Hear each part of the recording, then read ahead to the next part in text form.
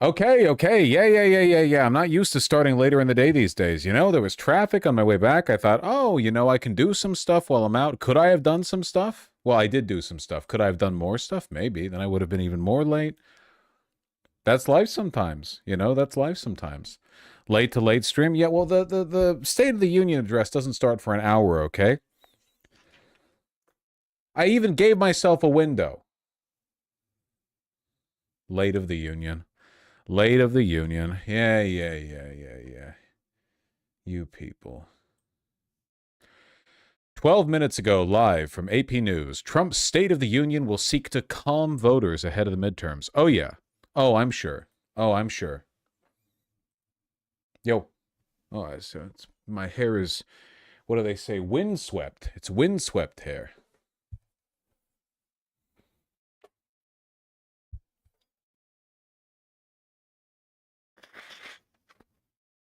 You look like a homosexual? That's probably true, yeah. Awesome jacket. I look cool today. You know why? I went to a record store. I forget the name of it, over in West Seattle. Very cool store. I felt very hip, very hot. It was bopping, No, it was very good. Usigark? No, I was brought there by a friend. But it was very nice. It was very, very nice. The White House pre-stream is playing lo-fi and listing out his accomplishments. Fascism is actually pretty relaxing. The thumbnail is disgusting. Okay? The thumbnail here this is revolting. 1 second. Yeah, we played games. Let me open this up. This is disgusting. So like we're doing what? AI claymation? Wallace and Gromit shit? This looks awful.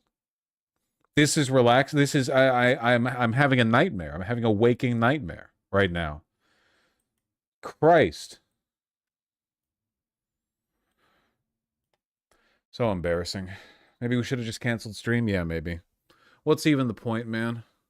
Why do I feel like I need a fucking haircut again?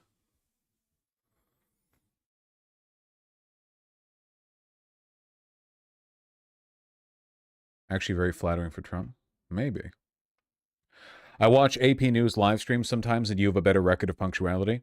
We have a history on this channel of years and years and years of starting within a minute of the estimated stream start time, and somehow you people still. I don't know how you. It's insane. The only reason it feels bad here is because there's a stream start time at all. We have standards. No, you don't. I've seen what your kitchen sink looks like. I've seen what your bedroom looks like.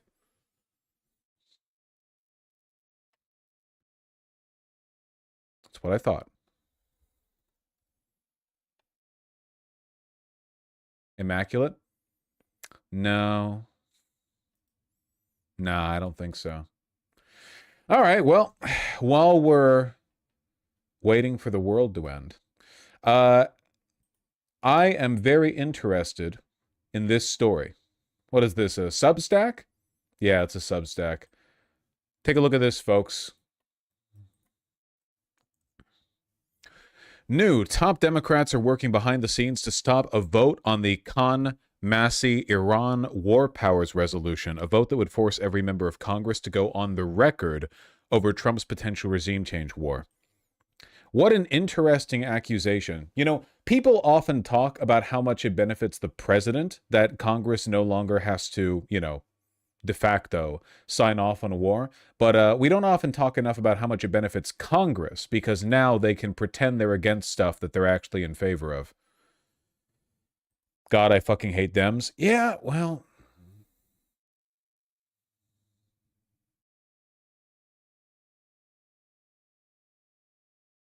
It's just a Substack article, so I'm interested in seeing how much official buzz there is prior to this. Marco Rubio actually did speak with top members of Congress on the, let's say, situation in Iran, what we're gunning up for. Technically, I mean, if we followed laws in this country, which we don't, but when we pretend that we're following laws, you know, Congress is supposed to be kept informed of stuff like this. There was a briefing on the situation with Iran, and afterwards, Chuck Schumer, everyone's favorite guy, said this. This is serious, and the administration has to make its case to the American people. Now, you might notice that what that wasn't was a denunciation. So, you know, yeah, he's literally asking the Trump administration, please do a good job selling this regime change war in Iran. Please do a good, hey, Trump, Republicans, I know you want to aura farm and just, you know, toss your cape and not bother to explain it, but please give us a good justification to work with. Don't force me to pretend to be against this. Anyway, statements like that do make me think that this source is credible. A top Democratic HFAC staffer, multiple sources with direct knowledge tell me, deliberately inflated projections of opposition to the bipartisan measure, warning of 20 to 40 Democratic defections as part of a broader effort to dampen momentum, prevent the Iran war powers from advancing. Dem leadership is now saying they expect the vote to be delayed until next week or even later. Buddy, by next week, Iran is going to be a smoking crater in the ground. There isn't going to be an Iran next week. But no one wants war with Iran more than Schumer. Yep. Yes, sir. Yes, sir. You know it. It's one of his big jobs as an American senator, you know? Khanna and Massey argue that Congress must weigh in before, not after the U.S. is pulled into another regime change war. What are you talking about? Come on, what Congress being informed before the war? Jesus. What is it, like the 17 bazillions or something? It's fucking, this guy's out from the dinosaur era out here. Odds and Khanna Massey running a unity ticket. Funny thing is, Massey is actually sitting with the Democrats, apparently, for this State of the Union address. Probably because the Republicans have just gone, like, completely whole hog pro-pedophilia. He's gone woke. He's still a huge piece of shit. He just doesn't seem to like pedophilia, which puts him at odds with the entire Republican Party. Can you explain why blowing up Iran would help Israel besides the fact that Israel just likes war? Well, part of it is that Israel just likes war and wants, like, to kill people. I mean, part of it, like, that is part of it. Part of it's military payouts, right? Government contracts to replenish ammunition, very expensive drones and weapons. And part of it also is that Iran is the only major regional power that would that is not aligned with us, that would oppose Israel if they decided to pursue their big hog Greater Israel project, you know? They're a regional enemy.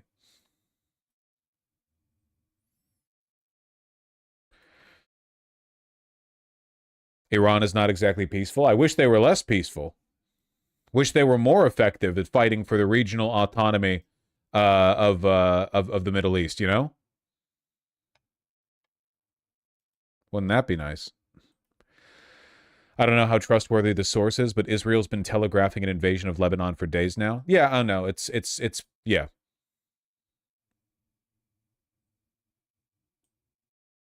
Israel sent an indirect message to Lebanon that it would strike the country hard, including civilian infrastructure, if Hezbollah becomes involved in any war between the U.S. and Iran. Yeah, of course.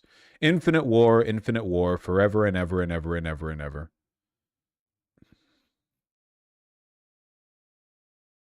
Israel's gay. That's my main problem with them. Yeah.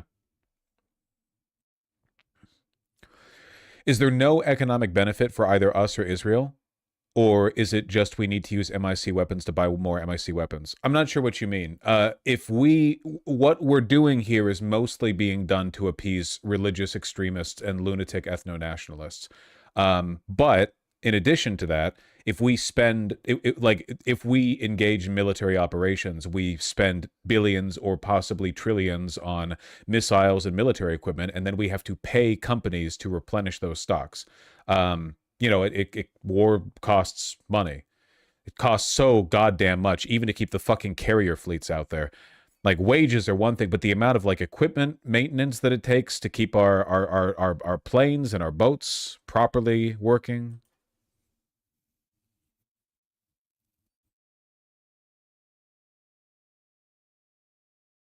Very good stuff.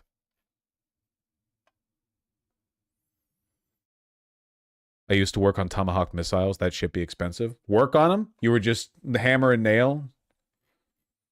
Use your test account. It's okay.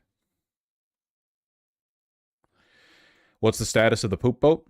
Full of poop.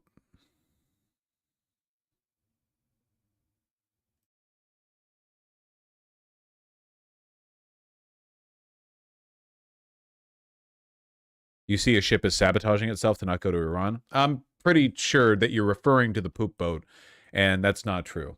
The poop boat is already where it needs to be to wage war with Iran, and I don't think they're deliberately making the boat full of poop. More poop than boat now. Sometimes that's how I feel. Sometimes that's how I feel. What's the poop boat? Watch every stream. Like and subscribe. Donate.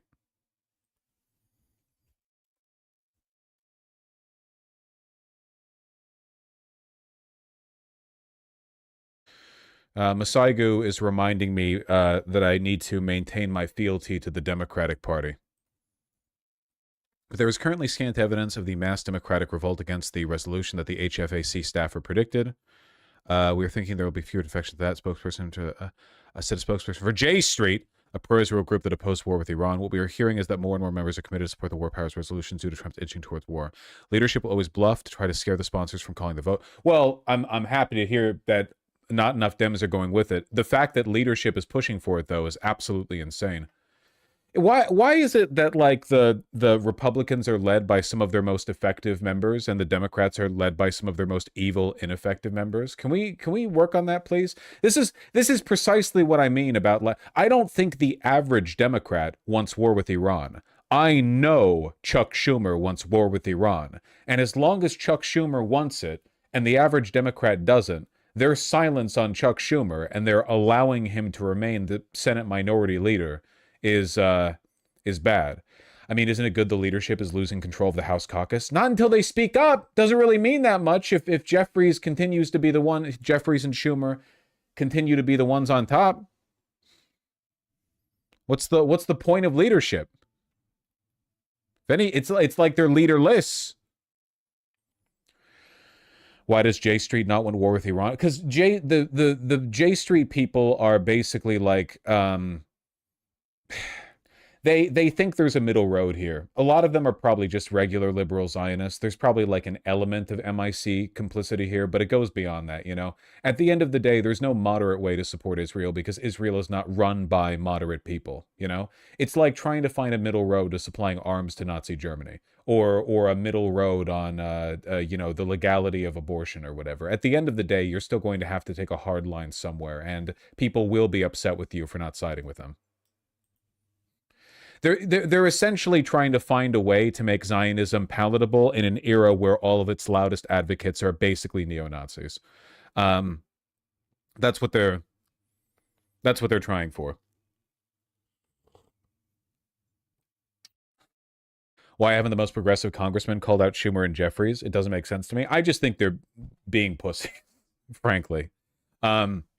Like the Democratic Party is in such an internal crisis, man. It's so fucking bad over here. It's so goddamn bad.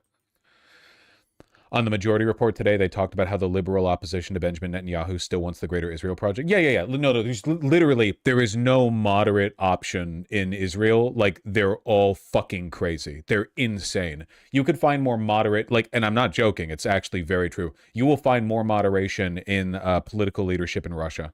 Because at least with Russia, they're mostly like cynical oligarchs as opposed to Israel, which is being led by bloodthirsty ethno-nationalist religious zealots. It's like an insane fucking. Did you guys see those videos of Ben Gvir, who was personally ousting people from their homes in the West Bank? Fucker was going door to door saying shit like the laws don't apply to Jews. Get out of here. You have 2 hours to leave.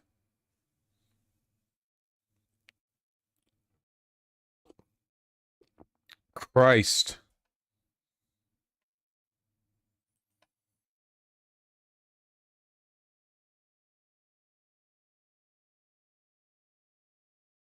Well,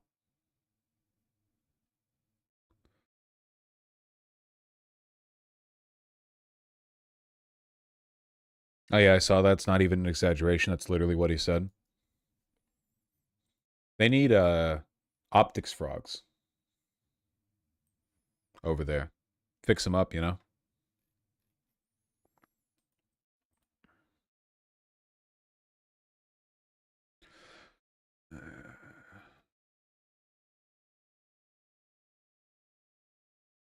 A record 75 of first-time voters now identify as right-wing compared to 68% of veteran voters.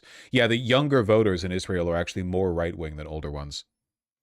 49% prefer Benjamin Netanyahu as prime minister, while 24% favor Naftali Bennett. Likud leads at 20%.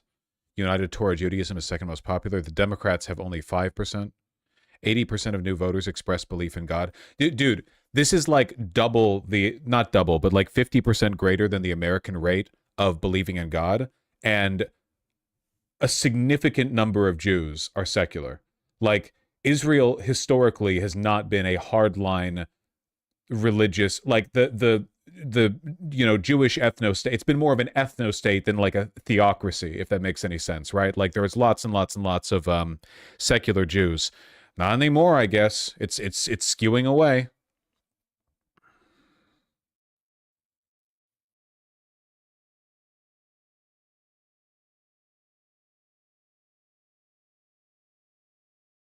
Fifty 56% of new voters reported believing in the coming of the Messiah. Wait, I'm sorry. Hold on a second. The coming of the Messiah? Okay, do I not know enough about Jewish lore?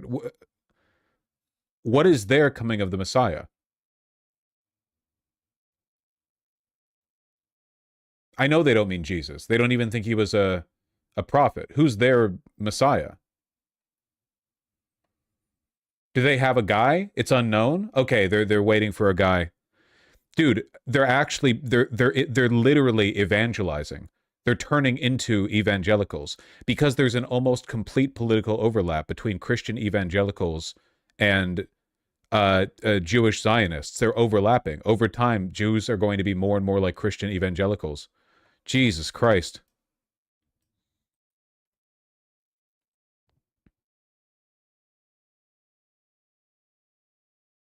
According to the Kabbalah, the Messiah will be able to smell the sins of people.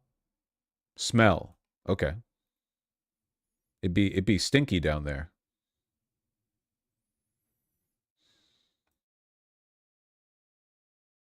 What does sin smell like? I think this is the plot of um fuck, not Sixth Sense, not Invincible, not JJK. If I had a better memory, I would be so funny.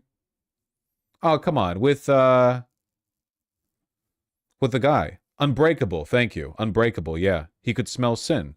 That was like the plot.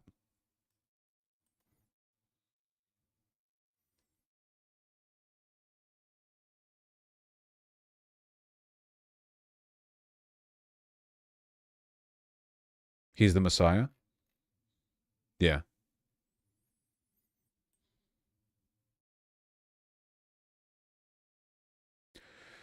Jewish Messiah also signals end of days, so they're not very different from Christian fundamentalists here. Cool. Why are Dems more to the right on Israel than they were 10 years ago? October 7th galvanized a lot of them. Made Apex really flex the money, I guess. Israel is holding safari tours of Palestinian hostages. It's insane. Okay.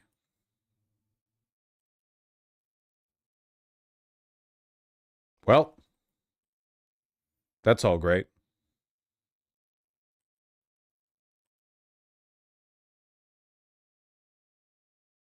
Are we getting drafted? Nah. It'll be okay. Don't worry about it. 46% of new voters say there was betrayal from within on October 7th. Dog, they're fucking... They're reconstructing the big lie from first principles. It's crazy.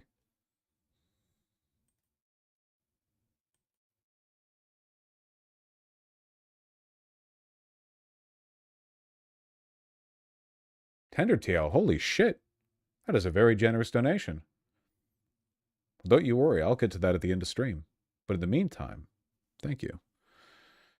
Didn't BB know something, though? Kept hearing that a year ago. Yeah, it was a security failure, but betrayal from within to these people, to these fucking lunatics, does not mean like this would be like the Nazis thought the Jews sold Germany out for World War One, but if you asked them to substantiate that, they would probably dig through the archives and find that like one petty officer who was Jewish fled like 6 seconds before a trench was collapsed under a hail of artillery fire, and they'd be like, yeah, that was the guy. That guy right there. If it wasn't for him, I'm sure there was a security failure, betrayal from within. No, I don't think so.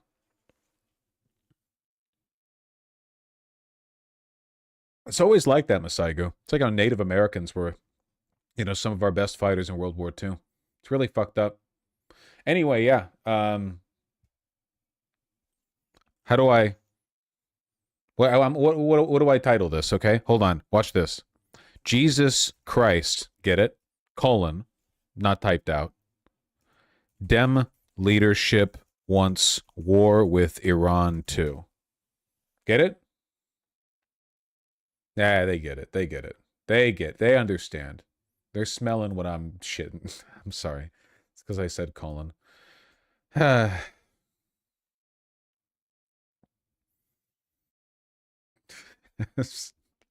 It's been a while since I streamed later in the day. Don't worry about it. What do we got? 36 minutes till the State of the Union? Vosh, make the State of the Union start. Listen, I'll spoil it for you. The State of the Union is bad. I'm laying that one out on the table for you right now. I'm sorry. It's not very good right now. It's actually quite bad. That being said, maybe the housing market isn't so bad. I walked by a realtor's office. You know what I saw? 1,600 square foot townhouse, nice place, West Seattle, $500,000. $500,000, 3 bedrooms, 2.5 bathrooms. Not bad. Not bad for Seattle, even West Seattle. Not bad. That's not bad. Huh? If I what? Change it. I don't understand.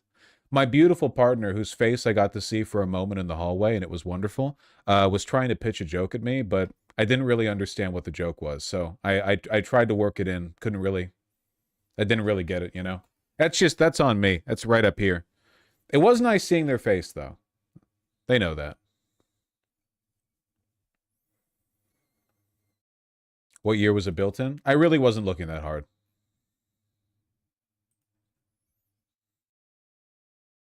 We gonna watch The Address? No, I'm streaming right now for no reason. Yeah, we're gonna watch The Address, okay? We'll get there, we'll get there. What is this? Something, something, dem betrayal, something, something? Breaking! Oh, This Gavin Newsom guy. This Gavin Newsom guy. Did you see Jeffries told Dems not to protest? He wants them to sit in silent defiance, Lamau. Masaigu, you wanna crawl under Jeffrey's desk so you can tickle the balls and stroke the shaft a little bit? Maybe pitch this one to me? Listen, okay, I'm not, I didn't defend him at all, though. I'm just preempting it. Usually you get to me first, all right?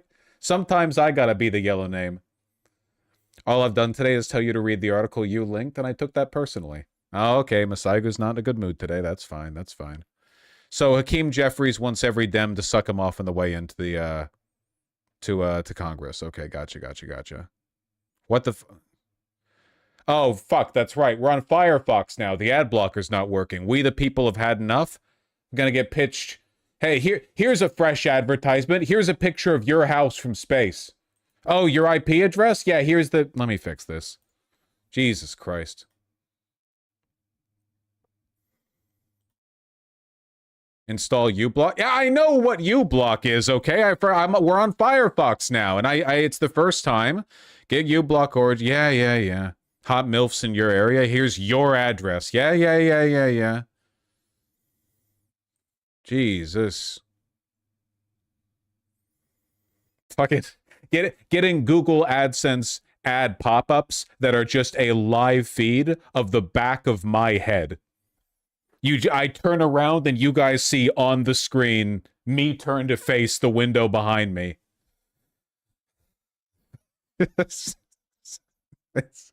I fucking okay. Did I fix it? Did I fix it? I think I fixed it. Nice, very good. Just raw dogging it on there, crazy. Well, it's not like I've just been using Firefox to look at YouTube. YouTube is fine. I've got YouTube Premium.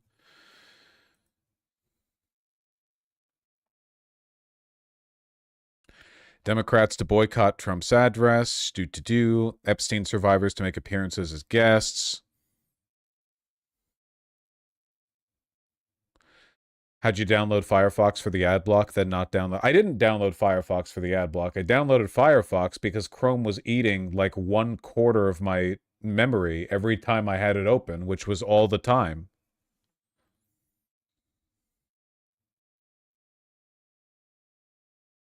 Jeffries urges members to attend in silent defiance or skip.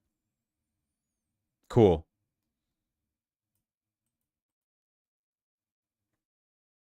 Yeah, I dislike the, tens of billions of dollars of open graft and corruption, the country being destroyed, the democratic norms being trashed, the Constitution being ignored, the citizens being murdered. But what I would really hate would be, I would despise a Democrat publicly expressing disapproval of any of the above, No aura moments, nothing. No, you don't want it. You don't want it. It'd be very rude. Very, very rude.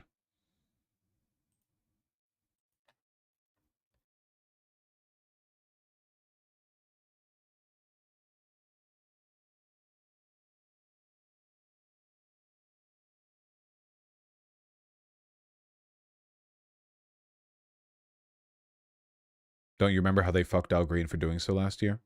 I remember. All right, what are we talking about here? Gavin Newsom? There's no doubt that the Democratic Party needs to be, dare I say, more culturally normal. Can we be real for a second? And I apologize for being partisan. The average Democrat voter is normal. The average Republican voter is a deranged freak. When you go outside and you see normal people, they're Democrats. When you see happy families, they're Democrats. When you see healthy people, they're Democrats. Republicans are the most deranged fucking freaks. They are open cultists. Why would you perpetuate the idea that Democrats are the ones who need to be more culturally normal? Have you seen the president or any Republican? What the fuck are we talking about?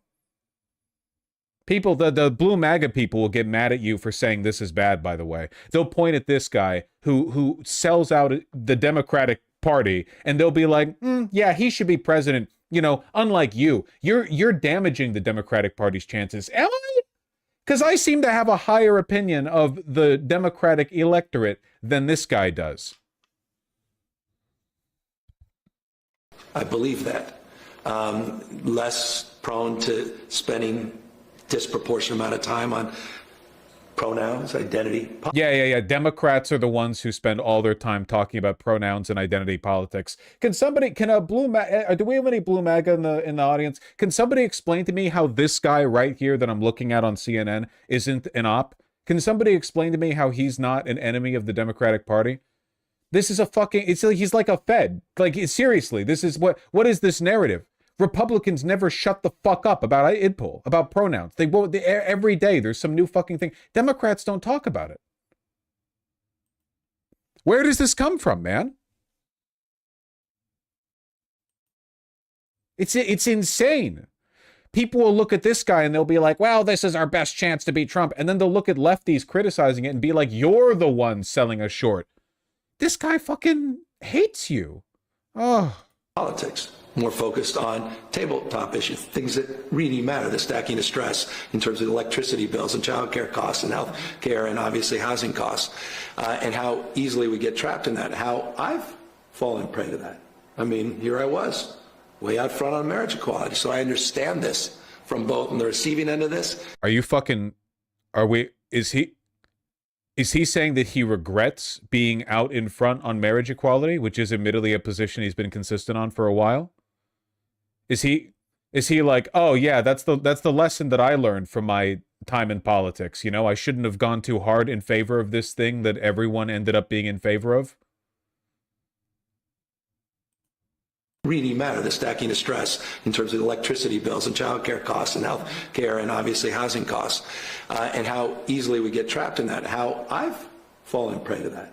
I mean, here I was, way out front on marriage equality, so I understand. Can somebody give me a different explanation for this? Because it really does sound to me like he's saying that he made a mistake by being an aggressive advocate for marriage equality. I can't think of any other interpretation of this.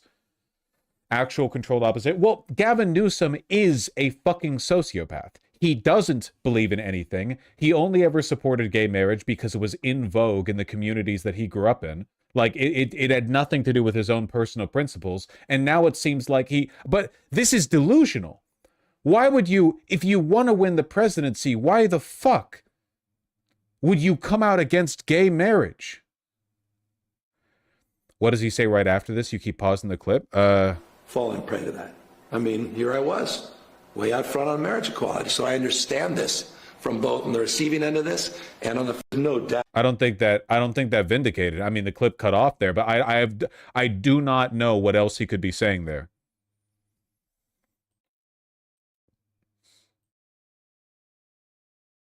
At least it's not Trump. Hey, in the past week, Trump has made 0 statements against marriage equality, and Gavin Newsom has now made 1. So you stack that up however you prefer.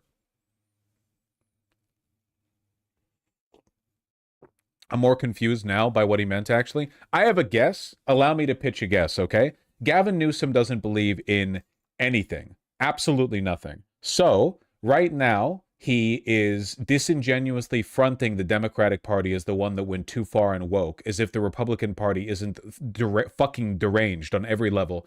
But because he has no real values, he's trying to do the traditional, charismatic, affable thing of linking an argument to a personal experience, you know? Now, a normal person here wouldn't be able to do what he just did because they would recognize that if you made this connection to, say, a past history of supporting marriage equality, it would come across as deranged because that would indicate that you're not in favor of marriage equality. But he doesn't have that block because to him, all of these positions are just building blocks that can be switched out as necessary. They don't complete a person or a position, you know, they just, they're just there and they can be swapped out. The longer clip. I love the longer clip. Thank you. I love it long. I love it strong. Hit me with it. When it comes to gay rights, you said it was okay. You read a lot about what you did as mayor of San Francisco when it comes to gay rights. You said it was okay for same-sex marriages to happen, and you got a lot of praise. You also got a lot of pushback. Yes, I did. And you write, Barack Obama didn't want to get photographed with you. You didn't speak at the Democratic convention that year. Senator Dianne Feinstein, who was your mentor, She's tough. blamed you for John Kerry losing the presidential race in 2004 because what you did sparked sort of backlash. I read that the next day in the newspaper after being with her on Election Day. Obama was a rock star. I mean, it turned out to be one of the great leaders on marriage equality. That was a story that Willie Brown shared, and I felt it needed to be included in the book, hardly laying him out. And I'm grateful to them for the leadership. But at the time, we were debating civil unions, not marriage equality. And then I decided to marry Phyllis Lyon and Del Martin. I've been together 49 years. They're the manifestation of faith, love, devotion, constancy, what marriage is all about. And we thought we would do one marriage and then file a lawsuit, but using their story to animate the lawsuit. Courts open up. We thought they would shut us down. And the court said there's no irreparable harm. And then I was faced with the question, well, there were a few other couples that wanted to get married, 4,036 couples, 46 states, 6 countries in the winter, not summer of love. in California. But yeah, there was not a love from the leadership of the Democratic Party. They said my political career was toast. I comment some articles, headlines that Democratic insiders say this. Hey, Democratic insiders have been saying that about me forever. I'm used to it. I thought it was the right thing to do, and I also understand the critique. I do. Can we fast forward to where we are now? It's The a critique. related topic. You said that It's rare to get this directive and insight, I think. I think a lot of people would have, again, there'd be some kind of like block, even if they were very disingenuous, there'd be something that would prevent them from acknowledging this. But you're not supposed to give credit to optics frogs after you won the optics battle decades ago. Like, imagine being a civil rights protester who marched alongside Martin Luther King Jr., and then you're in the 1990s, you're like, yeah, the white moderate had a point. Yeah, I thought it was right for me to protest out there, but yeah, I get why the white moderates were saying, like, you know, this is not your hour of freedom. Why would you do that? You already won. Why would you cede ground to the people who were wrong then and have been proven more wrong with time? What are you doing? Well, you understand the critique? The critique that what? You did something that you thought was morally good? Then?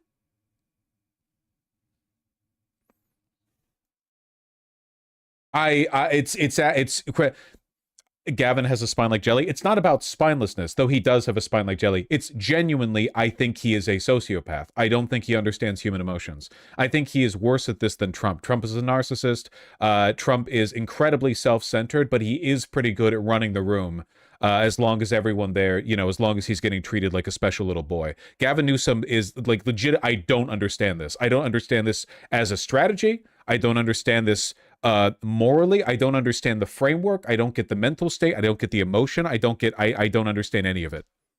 after the last election, 2024, that it's deeply unfair for transgender athletes to participate in girls' sports, which many in your party, including some potential 2028 rivals, disagreed with. Yeah. In 2020, it was a litmus test for Democrats. In 2024, it was a wedge issue that you called devastating. Is this one of those things that you're trying to lead your party on? No, it's just I got a direct question from Charlie Kirk. Had him on my podcast. That's you're very proud. You can tell he's very proud. Yeah, your son really liked him, huh? Wanted to understand why he and Turning Point USA were so successful turning out the vote of young men for Donald Trump. And I think success leaves clues. And so we had a direct engagement. You mean your son? By the way, when he says young men, he means his son.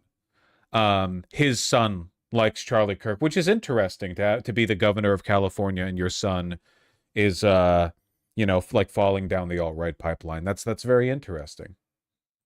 And he asked me about a specific incident in California that occurred 2 years prior and one that was happening in real time in terms of the state track championship. And he described the conditions, and I said, no, that's deeply unfair because it took away the opportunity for another athlete to succeed. And I said that, and I believe that. And it's not out of an indictment to the trans community, quite the contrary, and a record that can...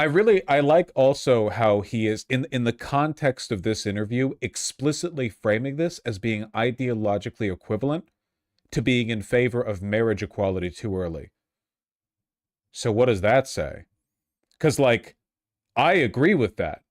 I think in 30 or 40 years, the existence and legitimacy of trans people is going to be taken for granted in most social spaces. It's going to be like a 80-20 issue, maybe. And the places for whom it's a 20 issue, like those places are going to be shitholes. So is that the implication? Back that. Genuinely asking, is it fair to blame him for his son being a chud? I don't think it's fully fair. I think that knowing how Gavin Newsom is, it's fair to, because we already know that he's a fucking freak. The problem is that he bragged about it. He met with Charlie Kirk, already bad, and he was like, yeah, my son's such a big fan of yours. I would shut the fuck up about that. Charlie Kirk ideologically was not far from Nick Fuentes. I, as the governor of the largest state in the country, you know, a prospective presidential nominee in 2028, I would not say, oh, my son really likes your, like, fringe Nazi propaganda. He's a huge fan of it. You know, he's so excited When he heard that I was going to speak to you, he was jumping up and down. I wouldn't mention it, you know? Up a record that is, that I'm attacked for, my advocacy for the community. But I do think it's a very different issue, the sports. It's a different issue. And what lesson do you take from that as somebody who's trying to make sure that Democrats, maybe even you, win? Yeah, I mean, I think there's, from a tactical perspective, from the prism of purely politics, there's no doubt that the Democratic Party needs to be, dare I say, more culturally normal. I believe that. Less prone to spending disproportionate. Again, I still can't believe this is real, but like this is in the context of a convo that is being related to his experience being pro-marriage equality. Like, that is the analogy that is being made here. That's fucking insane. Like, that's the lesson you've learned here? Amount of time on pronouns, identity, politics. More focused on tabletop issues, things that really matter, the stacking of stress in terms of electricity bills and child care costs and health care and obviously housing costs, and how easily we get trapped in that, how I've fallen prey to that. I mean, here I was, way out front on marriage. Yeah, implying that Trump and MAGA is normal, implying that Democrats are the ones who talk about trans people. Again, if you look up any news involving trans people, it's all the Republicans. It has always been a hyper, much in the same way, by the way, that like, let's go prior to October 7th, because since then things have gotten messy. If you go prior to October 7th and you want to find out news about Jews, where do you think you're likely to get the most dedicated coverage? Yeah, probably not from normal outlets, right? Couple of places online where you get lots of updates on Jewish people, lots of information, not friendly, fair places. Likewise with trans people. What's my position on trans? How often do I think about trans people? I don't know. They're annoying online, I guess. Whatever. They like anime. It seems to be a consistent pattern. Whatever. Video game. They're good at shooters, like Twitch shooters. You know, fast-paced, quick muscle reaction. It's okay. So I don't play the shooters. I don't want to get beaten by a well, I guess by anyone, but especially not like, you know, like somebody who would then go into my chat and flame me for it. All right. So not that much. However, how often do trans people come up in Republican politics? How often does it come up there? Fucking nonstop. Getting beat by a 12-year-old with Adderall. I just don't want to lose out to someone who's playing Ultra Kill with the butt plug controller, okay? It's not, I'm very happy right now with my Diablo 2 grind. Which to my understanding, this is more of like a straight male chud demographic, and you know, I'm fine there. I'm fine with my little chud figurines. Anyway, I forget what I was talking about. Quality. So I understand this from both on the receiving end of this and on the front end of this, leading the pack. So I think there has to be some consideration of that. But I think if you can't hold the line on competitive sports, again, sports. Hey, you know which Democrat was able to win recently, even though he never backed down an inch on trans people? Mamdani. That was pretty cool. Just saying.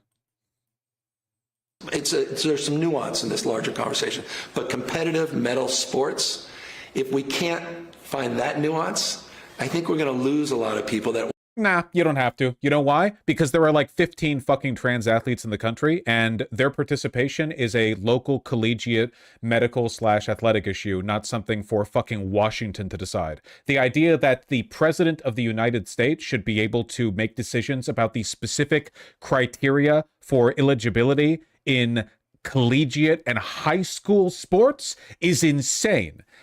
This is a level of like panoptical like condescension, you know, like a paternalistic supervision, authoritarianism that we only mandate for trans people. All of a sudden now it's a political matter that all of these you know, we're looking into your life, your health, your mental health, you know, this and that. How far can you throw a shot put ball, right? Why the fuck is DC involved in this? This is like a local community decision. It's literally like high school sports. That's what these people are talking about. over there. They're trying to make everyone, get their dick inspections or something. We have to dick inspect 100 million children, so the 10 trans athletes in existence, can be properly relegated. It's fucking psychotic. We've all gotten used to talking about it in these terms. I don't think you have a right to talk about it at all, to be honest with you. Frankly, it seems beneath your consideration. We're not going to get invited in a larger conversation.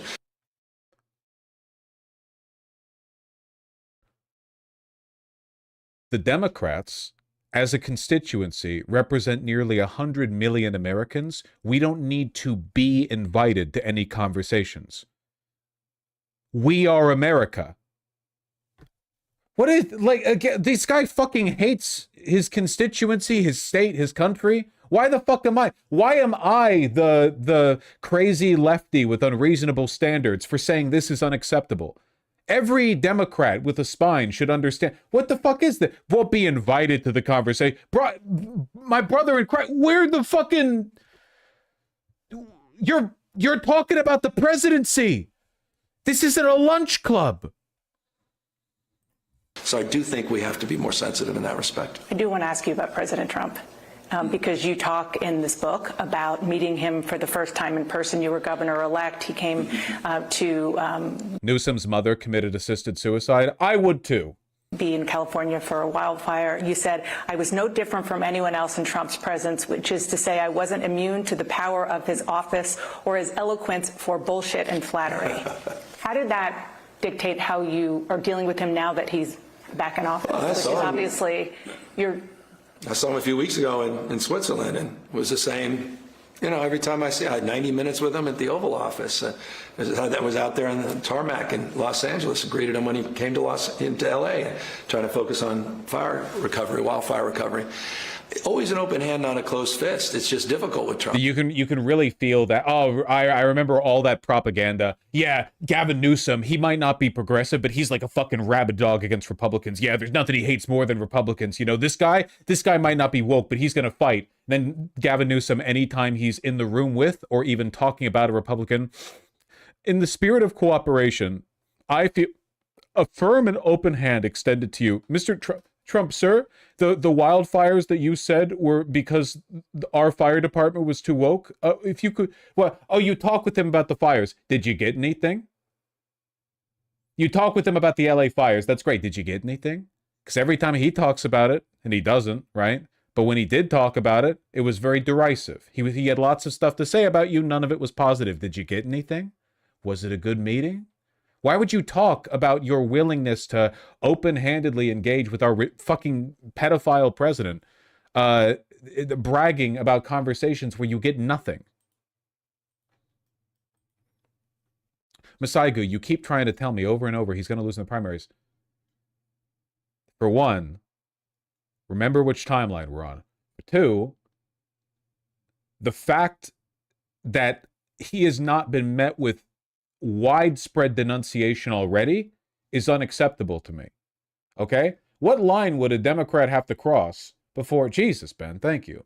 What line would a Democrat have to cross before the party rejects them? Because they don't even do that for Fetterman. Fetterman wakes up every day, drinks a big heaping cup of APAC juice, and then posts about how great it is that Arabs are being mulched over there in it seems like there's no Trump is trying to oust Massey for being anti-pedophile. Meanwhile, Jeffries, Schumer, Newsom, these people fail at every hurdle. And they don't... Yeah, the last time I remember Democrats going after their own, it was with Al Green for pointing a stick at Trump and Rashida Tlaib for not thinking it's good to kill Arabs. That's the only time Democrats ever say or do anything critical of their own is when they do something correct. Which, in this environment, I don't care if Gavin Newsom gets decimated in the primaries. The fact that he's even allowed to exist in the same country as me is an affront to me. And the Republicans would not tolerate this within their own party. If you flip the scale, ideological equivalent or whatever, somebody who's this much of a sellout, they would tear them apart. It's disgusting. It really is. And they shouldn't, I I don't think it should be beneath conversation, but unfortunately it's not. And also, don't forget, we're in the bad timeline, okay? We're in the bad timeline. So for all we know, he's going to win with an overwhelming majority in the primary. Or maybe he's going to lose to Kamala Harris, who's barely any better. But, we got to wrap this up. I'll call State of the him Union's happening soon. Aggressively, or more than so than most. I mean, for you, things are great in Canada at the moment. When we go down, we're taking you with you. You think when we fucking initiate Operation Samson (parentheses USA) and empty our nuclear silos up into the air, you think you're getting spared? He's just you know this. He's a different person when he's one-on-one. He's a different person when he's not performing. He's a different person behind closed doors. Oh, Trump's a really nice guy. Got you. I'm glad I continued a little while longer so I could get to the Trump is a nice guy bit. That's really, really great. Thanks. No. That's great. Oh, he's such a nice guy. He's such a nice guy. Such a nice guy. Yeah. I fucking hate Gavin Newsom. TOS.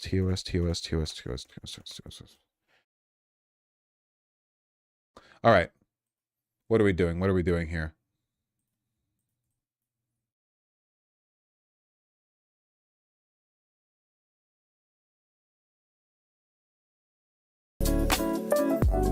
Excellent. Let's C-SPAN. What the fuck is this? Don't worry about it. We're going to C-SPAN. Yeah. Come in. There we go. There we go. Who do you think will be there? I definitely think Kavanaugh will be there. Justice Kavanaugh. President Trump really sung his praises last week for his dissent in this tariff ruling. He said Justice Kavanaugh's stock is rising. Look at these pedophile freaks. So if I'm putting my money on anyone, Laughing it would it be Justice Kavanaugh being among the justices there. And Chief Justice Roberts almost has to attend. Yeah, I think I was trying to think if he has to or if it's more of a given that he has to. What was that noise? I think we will actually see all three of the justices that the president got in his last term, even though Neil... Thank you for making me drive home with Apple CarPlay, advertising to everyone peering in that I'm listening to, quote, live pedophile. Hey, listen, okay? We elect a better president, we don't have to worry about this, okay? We don't have to have this conversation. We are literally about to watch live pedophile, all right? And there was the dip. Mr. Speaker, the Chief Justice and Associate Justices of the Supreme Court. Look like shit. Fuck you.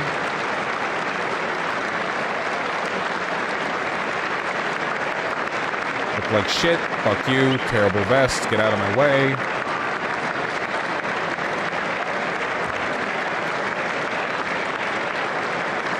Who's this chud? Irrelevant. Fuck you.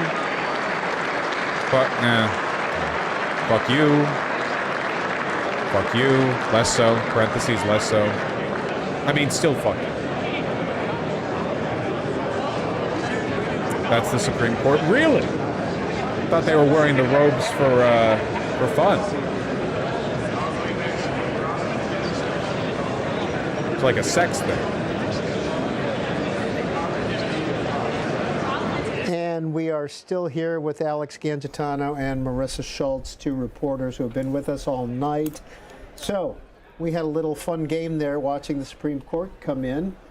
Yeah, that was... members came in, Alex. That was great. That's right. As we predicted, Kavanaugh is there. We know the president is very happy with him on that tariff ruling, that he sided with him.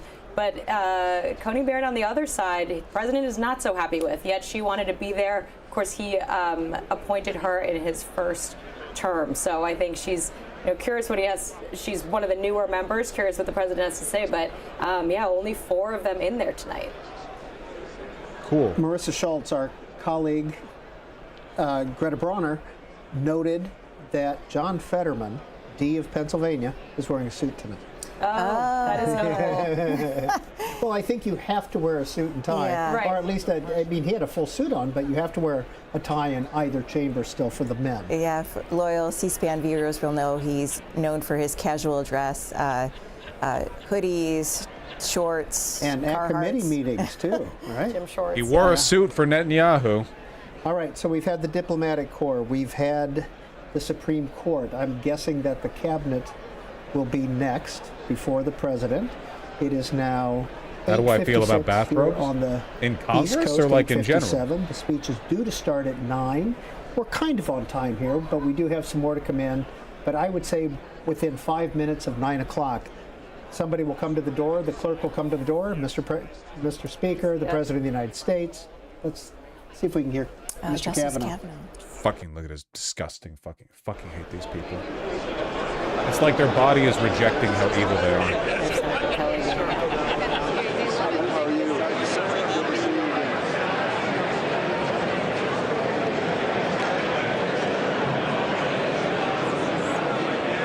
And there's Mrs. Vance. Lady Vance. And she's due with their 4th in July, I right. believe it is. Yep. Correct? Yep. She's there. And we have not seen Mrs. Trump enter yet. Dump him. She's there's just as something evil to- as he is. We always Is he talking to the infantilize the Supreme Court? wives He's like talking they're to not Elena complicit. Kagan. Yeah, it looks like he's waiting to She's the head over senior there. justice who was appointed by a Democratic president, I believe. And the only Democratic liberal justice in the chamber tonight. Oh, we've got, The only one in the chamber. Oh, Right. there's Ivanka and Barron. That's right. Both look like shit. yeah, that's Yeah. Barron Trump, the president's youngest son, and Ivanka Trump, who used to serve in the first administration. Yeah, up from Florida. She lives in Florida now, and of course her husband is very active in the Middle East. Always policy, yeah. Here I imagine comes- he's in the chamber. Let's see who's coming. 'Cause that must be Mrs. Trump. There she is. And with some of the guests that she brought. She announced earlier that she was bringing 2 young female students who exemplify 2 of her policies related to AI education and foster youth services. You can see how Barron Trump just towers over. Yep. Yes, he is. Yep. And he's a what? 2nd year at NYU. That's right. We'll see if he gets a shout out to the president. Lately has been giving Barron a shout, especially during his social media advice during the campaign. We hear a lot of him talking about Mr. Barron. Speaker, the President's cabinet. Here we go. Now maybe we can glean Figure out who who's the designated survivor is. the new Secretary Marco Rubio. Rubio, Andy Besant, Treasury. You're going to mark the list? Okay. Okay. We'll look, you look, Hegseth. and we'll mark. You see Mr. Hegseth, Defense? And in this corner, more And pedophiles. Bondi. Yes, very good. No, Those very are the good. big ones. Not having them in the room would be very Yeah, the 4, RFK Jr., RFK. Health and Secretary Human Turner. Services. Non-stop, Secretary just a Turner, flood of them. Turner, HUD. Chavez Ramirez. Yeah, a little bit of controversy. I see right. that they dropped the charges though, Shots against on her parade. husband. If you're interested, if you go to Politico, type in labor secretary, you can read the story. There were some charges filed against her husband, sexual harassment charges, but they have been dropped. There's Linda McMahon, Secretary Noem. there's Secretary Noem, DHS. So Susie Wiles, that's Chief of Staff behind Secretary Noem.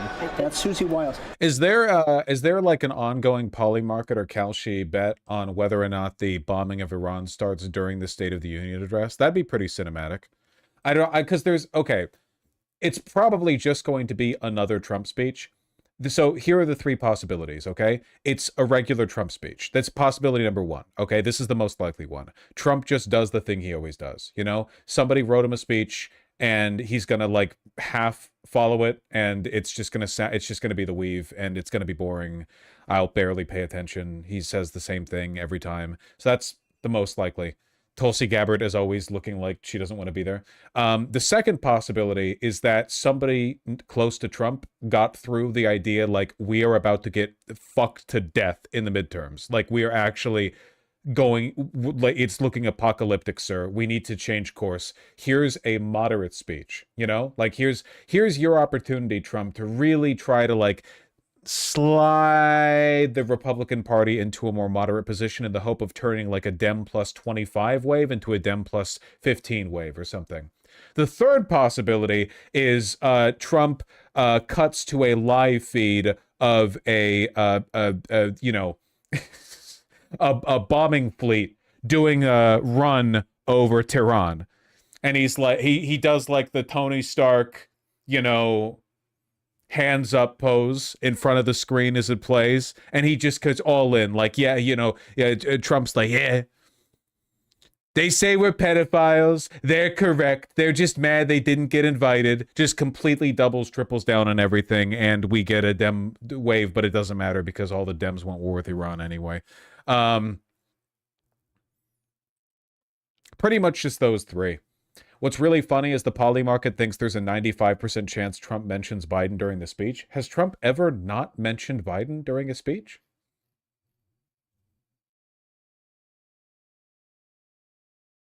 Closest we have is a 3% chance to declare war by March 31st. Whoa, whoa, whoa, whoa, whoa, whoa, whoa, whoa, whoa, whoa. Declare war as in officially declare war? With Congress? That's never happening. That's never happening again. Never again in all of American history, from now until the heat death of the universe, will Congress declare war on a country. We don't do that shit anymore. So no, yeah, I would not bet in favor of that.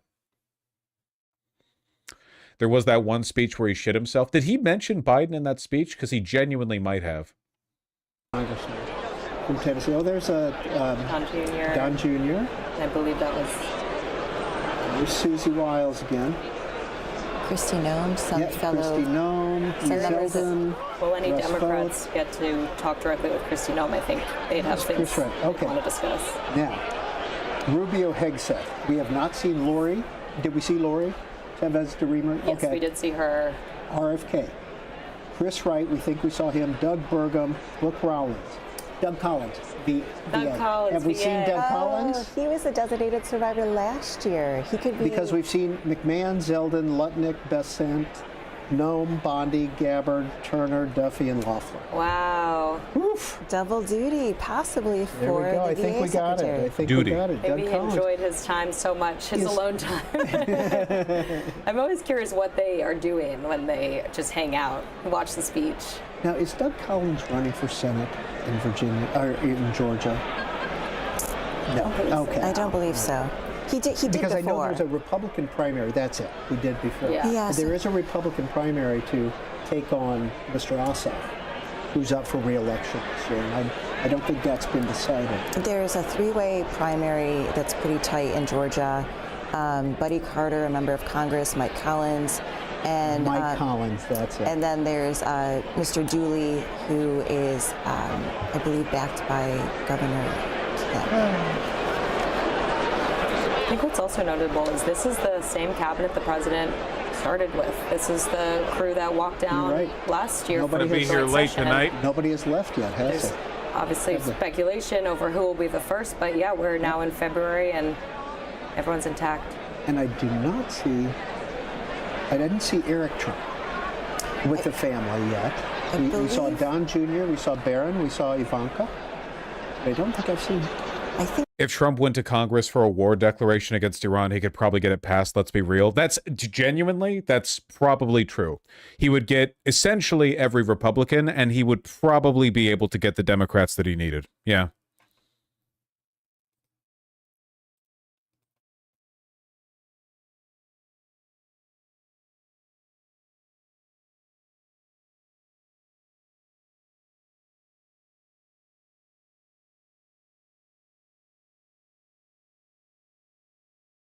I just, In and say, Mr. Speaker, the President of the United States, maybe some cheers, some boos. We'll listen to the President as he walks down the aisle. Bausch Perma, We their hope ass. we Check can their hear logs. They're fucking better than we deranged, can dog. hear during this portion. Long It's fun time to chatter, watch but everybody walk deranged. in. I mean, this is a big night in Washington, like you said.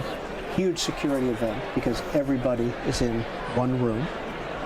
So, Okay, can you make it Chuck not Schumer, perma, John but just a Thune, month Mike Johnson, the Vice President, the whole gang. for like future is, entertainment you know, purposes? in that room now.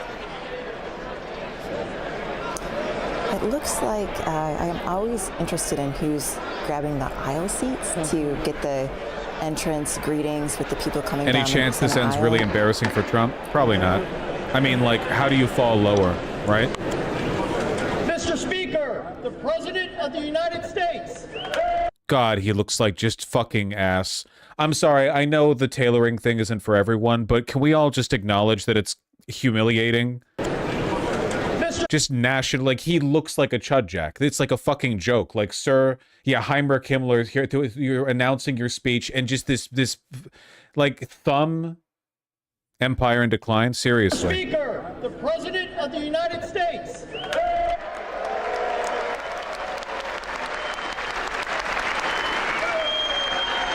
American leadership is behind him.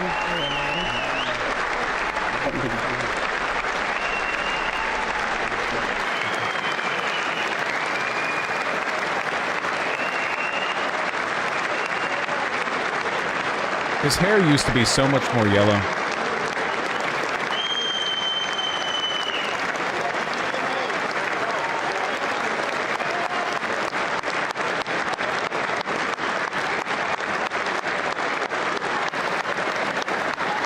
He's super old now? Really? First time I've heard about it. Is that true?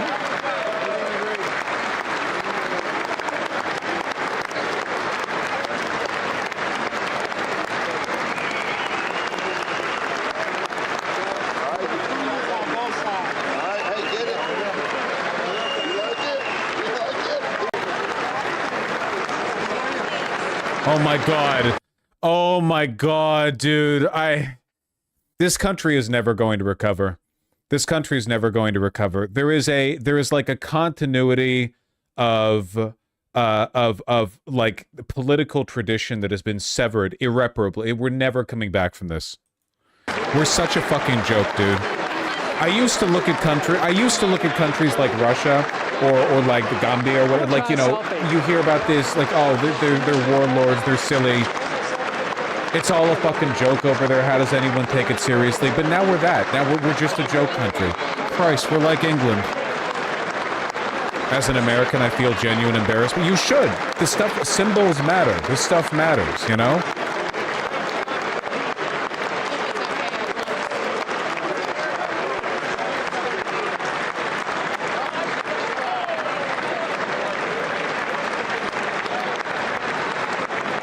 What the fuck is going on in the back there? Is that Al Green? Looks like Al Green's gonna get censored again. Al Green, my man. When he be spittin', he do be shittin'. Black people are in fact not apes. A lot of apes are the color black though, but you can't mix those two up. That's different. Truth nuke. Good thing they have a designated survivor because Al Green has just dropped a truth nuke. Right here. Just... Whoop. Who's the survivor? It's like the Secretary of Agriculture somewhere in a hotel room eating Cheez-Its.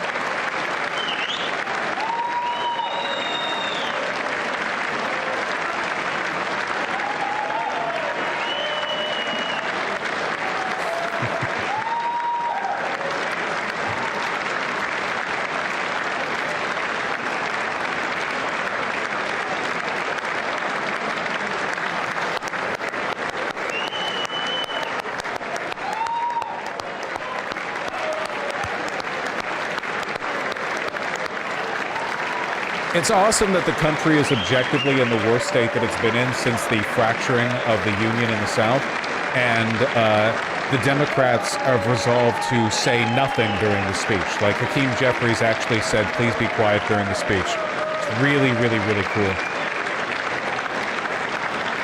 Just for some reason, don't make a fuss. I don't know why. Like, every Democrat voter wants you to make a fuss. I don't know who... Some are even clapping. Yep.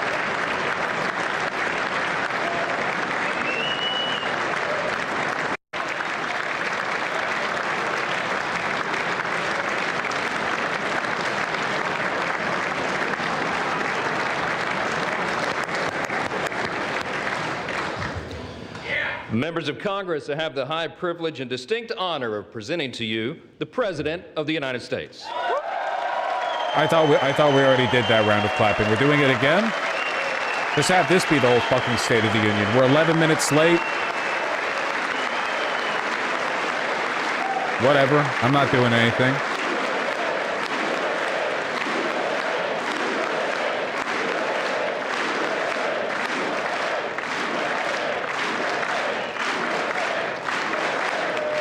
Me and my chud fucking country. Thank you very much, everybody. It's really an honor Speaker Johnson, Vice President Vance, First Lady of the United States. Again, most likely outcome is that this is pretty boring, so I wouldn't be stupid fat chud Bedouin.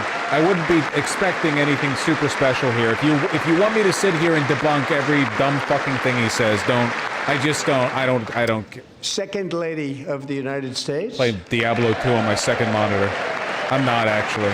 I should be though. I really should be. I should be doing cow runs.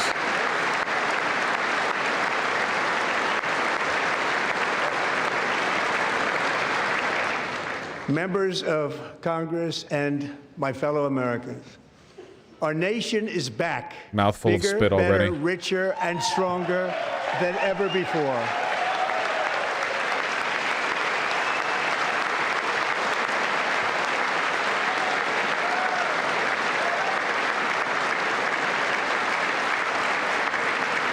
Less than 5 months from now, our country will celebrate an epic milestone in American history. Epic.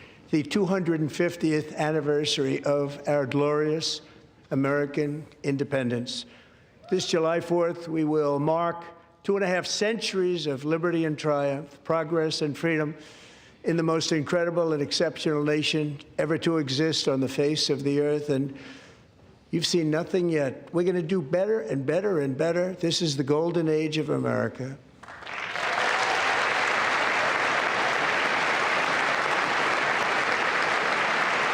I don't know, guys. Why is no one booing him? Hakeem Jeffries specifically requested they not boo him. 12 months ago, I had just inherited a nation in crisis with a stagnant economy, inflation at record levels, a wide open border, horrendous recruitment for military and police, that didn't take rampant crime at home, and wars and chaos all over the world. But tonight, after just 1 year, I can say with dignity and pride that we have achieved a transformation like no one has ever seen before, and a turnaround for the ages. Nick Shirley back there. Indeed Probably. A turnaround Probably, for the yeah. ages.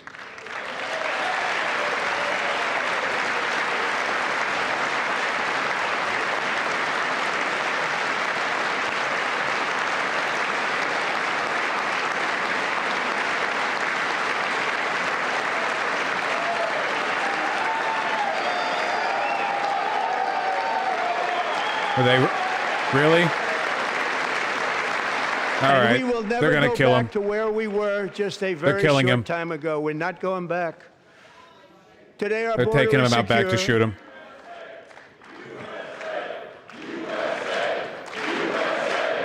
Incoming censure vote.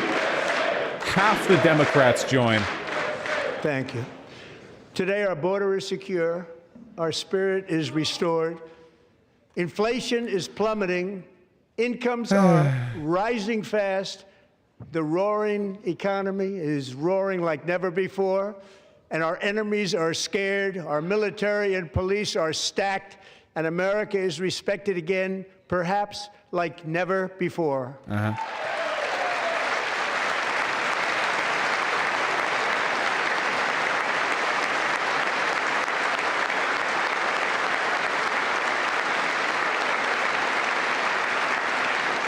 After 4 years in which millions and millions of illegal aliens poured across our borders, totally unvetted and unchecked, we now have the strongest and most secure border in American history by far. It is true that nobody is crossing the border now. This country is just not as appealing as it used to be.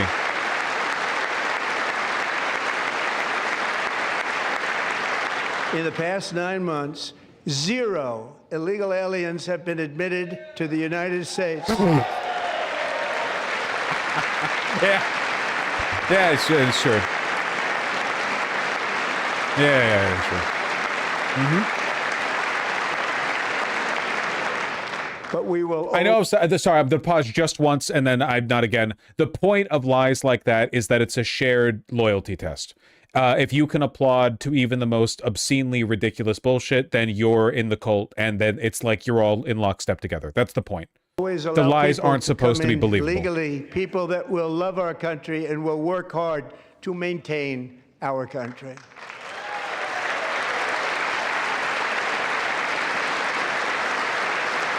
It's disgusting that Dems aren't disrupting the speech. Yep.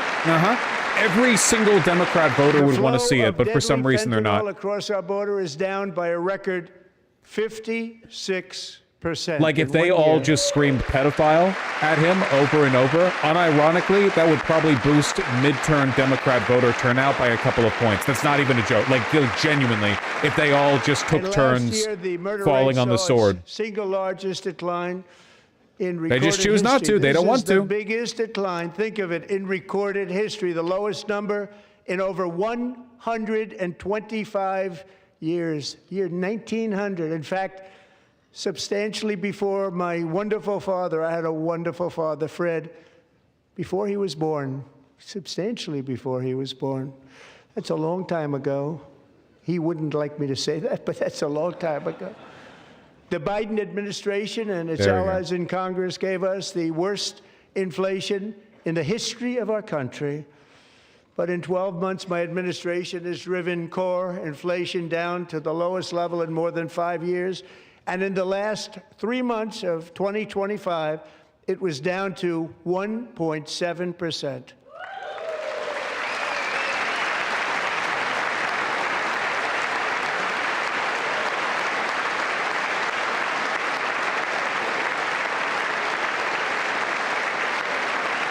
Gasoline, which reached a peak of over $6 a gallon in some states under my predecessor, it was quite honestly a disaster, is now below $2.30 a gallon in most states, and in some places, $1.99 a gallon. And when I visited the great state of Iowa just a few weeks ago, I even saw $1.85 a gallon for gasoline.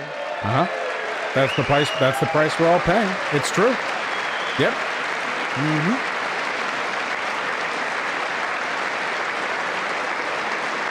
Mortgage rates are the lowest in 4 years and falling fast, and the annual cost of a typical new mortgage is down almost $5,000 just since I took office. 1 year.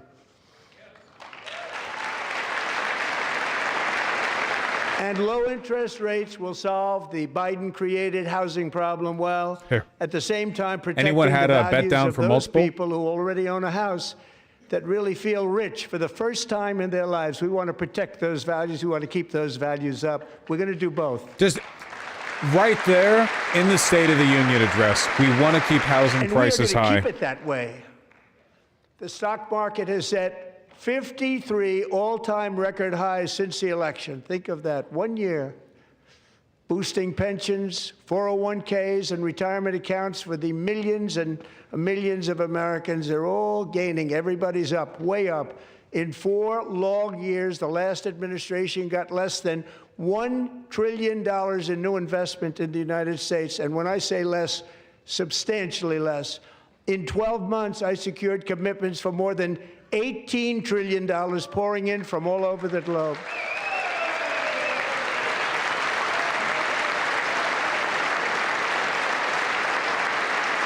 Me too. Think of it, much less than $1 trillion for 4 years versus much more than $18 trillion for 1 year. What a difference a president makes.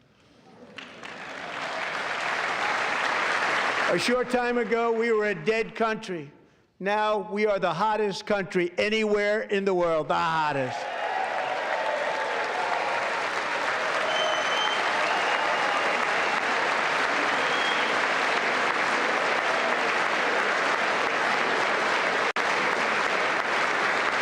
As thousands of new businesses are forming and factories, plants, and laboratories are being built, we have added 70,000 new construction jobs in just a very short period of time. It's getting bigger and bigger and stronger.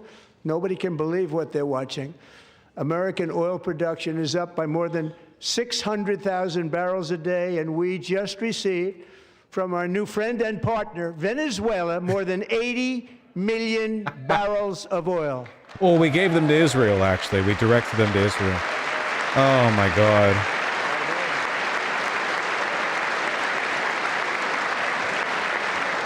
American natural gas production is at an all-time high because I kept my promise to drill, baby, drill. Do you think that he'll mention clavicular being brutally frame-robbed by the ASU frat leader during this speech? More Americans are working today than at any time in the history of our country. Think about that. Any time in the history of our country, more working today. And 100% of all jobs created under my administration have been in the private sector. Great. There was a 6-7 prediction on Polymarket. You mean of him fully committing to it, or of him just incidentally saying 6-7? DEI in America. Oh, they love that one.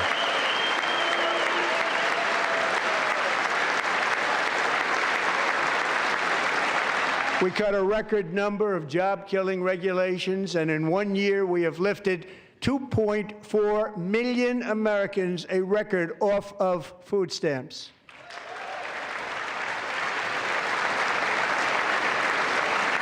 Cool. And for all of these reasons, I say tonight, members of Congress, the state of our union is strong. This is actually exceptionally boring. Like, okay, State of the Union addresses are almost always boring because they're meant to be like boilerplate. But he's not even offering anything. Like, he's not even... Our country is winning again. In fact, we're winning so much that we really don't know what to do about it. People are asking me, please, please, please, Mr. President, we're winning too much. We can't take it anymore. We're not used to winning in our country. Until you came along, we're just always losing, but now we're winning too much. And I say, no, no, no, you're going to win again. You're going to win big. You're going to win bigger than ever. And to prove that point, here with us tonight is a group of winners who just made the entire nation proud. He's blowing out the fucking mic. Medal Olympic hockey team. Come on in. Okay, was funny for a second, became lame. Clearly trying to recapture the original meme energy. Clearly trying to recapture the original energy. But that dragged on way too long. That got really embarrassing. My Chud hockey team.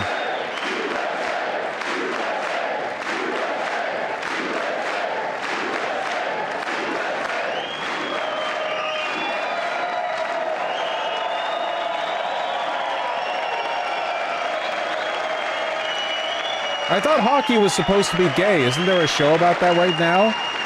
Two guys and they're in hockey. They eat each other's asses. What are they? Why are they chuds in real life?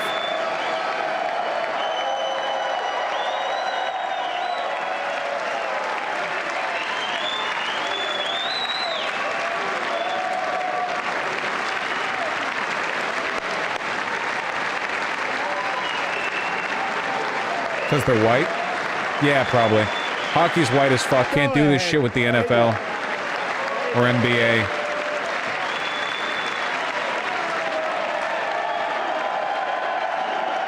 We're just indefinitely?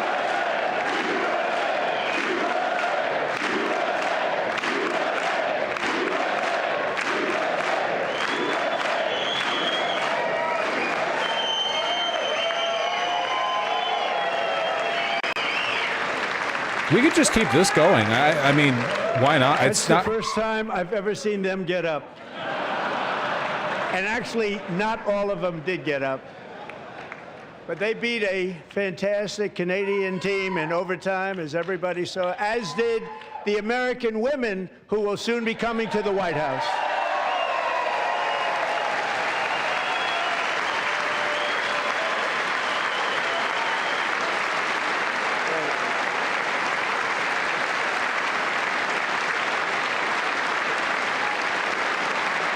They turned down that invitation? Gotcha.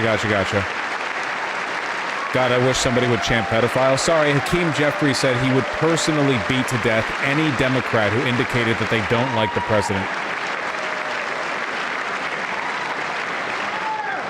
They were in the Oval Office before, and I just want to say a second very big congratulations to Team USA. But I have to say that, and I told them this, and we took a vote of the team. I said, anybody votes no, I'm not doing it. So they stood there, and they weren't about to say no, because I've never seen a goaltender play as well as goalie Connor Hellebuck.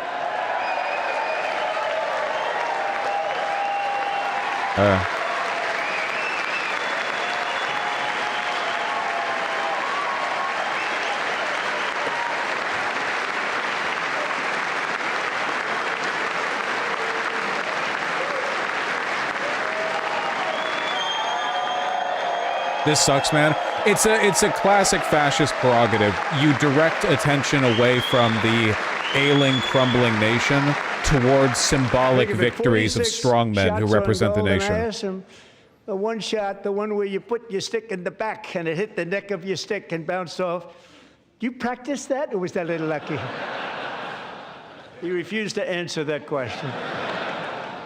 But I just want to tell you that the members of this great hockey squad will be very happy to hear, based on their vote and my vote, and in this case my vote was more important, that I will soon be presenting Connor with our highest civilian honor, which we will be given, and which has been given to many athletes over the years. But when I say many, not too many, like 12. It's called the highest civilian honor in our country, the Presidential Medal of Freedom.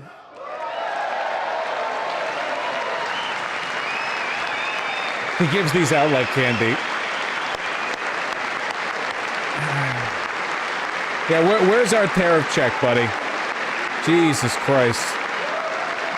Who are these people? I don't know. No one knows. They're wearing Ralph Lauren. Did you know that? Ralph Lauren supplied the U.S. Winter Olympics teams. Great athletes have got Ralph Lauren sweater. Very great, the best. And I thought he deserved it. And I did take a vote, every single one of them. I said, I'm not giving it if anybody goes no. And every single one of them rapidly put up their hand. So I want to thank you. What Didn't a ask, don't care. special Okay. job you did. What special champions you are. Thank you very much.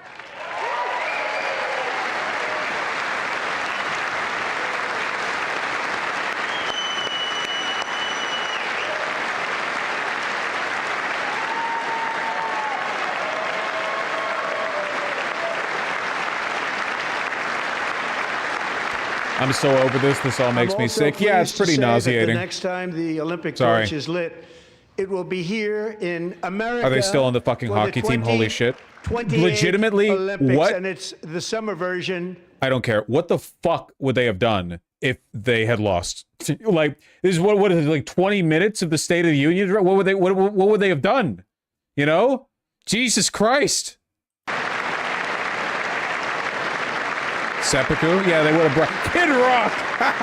And Los Angeles is going to be safe, just like got a little Washington, stage set up. D.C. is now one of the safest cities in the country. What about that fucking the freak with the half beard? What's his name again? Fogaccio Blow or whatever?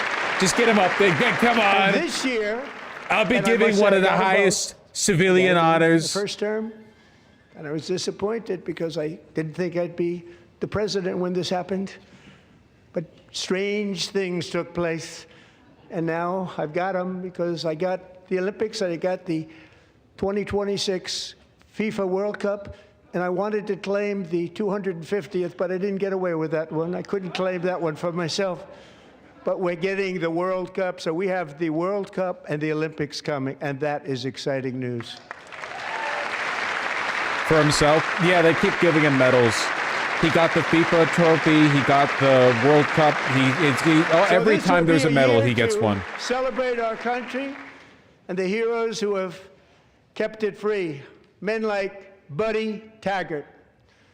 At age 17, Buddy volunteered to defend America in World War II.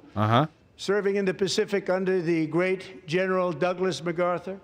He fought bravely in the famous Battle of Manila, worked so hard. He was badly wounded and almost killed by enemy machine guns in Luzon.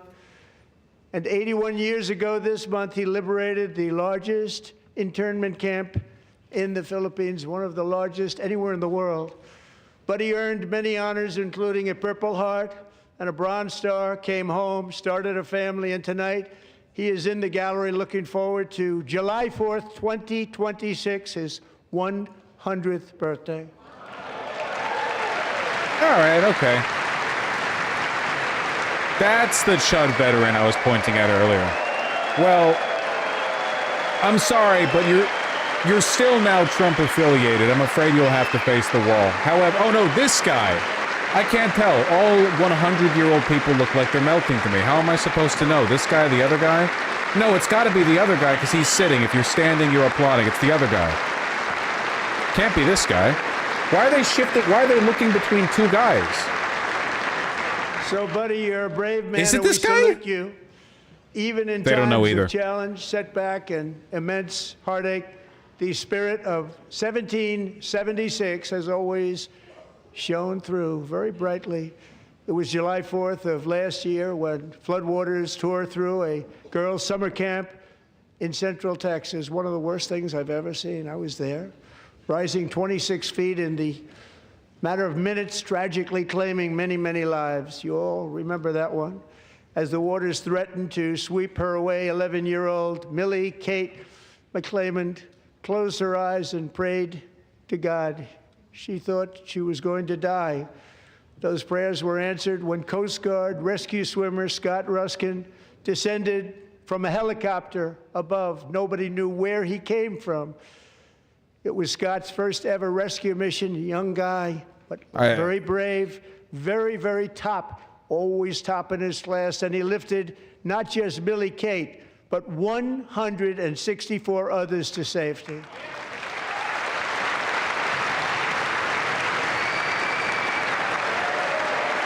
Probably not a great... I love all the Democrats standing for this, too. By the way, a couple of pointers. For one, the countries in shit... Yeah, I'll just mute because no one fucking cares. The country's in a shit state, so instead of talking about the country, you talk about a bunch of meaningless bullshit, right? Like, oh, look at this guy, look at that guy, whatever. Great. Great jawline, though. We'll say that. Second, the point here, I think, is also by bringing up a bunch of, like, uncontroversially, universally celebrated people. You put the Dems in a position where they have to show fealty as well by, you know, standing and applauding, right? Everything was going like, they don't want to not applaud that rapid guy. Water. Nobody's ever seen anything like it. They said, wow, that's something. Tonight, Scott and Millie Kate are here together, reunited for the very first time. Thank you, Scott, Millie Kate.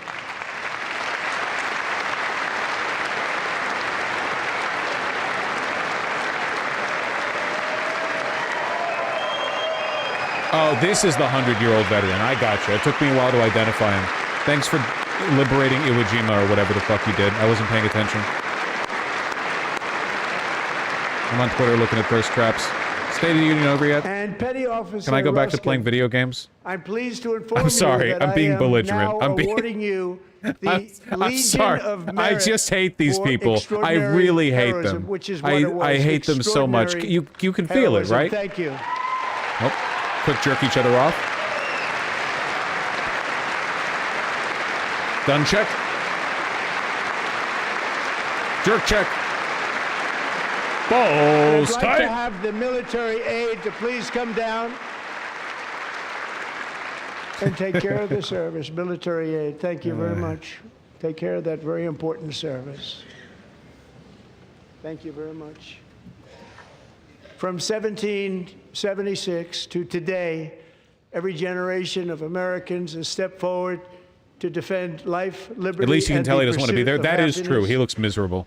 And they're really doing it for the next generation. But now it's our turn. Together we're building a nation where every child has the chance to reach higher and go further, where government answers to the people, not the powerful, and where the interests of hardworking American citizens are always our first and ultimate concern. That is the debt we owe to the heroes who came before us, and that is the promise we must keep to America for our 250th year.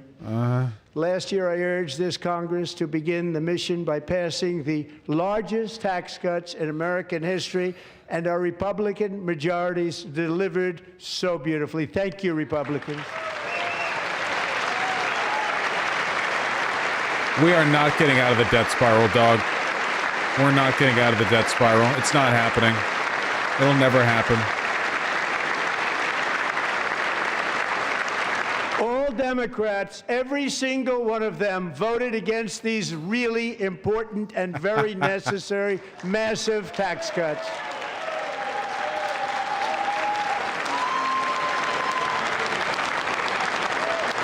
They wanted large-scale tax increases to hurt the people instead.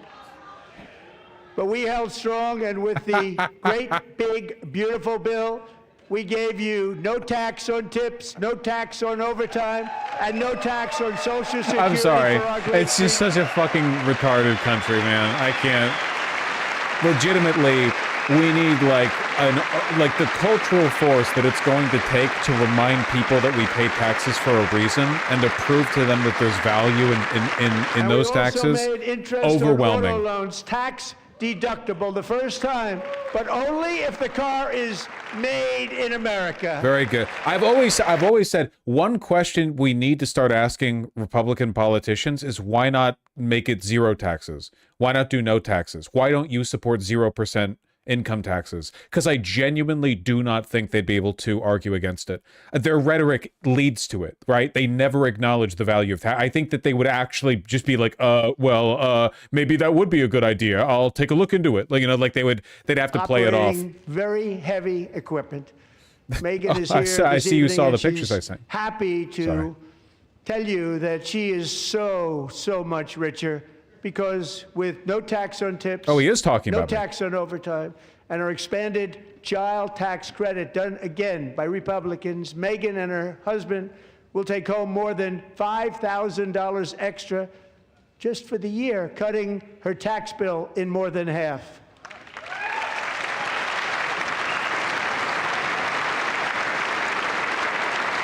Megan, please stand up. We're fighting for you, Megan.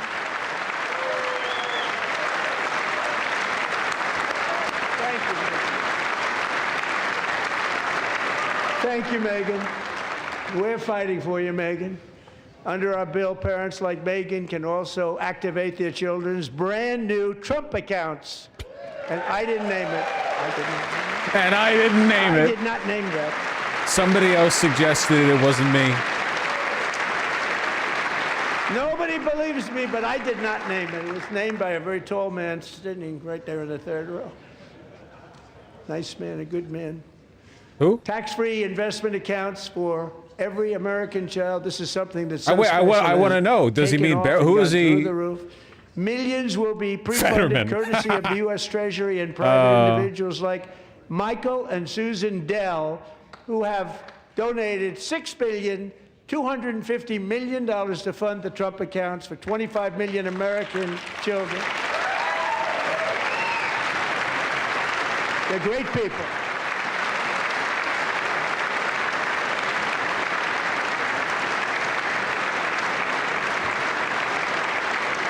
So like $1. It's nothing. It's literally nothing. When I asked Michael Dell, how do you make all that money? He said, the Trump accounts are literally just another deferred investment account, but my understanding is the way they're structured, you literally could just put shit in savings, but because it puts it into like into the market, it's just another way of like dumping more money into the stock market. Like it's another government subsidy for the stock market. Like, oh, you know, like your Trump account is actually just the government investing in fucking Apple and Microsoft and Nvidia in your name. It's just another way of funneling taxpayer dollars back into the market. That's it. Just that. Over and over. Is he about the "my heart goes out to you"? Ah, come on, finish the gesture. You fucking pussy. I don't know who this is. Who is this? These young people's accounts could grow to over $100,000 or more by the time they turn 18. Think of it. How much money is that for somebody that started with nothing? Over 100,000, could be much more than that. To make this investment in our children's future, go to. So it's another 401k. Yeah, but worse because it doesn't benefit from, my understanding is that it doesn't benefit from all of the tax benefits that you get on pullout. I'm pretty sure that the Trump accounts, you still pay taxes on withdrawal. I could be wrong. It does not get the tax benefits that the 401k or like a Roth IRA does. So it's literally, you're just funneling money into the stock market. It's worthless, worthless piece of shit. Does nothing. 50,000 4 years ahead of schedule. And the S&P hit 7,000, where it wasn't supposed to do it for many years, were tariffs. I used these tariffs, took in hundreds of billions of dollars to make great deals for our country, both economically and on a national security basis. Everything was working well. Countries that were ripping us off for decades are now paying us hundreds of billions of dollars. They were ripping us so badly, you all know that. Everybody knows it. Even the Democrats know it. They just don't want to say it. And yet these countries are now happy, and so are we. We made deals. The deals are all done. And they're happy. My beautiful beloved partner, do we have alcohol in the house, or do we drink all of it? There was no inflation, tremendous growth, and the big story was how Donald Trump called the economy correctly, and 22 Nobel Prize winners in economics didn't. They got it totally wrong. We do? Okay, one second. They got it really wrong. And then just what 4 you need? days ago, Nah, you're working. Hold on. I don't ruling give a from shit the about this United anyway. States Supreme Court. It just came down. It came down. Very unfortunate ruling. But the good news is that almost all countries and corporations want to keep the deal that they already made, right, Scott? Knowing that the legal power that I, as president, have to make a new deal could be far worse for them, and therefore they will continue to work along the same successful path that we had negotiated before the Supreme Court's unfortunate involvement. So despite the disappointing ruling, these powerful, country-saving, it's saving our country, the kind of money we're taking in, peace-protecting. Many of the wars I settled was because of the threat of tariffs. I wouldn't have been able to settle them without. Will remain in place under fully approved and tested alternative legal statutes. And they have been tested for a long time. They're a little more complex, but they're actually probably better, leading to a solution that will be even stronger than before. Congressional action will not be necessary. It's already time-tested and approved. And as time goes by, I believe the tariffs paid for by foreign countries will, like in the past, substantially replace the modern-day system of income tax, taking a great financial burden off the people that I love.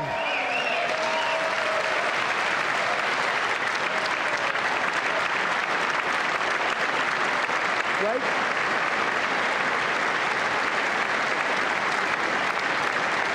Moving forward, factories, jobs, investment, and trillions of dollars will continue pouring into the United States of America because we finally have a president who puts America first. I put America first.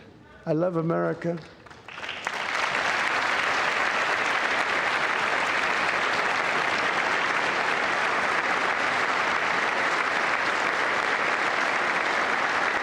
For decades before I came along, we had the exact opposite. From trade to healthcare, from energy to immigration, everything was stolen and rigged in order to drain the wealth out of the productive, hardworking people who make our country great, who make our country run. Yeah, sorry, I left my children in a room with all these rapists and pedophiles. My apologies, guys. Welcome, I'm back. Point with the Green New Scam. I missed the open borders 6-7. for everyone.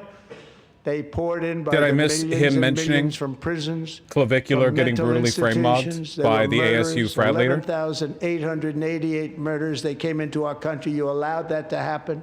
I did? And Fuck. record-setting inflation that cost the typical family $34,000 in just a speck of time. Now the same people in this chamber who voted for those disasters suddenly use the word affordability, a word. Shut the fuck up. You guys want to see something cute? Local brewery in Seattle. Okay. Very, very good brewery. Slightly furry. They got cute little furry ciders. Isn't that cute? That's the old art, though, because I bought, like, a 72-pack crate. It's very good. It's very tasty, too. It's not just branding.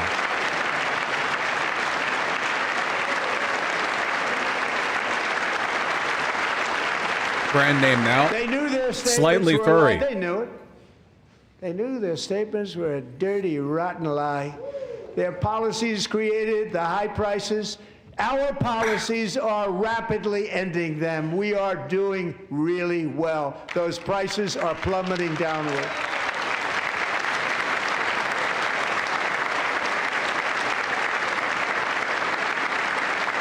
The price of eggs is down 60%. Madam Secretary, thank you. Mentioning he wants to use tariffs to replace income tax immediately after the Supreme Court ruled against him using tariffs as a way of driving income is so fucking funny.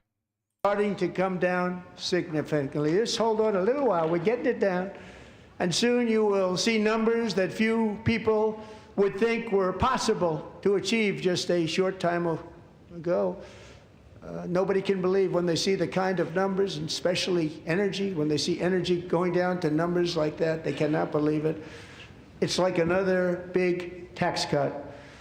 I'm also confronting one of the biggest ripoffs of our times, the crushing cost of health care. Wait, Nick Shirley actually is at the address. Since the passage oh my God, of he's so the ugly. Unaffordable Care Act, sometimes referred to as Obamacare, big insurance companies have gotten rich. It was meant for the insurance companies, not for the people.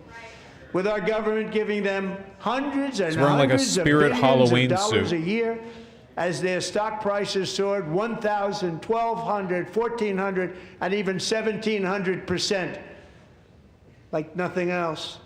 That's why I introduced the wow, great the mic sure healthcare picked that plan. up. I want to stop all payments to big insurance companies and instead give that money directly to the people so they can buy their own health care, which will be better health care at a much lower cost. What this guy yapping? His plan to replace Obamacare is, rather than the government subsidizing it to drive down the cost of insurance, instead he'll just give you $5 and then you go buy the insurance at market rate. Now, if you know how much insurance costs at market rate, this might come across as a bad deal to you. And I did that in my first term, and the Democrats immediately terminated it with full knowledge that they were doing a very bad thing for the people. Costs were going to go way up, and that's what happened. And now I'm bringing them way down on health care and everything else. No, he said no insurance, just buy from a doctor without it. Cost of That's not possible. Drugs like has never happened before.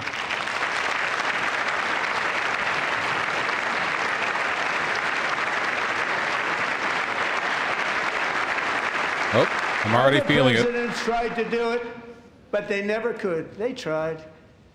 Most didn't try, actually. But they tried. They said they tried. They couldn't do it. They didn't even come close. They were tried, all people talk died. And no action. But I got it done. Under my just enacted most favored nation agreements, Americans who have for decades paid by far the highest prices of any nation anywhere in the world for prescription drugs will now pay the lowest. Do you guys see the Trump RX shit this fat fucking pedophile is trying to pitch to you? Hey, they were bragging about the prices of the drugs offered on there. They were the same fucking prices that you could get it from anywhere else. They were like, here at Trump RX only, $480 for this bullshit.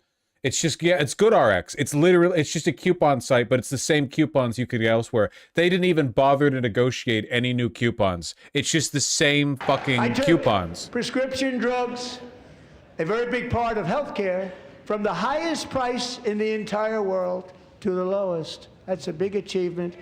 The result is price differences of 300. What's the ABV of the beverage? 6, but I added a bunch of vodka. All available right now at a new website called TrumpRx.gov, and I didn't name that one either, by the way.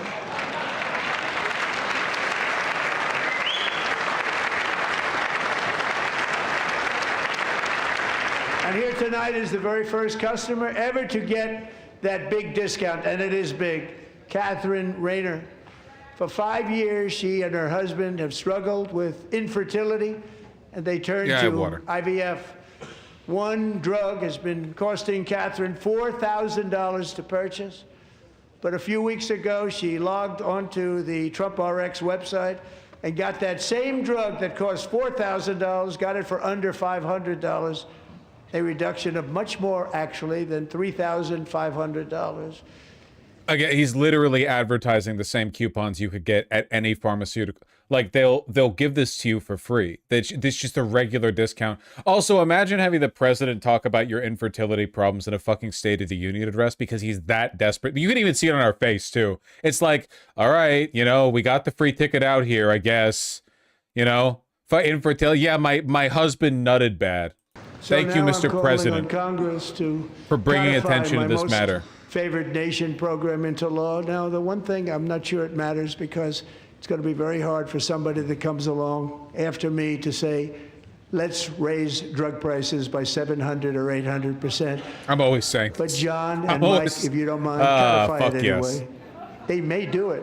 Codify it Me anyway. when I'm Thank you. in charge of the insulin Many factory. Americans are also concerned that I don't know what I'm saying. energy demand from AI data centers could unfairly drive up their electric utility bills.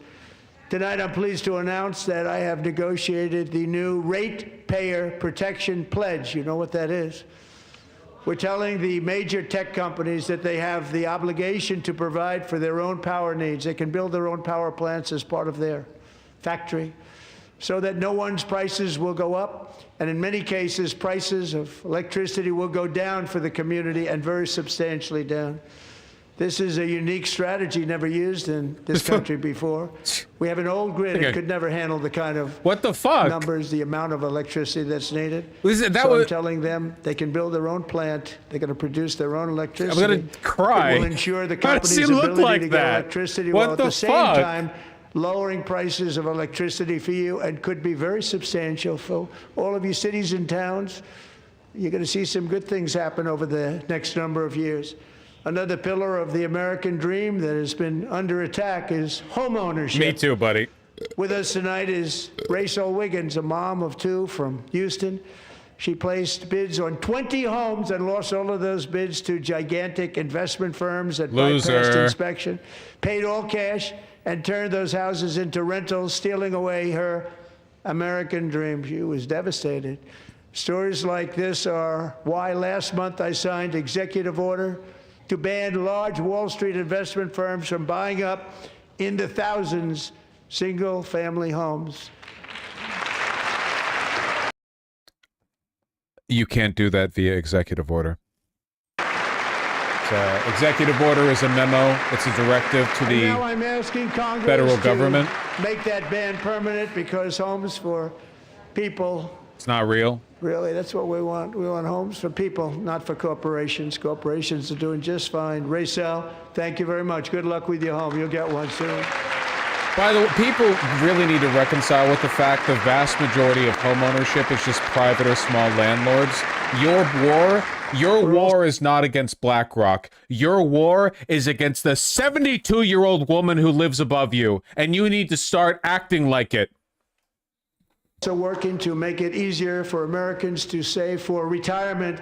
And under this administration, we will always protect Social Security and Medicare. They are not protecting it for our seniors. We will always protect Social Security, Medicare, Medicaid. Sir, we have to try to win at least some seats in the midterms. Medicaid, Medicare, Social Security. Old people, please. $30,000. That's a lot of money. Gen Z's voting against us by 45 points. Old people, we need you to show up. Please. 401ks are way up.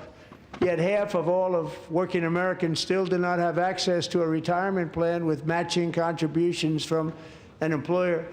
To remedy this gross disparity, I'm announcing that next year my administration will give these often forgotten American workers, great people, the people that built our country, access to the same type of retirement plan offered to every federal worker. Let me guess, it'll be invested in the market with up to $1,000 each year, as we ensure that all Americans can profit from a rising stock market. Let's also ensure that members of Congress cannot corruptly profit from using insider information.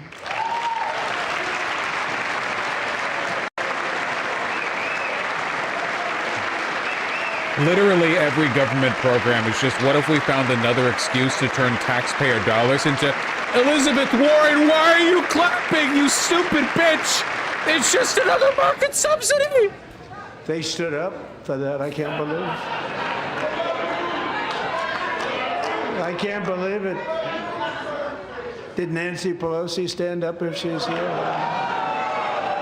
Doubt it. Pass the Stop Insider Trading Act without delay.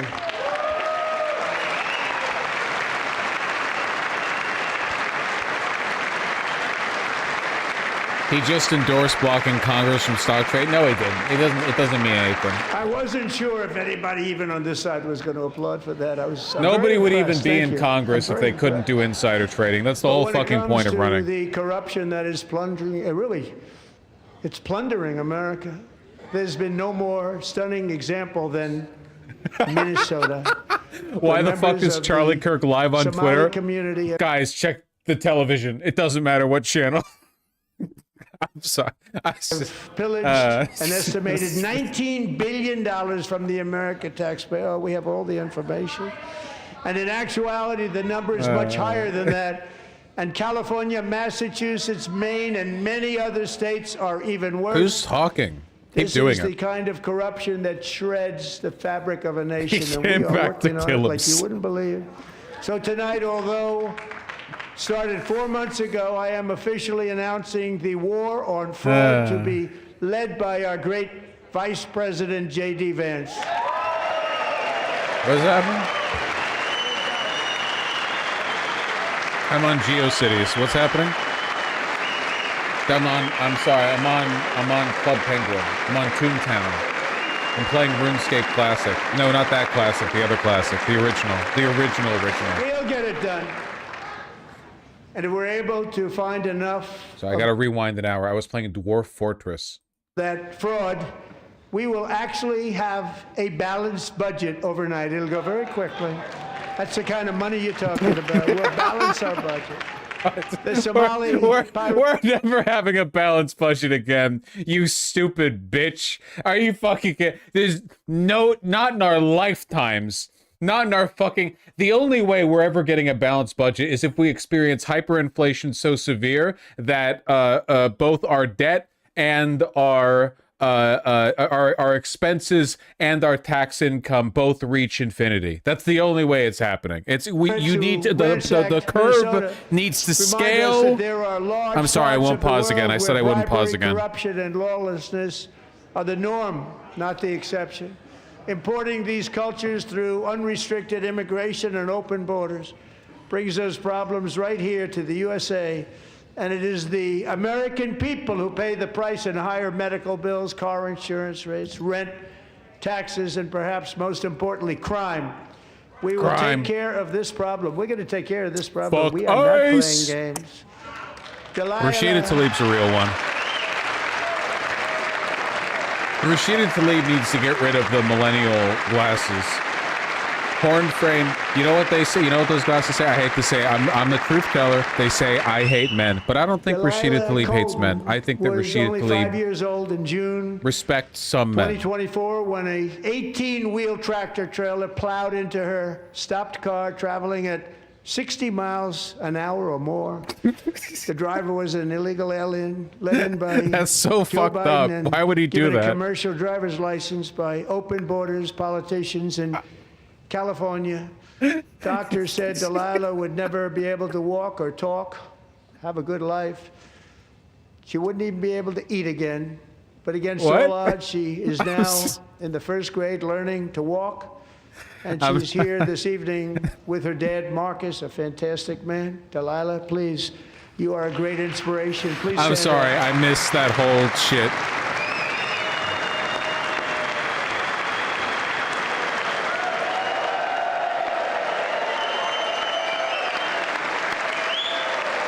You see what I mean though about like our country's in the fucking toilet. We just need to have like 500 cancer survivors in the audience. You see what I mean though, right?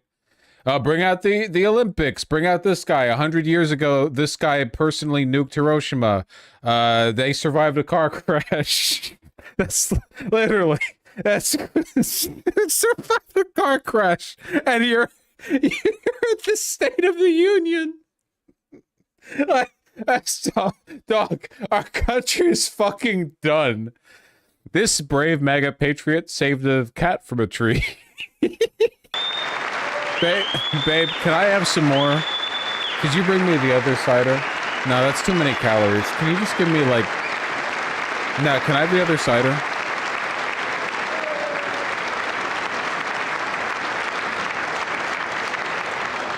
Thank you, Delilah. Many, if not most, illegal aliens do not Watch speak me English crunch and this cannot bitch read can. even the most basic road signs as to direction, speed, danger, or location. Oh shit, it's actually pretty That's why strong. tonight It's I'm pretty calling strong. on Congress to Let me dent it a little pass bit. what we Okay. will call the Delilah Law, barring any state from granting commercial driver's licenses to illegal aliens.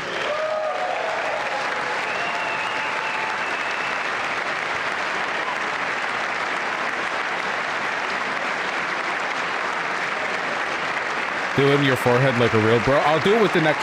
And yesterday, I have as water. you probably saw at the White House, I hosted a ceremony with drink it. Can I have the other one, too? Americans who lost their treasured loved ones to the scourge of illegal.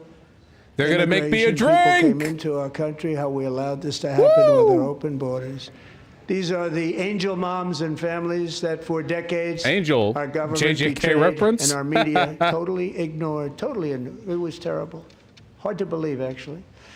In 2023, a 16-year-old high school cheerleader named Elizabeth Medina Are we being was fucking supposed for to real right perform now? in her town's Christmas parade, but she never arrived. Her mother, Jacqueline, went home to look for her, and she found her lying dead in a bathtub, bleeding profusely What the after fuck being is going stabbed on? 25 times. Elizabeth's killer was a previously arrested illegal alien who had Oh my broken God, in he's gonna and go through brutally- every just one of brutally these. Extinguished the brightest light in her family's life, violently and viciously. They found a floater in Her the heartbroken hotel mother pool. is in the Who was gallery the to remind culprit? everyone in They this call chamber him exactly why Jorge. we are deporting Brought illegal into this alien country criminals by our Biden. Country at record numbers, and we're getting them the hell out of here fast. We don't want them.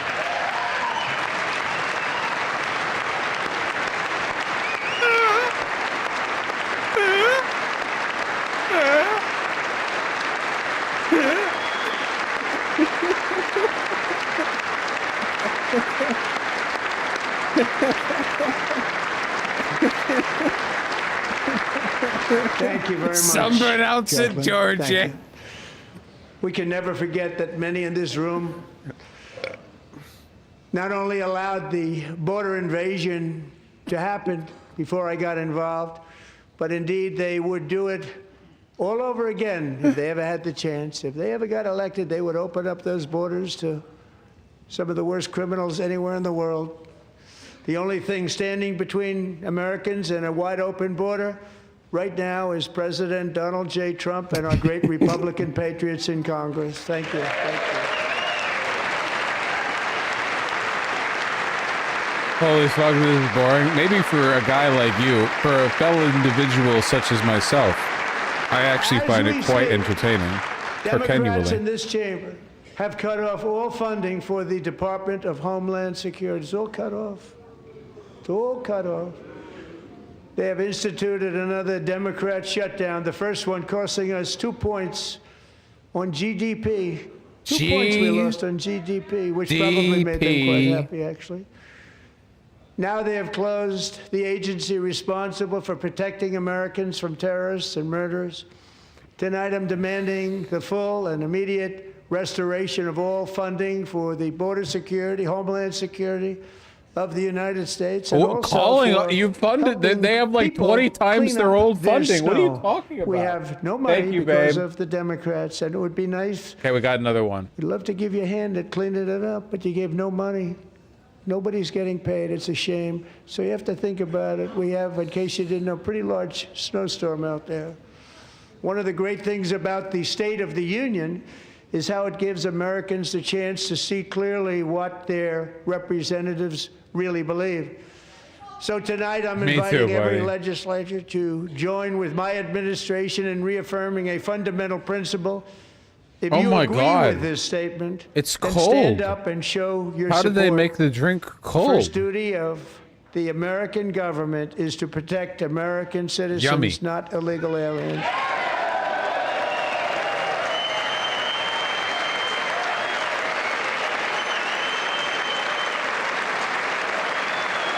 Hey, hey, hey. This is just juice? Hey, put vodka in this. I'm putting vodka. They gave me a damn mocktail.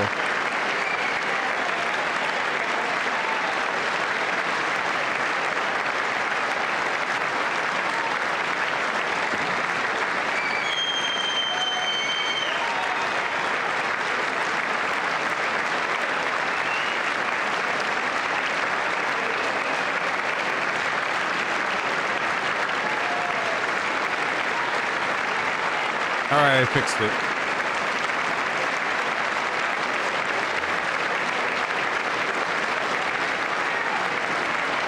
I fixed.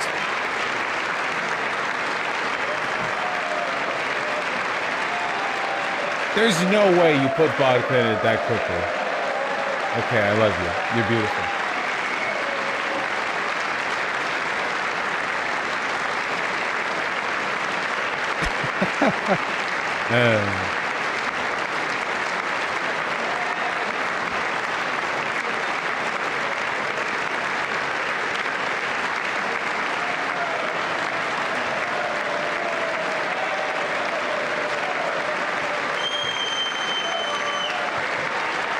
Wait, what are we clapping? All these people clapping for racism? Is that what we're doing? I saw the fucking Tourette's discourse. Tie me to a rocket and fire me at You should Atlanta. be ashamed of yourself, not I'm kidding. standing up. That was a joke. You should be ashamed of yourself. That is why I'm also asking you to end deadly sanctuary cities that protect the criminals and enact serious penalties for public officials who block the removal of criminal aliens. In many cases, drug lords, murderers all over our country, they're blocking the removal of these people out of our country, and you should be ashamed of yourself. I appreciate Trump actually sounding mad. Also, Dems should be shouting alongside them. They won't because they're complicit, pussy, piece of shit, pedophile or pedophile adjacent.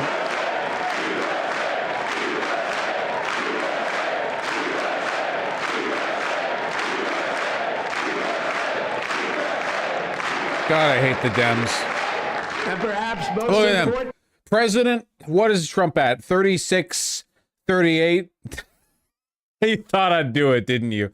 Percent approval rating. Republicans, average position of the Republican Party right now in the actual toilet. Shit in with the poop. And somehow they're able to overwhelm in Congress. Crazy, right? It's fucking crazy. I'll tell you this, you put this the other way around, you find the Democratic president this unpopular, you think Democrats would be this dominant over the Republicans? No. They're so fucking weak, dude. They're so fucking weak. Why pause? Old dog. Fine! I unpause. I'm asking you to approve Can you the take back the Save comment? America Act. Am I still unk? Is the Save America Act is the one that makes it so Republicans can't vote anymore, right? To stop illegal aliens Yes! and others who are unpermitted persons from voting in our sacred American elections. That cheating is rampant in our elections. It's rampant. It's very simple. All voters must show voter ID.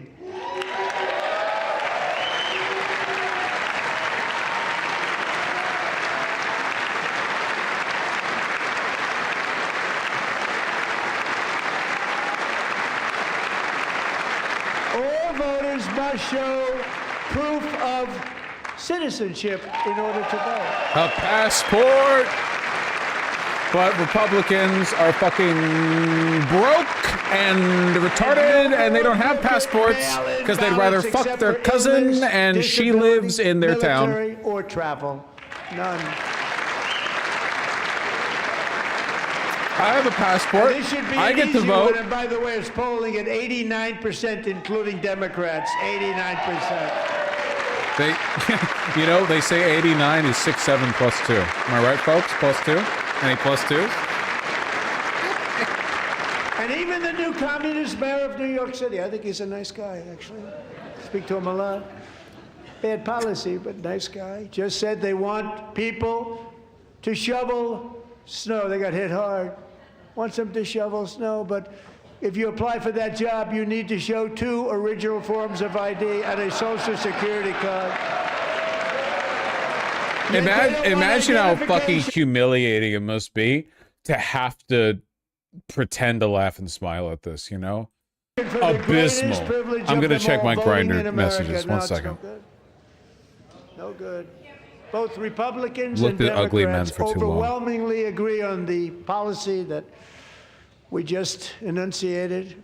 And Congress should unite and enact this common sense, country-saving legislation right now, and it should be before anything else happens. Okay, there's ugly men on there too. Sorry.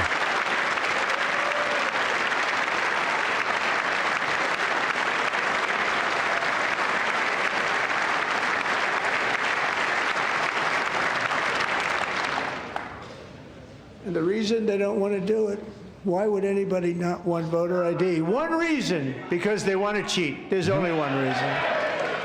They make up all excuses. They say it's racist. They come up with things. You almost say, what imagination they have.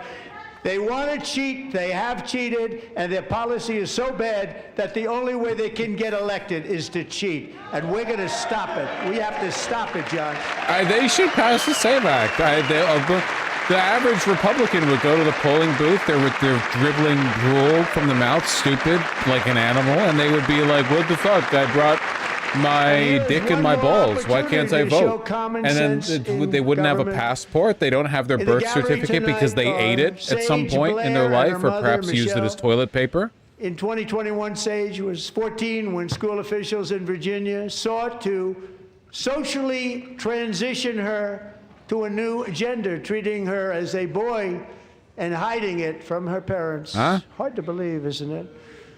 Before long, a confused Sage ran away from home after she was found in a horrific situation in Maryland. A left-wing judge refused to return Sage to her parents because they did not immediately section state brought to you that by their Gavin daughter Newsom. was their son. Sage was thrown into an all-boys state home and suffered terribly for a long time. But today, all of that is behind them because Sage is a proud and wonderful young woman with a full C-SPAN, ride is there a reason scholarship you're to Liberty going to McBride right now? University. Sage and Oh Michelle, my please God. stand up. Trump mentions racism and they go to fucking Al Green or some shit. What do they mean by that? I'm sorry, I don't know which gender we're not. The poor person, I wasn't paying attention. Trans something. They don't look happy to be here, okay? And who can believe that we're even speaking about things like this? 15 years ago, if somebody was up here and said that, they'd say, what's wrong with him? But now we have to say it because it's going on all over numerous states without even telling the parents. But surely we can all agree no state can be allowed to rip children from their parents' arms and transition them to a new gender against the parents' I disagree. We're going to do that shit all the time for fun. And we must ban it immediately.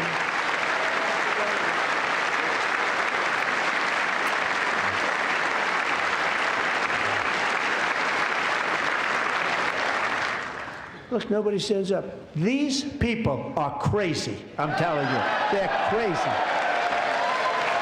Hi, Ro.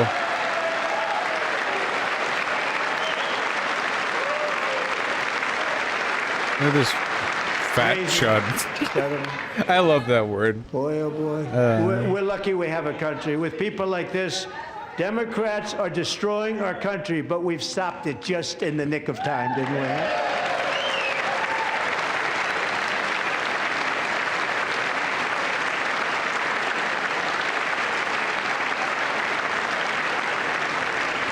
No one cares more about protecting America's youth than our wonderful First Lady, now a movie star. She's a movie star. Can you believe it? God, it's so ugly. They're all so year, ugly. She has had an incredible impact championing AI legislation, advancing a landmark executive order on foster care, and helping secure $30 million to launch the Melania Trump Foster Youth to Independence. Talk about her movie. Initiative. It's a tremendous. Talk about her fucking movie. Really a tremendous thing that happened and had a lot of She looked so bipartisan fish. support. She gets much better bipartisan support than I do. I get none. She gets a lot. Someday you're going to have to tell me how you did that. And students and educators in every state have joined the First Lady's efforts in the presidential AI challenge, keeping America's next generation positioned to succeed and strongly Dog, what the fuck is he succeed in the even future. saying? Tonight we welcome two young people whose lives reflect the First Lady's impact, Sierra Burns and Everest Nevermont.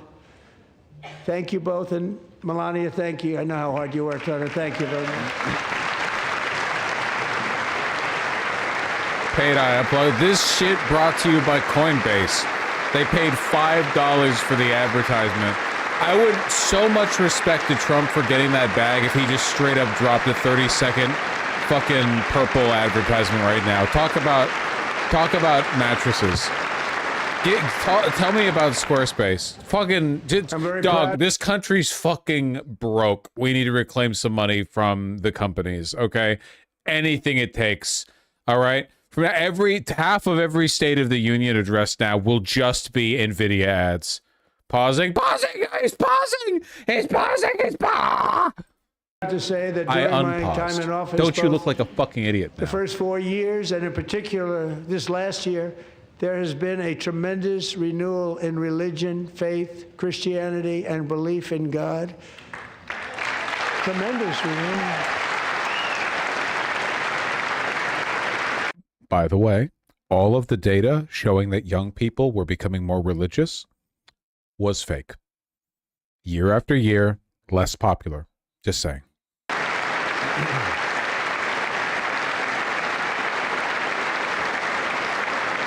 There is no Christian revival. This is especially You are true not among going young to people, heaven. and a big We part are of that had to all do with my great friend forming our own Charlie tiny planets Kirk, like the great Mormons guy, believe when we great guy. die.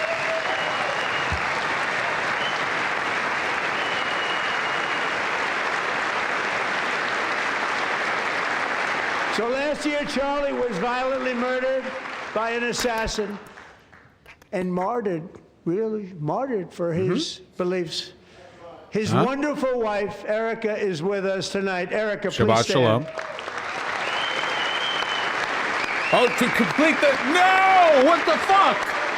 Who are you giving your heart out to? I know it's not Charlie. You stupid bitch. You took his fucking wedding photo.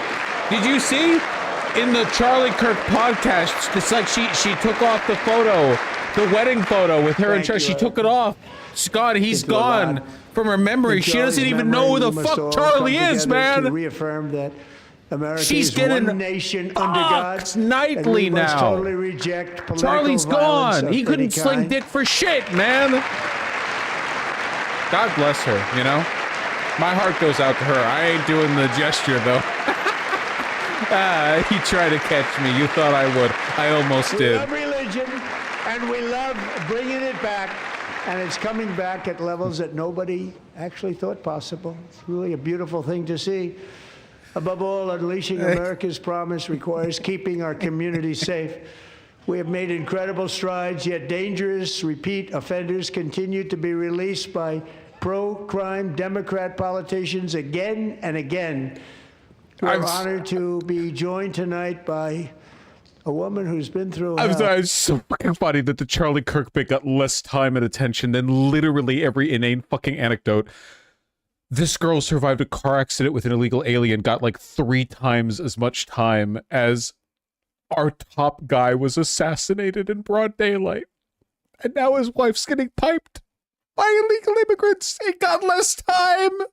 Anya Zarutska.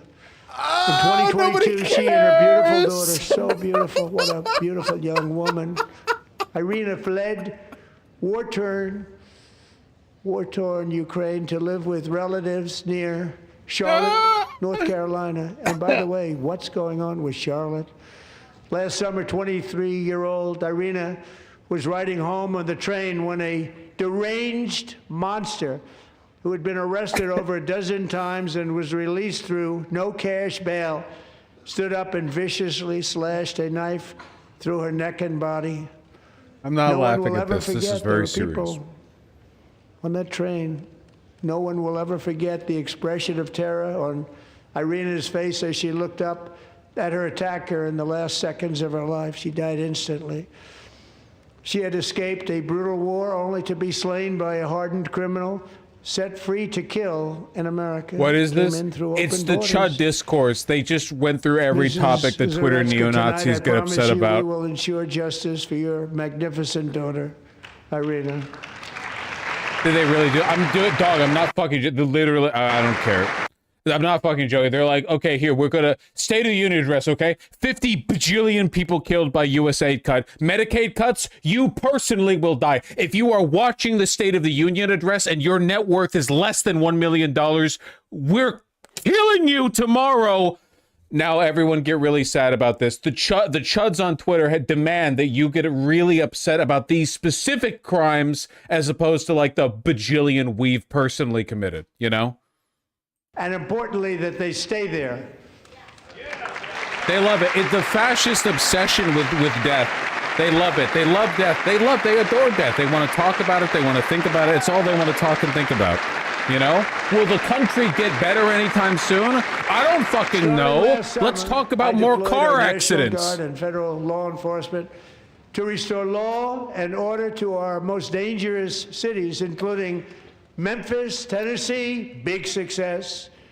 New Orleans, Louisiana, big success. And our nation's capital itself, Washington, D.C., where we have almost no crime anymore in Washington, D.C. How did that happen?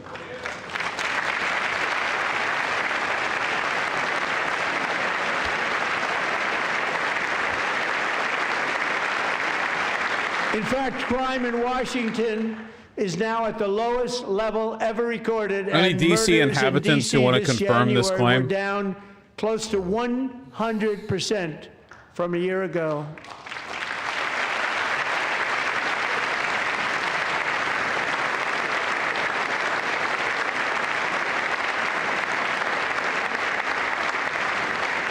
They don't like to hear that. One of the sick people, one of the brave service members who helped achieve this stunning turnaround was 20-year-old West Virginia Army National Guard Specialist Look at his outfit. Sarah I didn't see. Beckstrom. After a 4-month What the fuck? Okay. deployment, she voluntarily extended her service, and her rank was going to be lifted. She was doing so well. They were so proud of her. Oh, hello. But the very next day, she all was good. on patrol near the White House when she was ambushed and shot in the head by a terrorist monster from Afghanistan. What the fuck Shouldn't have is been in our going country. on, man? And all because she wore the uniform of our nation, she was shot. He traveled here because he didn't like people wearing our uniform. He was sick and deranged, shouldn't have been in our country. Sarah Remember when on Beckstrom- the lawn of the White House they put up all of those like illegal immigrants they arrested? They just a bunch of like ugly front-facing photos of random guys, and they're like, "Hey, get mad about this guy. Get mad about that guy. We're a country of 330 million people. Get mad about this guy." You know, it's like that's the State of the Union address. It's fucking insane. died in order to defend our capital. It's And so we are grim. They honored have to be nothing to joined by brag her about. They wonderful have parents, no Gary and accomplishments. One of the Evilly. only things they bragged about Your was the daughter price of was a eggs true dropping. American Like they're patriot, and she will so be greatly missed. She fucking was a great person. I saw bereft reports of on her. things They've to never brag seen about. anything like it.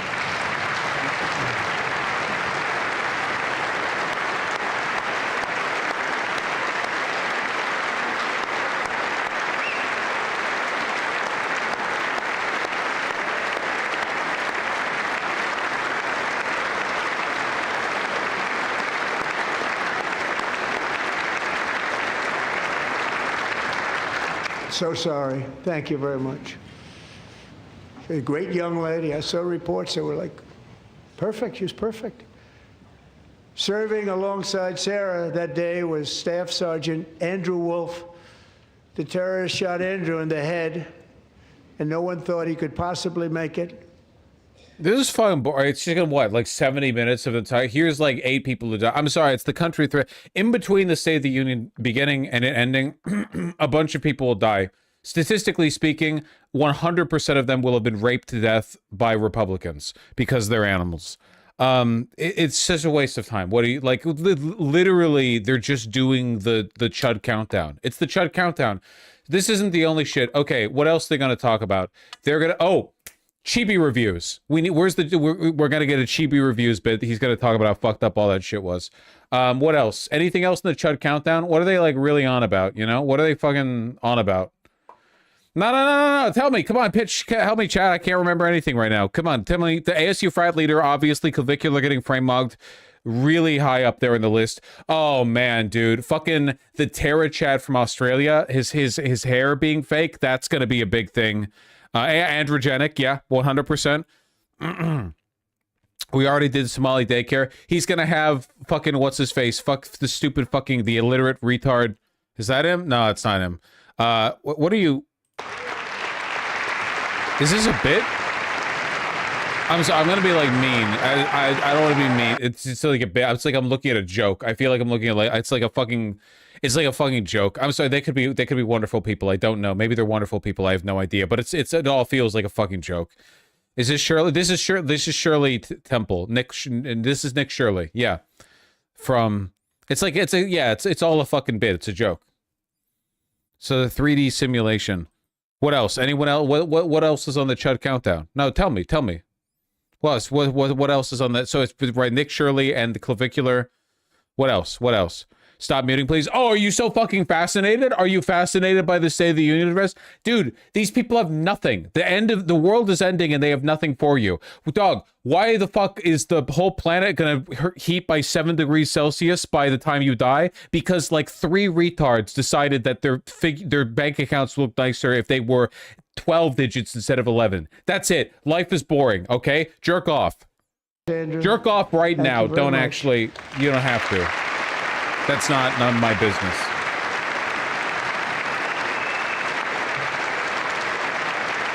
Who the fuck? Did you see that shit? He was, mewing. So, Andrew, while you're up, now I'm going to ask a highly respected General James Seward to present Staff Sergeant Andrew Wolf and the great family of Sarah Beckstrom with the award. You know, they say the great lie was the shit the Nazis did. The real great lie is the idea that politics is interesting and worth. I have said this for years, and I've always been right. Politics is interesting. Okay, here's what you need to focus on. The anime fucking jiggle physics or video games, Call of Duty. Do you even know what happened in the latest Call of Duty campaign? I bet you don't. You people focus on politics at the wrong end. This is the end of the sewage pipe.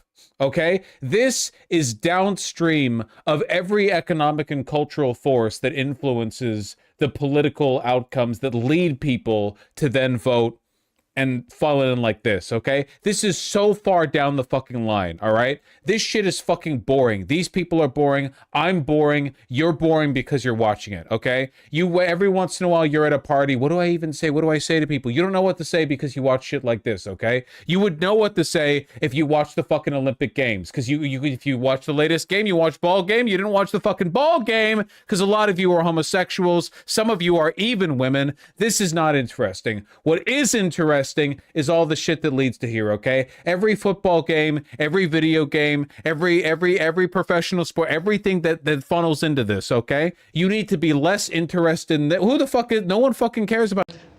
Pakistan and India would have been a nuclear war.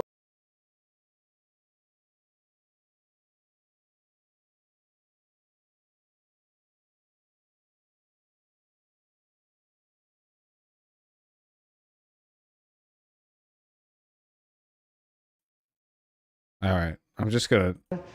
And of course, the war in Gaza, which proceeds I've at heard a of very that. low level. It's just about there. And I want to thank Just gotta browse Twitter for a bit. It's Steve fine. Witkoff and Jared Kushner for your help. Thank you, Steve. Thank you, Jared.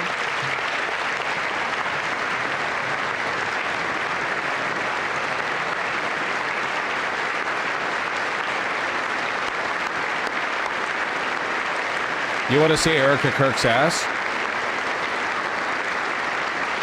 And I also want to thank Hell the yeah, man brother. they report to, Secretary of State Marco Rubio. Thank you, Marco.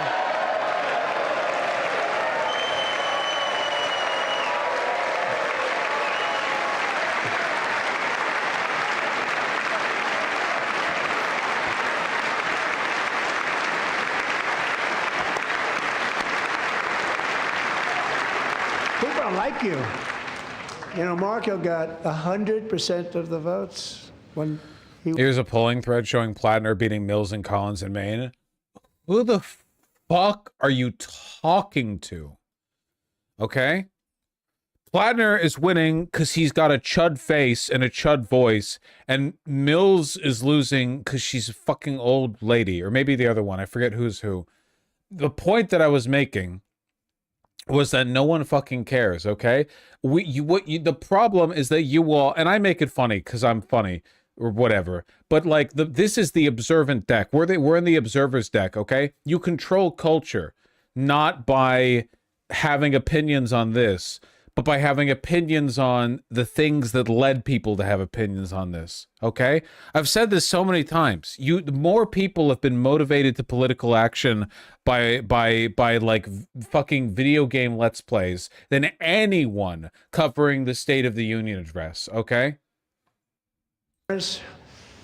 Who had a dead son, their boy, they'd always tell me their boy, they wanted him as much as though a dead person. Wow, phenomenal. It was an amazing period of time. And they came fascinating back, and when we got all of the living hostages back, and many, many before them, but I always said those last 20 are going to be very tough, but we got many, many more, hundreds. Uh-huh. But I said those last 20 are going to be tough. We got them back, but we only got back 14 or 15 of the dead of the 28. And believe it or not, Hamas worked along with Israel. 67. And they dug and they dug and they dug. It's a tough thing to do. Going through bodies all over, passing up 100 bodies sometimes for each one that they found. Tough job. And they finally got it back to 27. And then Steve and Jared, they got it back to 28. They found all 28. Nobody thought that was possible, but we did it. And I remember the family of the 28th. They were so grieved, but they were so happy as it's possible to be. They had their boy back. The mother said, "Sir, we have our boy back."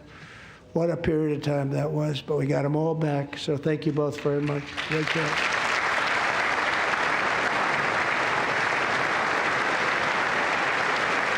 Iran soon. Who gives a fuck? Shut the fuck up. Oh, in 30 seconds he talks about a different thing. That's great. In 100 years we'll all be dead, dog. The killing and slaughter between Russia and Ukraine, where 25,000 soldiers are dying each and every month. Think of that, 25,000 soldiers are dying a month. A war which would have never happened if I were president. Would have never happened. As president, I will make peace wherever I can, but I will never hesitate to confront threats to America wherever we must. That's why in a breakthrough operation last June, the United States military obliterated Iran's nuclear weapons program with an attack on Iranian soil known as Operation Midnight Hammer. The operation is so effective that Iran is now 1 week away from producing sufficient nuclear material to make a bomb. I want war. I want war. For decades, it had It's been the called policy of material conditioned. Listen, this is a little lesson. Every live streamer, we all want war. Why? Because then I get more donos. Huh? Think about that, huh? the United Trust States not the never live to streamer who allow gets Iran to donos obtain from the war a streams. nuclear Trust weapon. Many the decades. one viewer, Andy, Since they on seized Twitch. control of that proud nation 47 I did years research. ago, the regime and Stay its at one murderous viewer. proxies I did have nothing. spread nothing but terrorism and death and hate. They've killed and maimed thousands of American service members and hundreds of thousands and even millions of people with what's called roadside bombs. They were the kings of the roadside bomb. And we took out Soleimani. I did that during my first term. Had a huge impact. He was the father of the roadside bomb.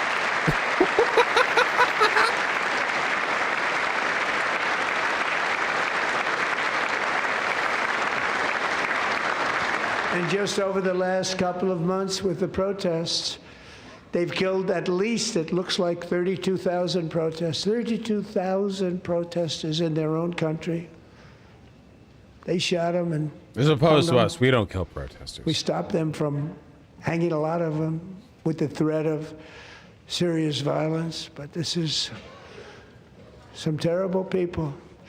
They've already developed missiles that can threaten Europe and our bases overseas, and they're working to build missiles that will soon reach the United States of America. Yep. After midnight, They're just on the cusp of they were warned ICBMs, you to know? make no future attempts to rebuild their weapons program, and in particular, nuclear weapons. Yet they continue, starting it all over. We wiped it out, and they want to start all over again, and are at this moment again pursuing their sinister ambitions. We are in negotiations with them. They want to make a deal, but we haven't heard those secret words. We will never have a nuclear weapon. My preference. Schumer, clap. Schumer, clap. Oh, thank you, baby. I love pretzels. Good bar food. My preference is to solve this problem through diplomacy.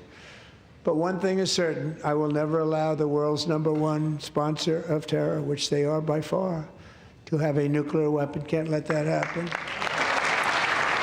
Politicians don't even explain to you why we need to invade Iran anymore. They just look at you like this. I'm so fucking funny. Give me like around $200 for that joke.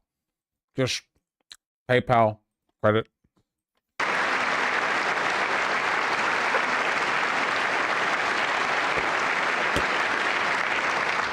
And no nation should ever doubt America's resolve.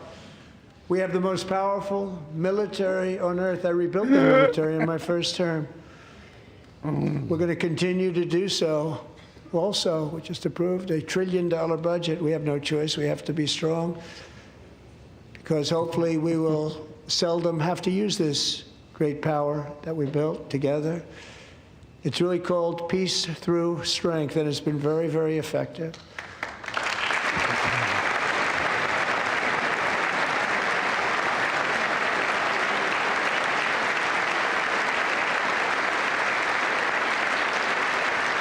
So thanks to Republicans in Congress, we're investing that record number of dollars, have no choice, in the United States Armed Forces.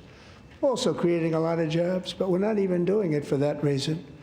Because as I said, we have more jobs, more people working today than ever before in the history of our country.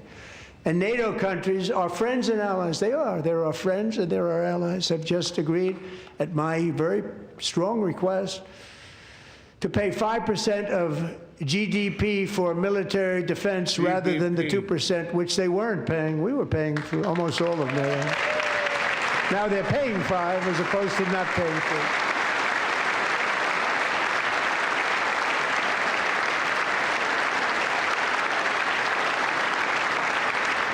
And getting that 5% was something which everyone said would never be done, could not happen. We got it really easily with one meeting. And big difference between 2% that's not paid. We were paying the freight of many of them. Very few were paid up. Now 5%, then they're paid.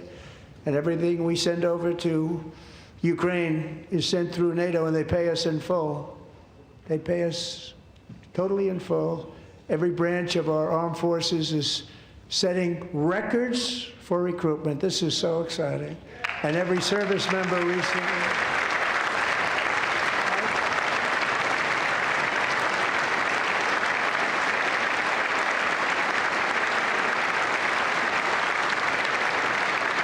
And every service member recently received a warrior dividend of $1,776.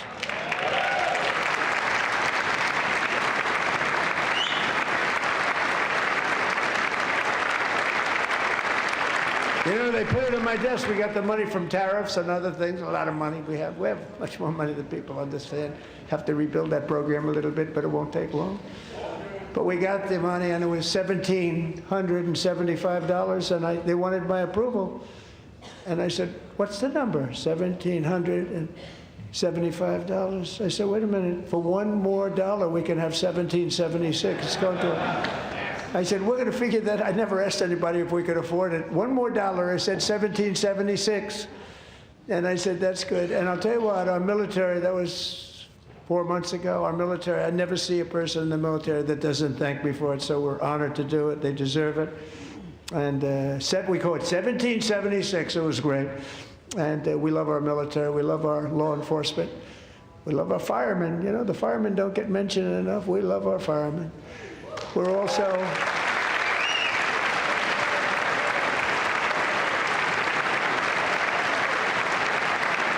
Rob.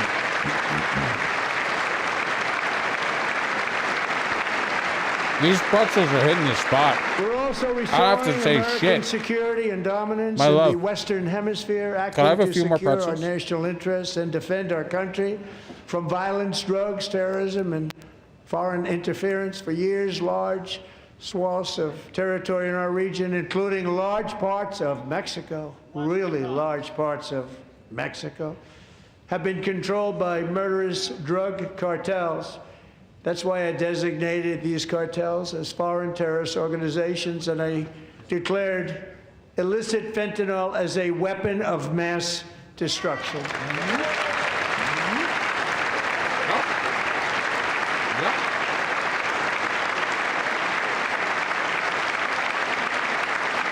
And with our new military campaign, we have stopped record amounts of drugs coming into our country and virtually stopped it completely coming in by water or sea. You probably noticed that. We very seriously damaged their fishing industry also. Nobody wants to go fishing anymore. We've also taken down one of the most sinister cartel kingpins of all. You saw that yesterday. In January,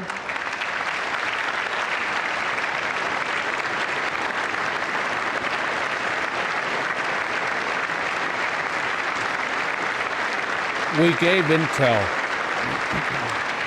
In January, elite American warriors carried out one of the most complex, spectacular feats of military competence and power in world history. No one's seen anything like it. Foreign leaders, I won't tell you who, called me and they said, very impressive, very impressive. They couldn't believe, they all watched, they saw what happened.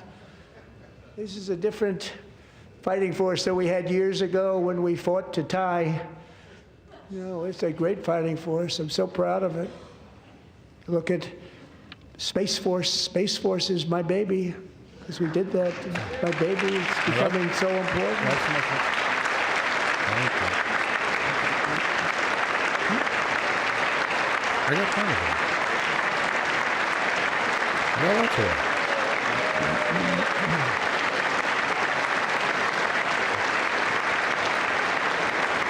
And America's armed forces overwhelmed all defenses and utterly defeated an enemy, good fighters, to end the reign of outlaw dictator Nicolas Maduro and bring him to face American justice. Yes, sir. And this was an absolutely colossal victory for the security of the United States, and it also opens up a bright new beginning for the people of Venezuela. We're working closely with the new president of Venezuela, Delcy Rodriguez, to unleash extraordinary economic gains for both of our countries and to bring new hope to those who have suffered so terribly. They Okay, really I'm did back. suffer. Kind With of. us I'm sober tonight now. is What's happening? Alejandro Gonzalez. She grew up Alejandro? in a tight-knit Venezuelan family and was especially close to her beloved uncle Enrique, But after Enrique ran for office and opposed Maduro, he was kidnapped by Maduro's security forces and thrown into the regime's really infamous prison in Caracas. Alejandro feared she would never see her uncle again. She feared for her own life also. But since the raid, we have worked with the new leadership, and they have ordered the closure of that vile prison and released hundreds of political prisoners already, with more to come. Alejandro, I'm pleased to inform you that not only has your uncle been released, but he is here tonight. We brought him over to celebrate his freedom with you in person. Enrique, please come down.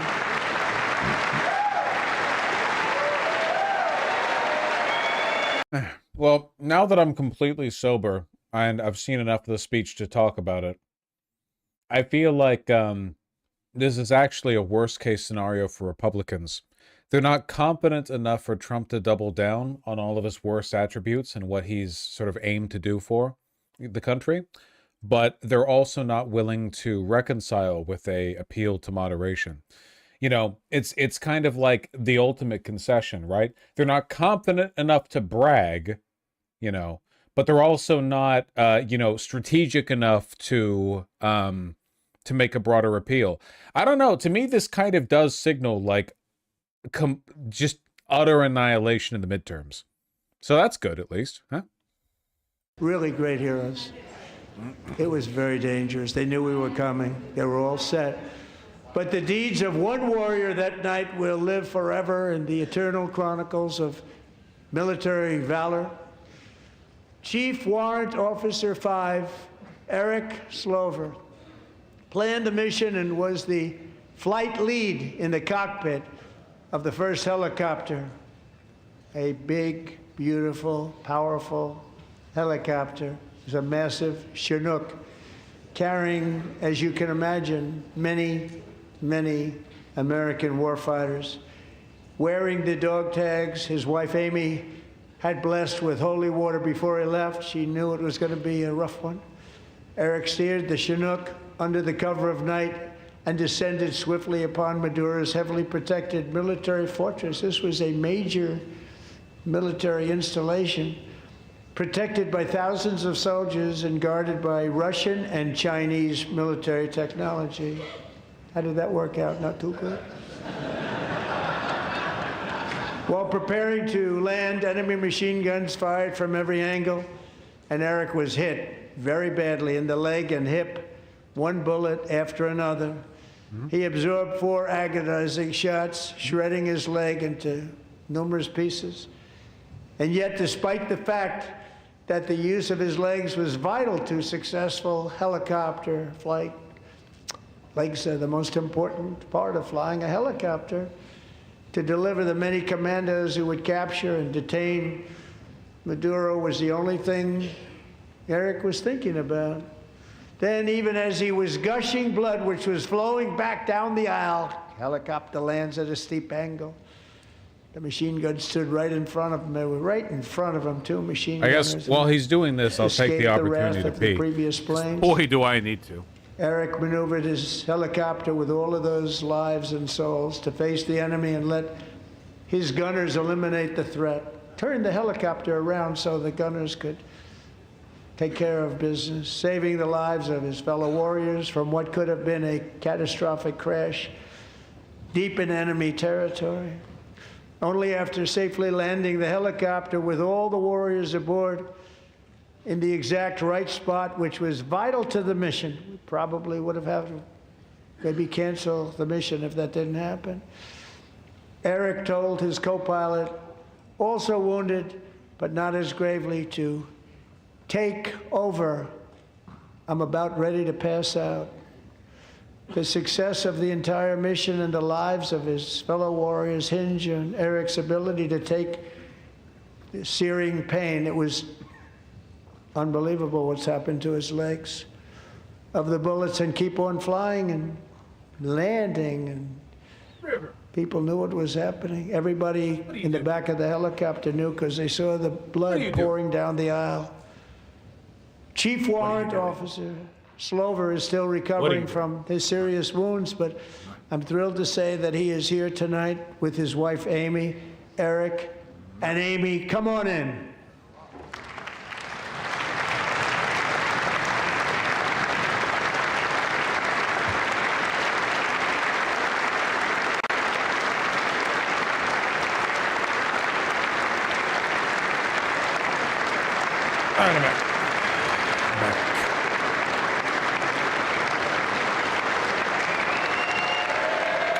How long is this shit? That's the cool thing. It never actually ends. We're just here forever. Damn, where is he in the Chad rankings? Take a look at that frame. Notice how the belt cinches at the natural waist? It's where the pants should sit.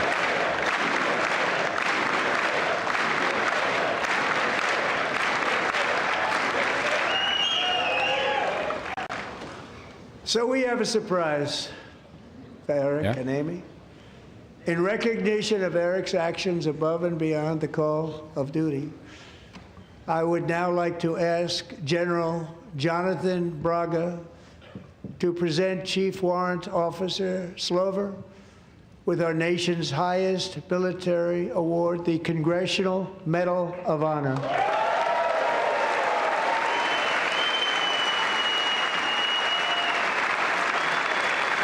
And for a special surprise, rather than discussing the actual state of the Union, we have another inane personal anecdote to share.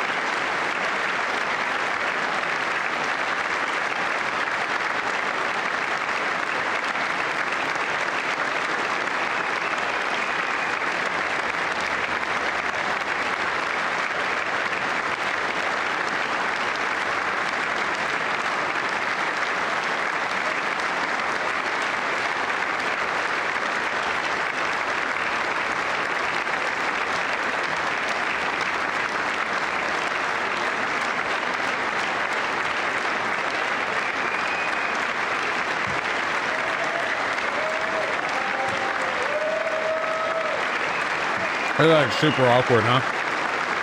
Because he's like, you know, he just has to hold frame. Is he breathing? What if he died right there?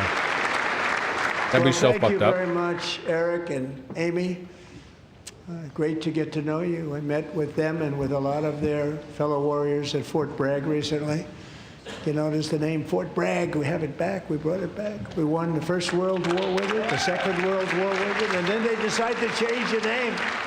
So we changed it back. Everybody wanted to change back too. And 10 of Eric's fellow warriors from that incredible night of victory will also be receiving medals at a private ceremony that will soon be held at the White House. And Eric will be there.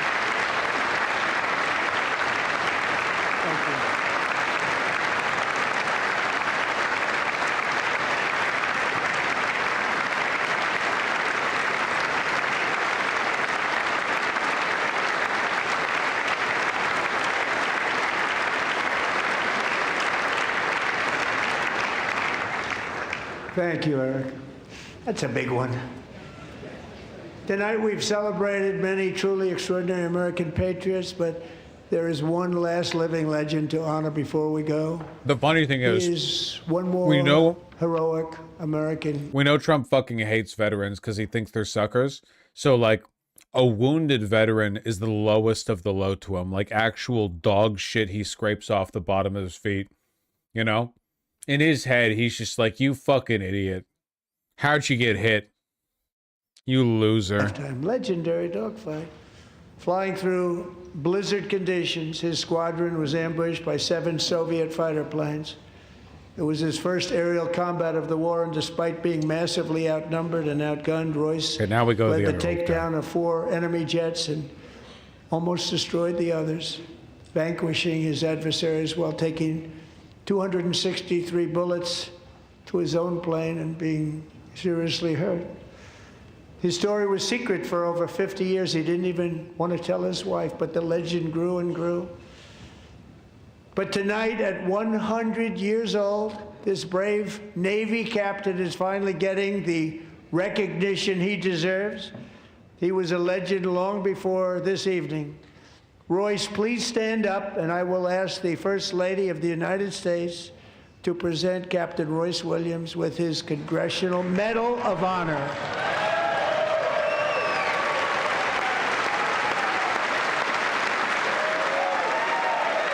This shit's so fucking boring, man. Literally, I don't think I've ever seen a State of the Union that was this much made up of inane individual anecdotes, you know? Super boring. They got nothing. Just giving Medal of Honor to the First Lady giving a Medal of Honor? Just, oh yeah, here's my poor wife. I got off of the Lolita Express. See, of the 18 underage girls who were giving me top, she had the best technique. Here's the Medal of Honor, you fucking retard.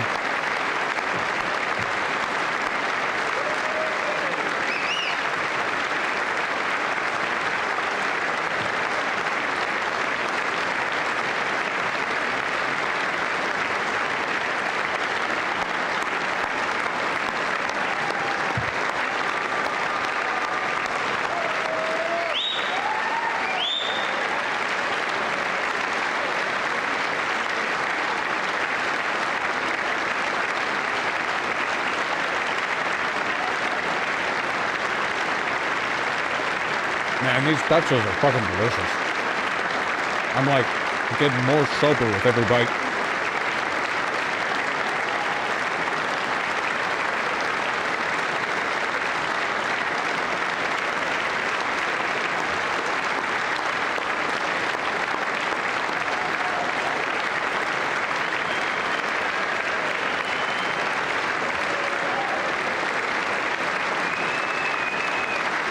Gates, keep it going, yeah.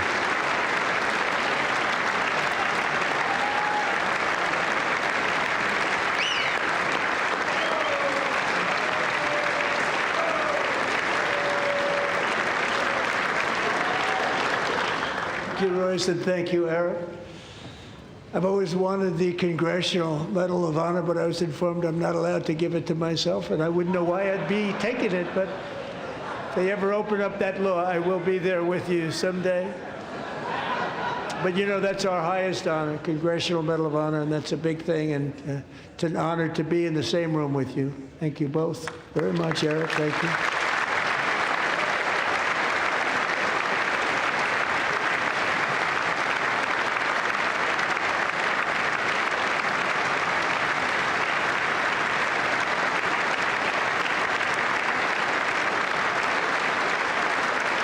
Thank you. He has no fucking idea where he is. Man thinks he's at the damn Panera Bread. Yeah, no, it's funny. This, it's 250 years is a long time in the life of a nation. Just embrace the death of the country, man. In another sense, it's really a mere moment in the eye of history. Two of the gentlemen we met in the gallery this evening took their first breaths 1 century ago, 100 years before that, on July 4th, 1826, the author of the Declaration of Independence, brilliant, Thomas Jefferson, drew his last breath.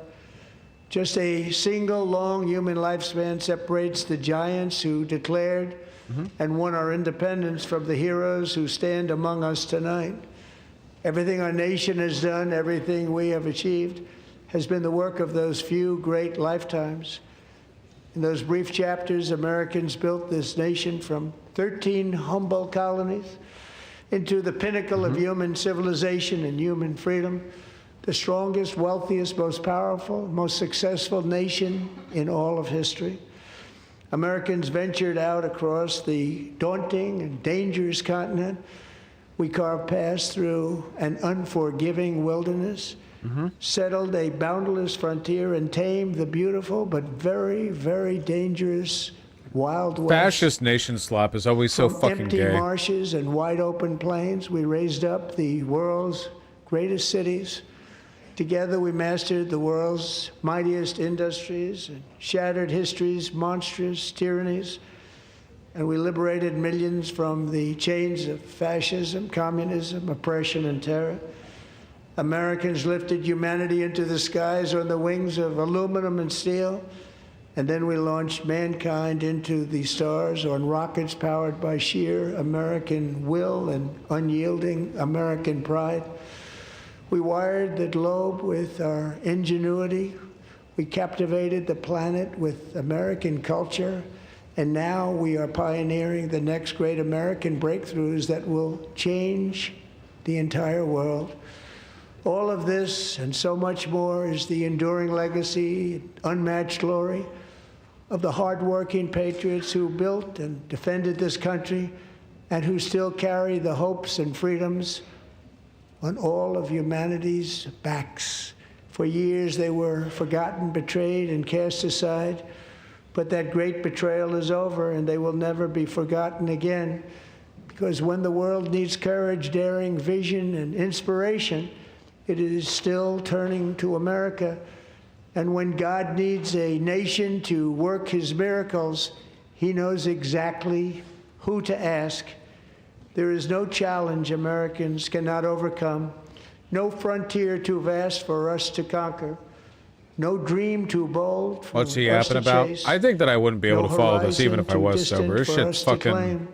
For our destiny is written by the hand of providence, and these This is first the way, 250 years were just the beginning. This is the way Biden From the talks. rugged border towns of Texas to the heartland villages of Michigan, from the sun-kissed shores of Florida Oh to my the God. endless fields of the Dakotas, and from the historic streets of Philadelphia to right here in our nation's capital, Washington, D.C., the golden age of America is upon us.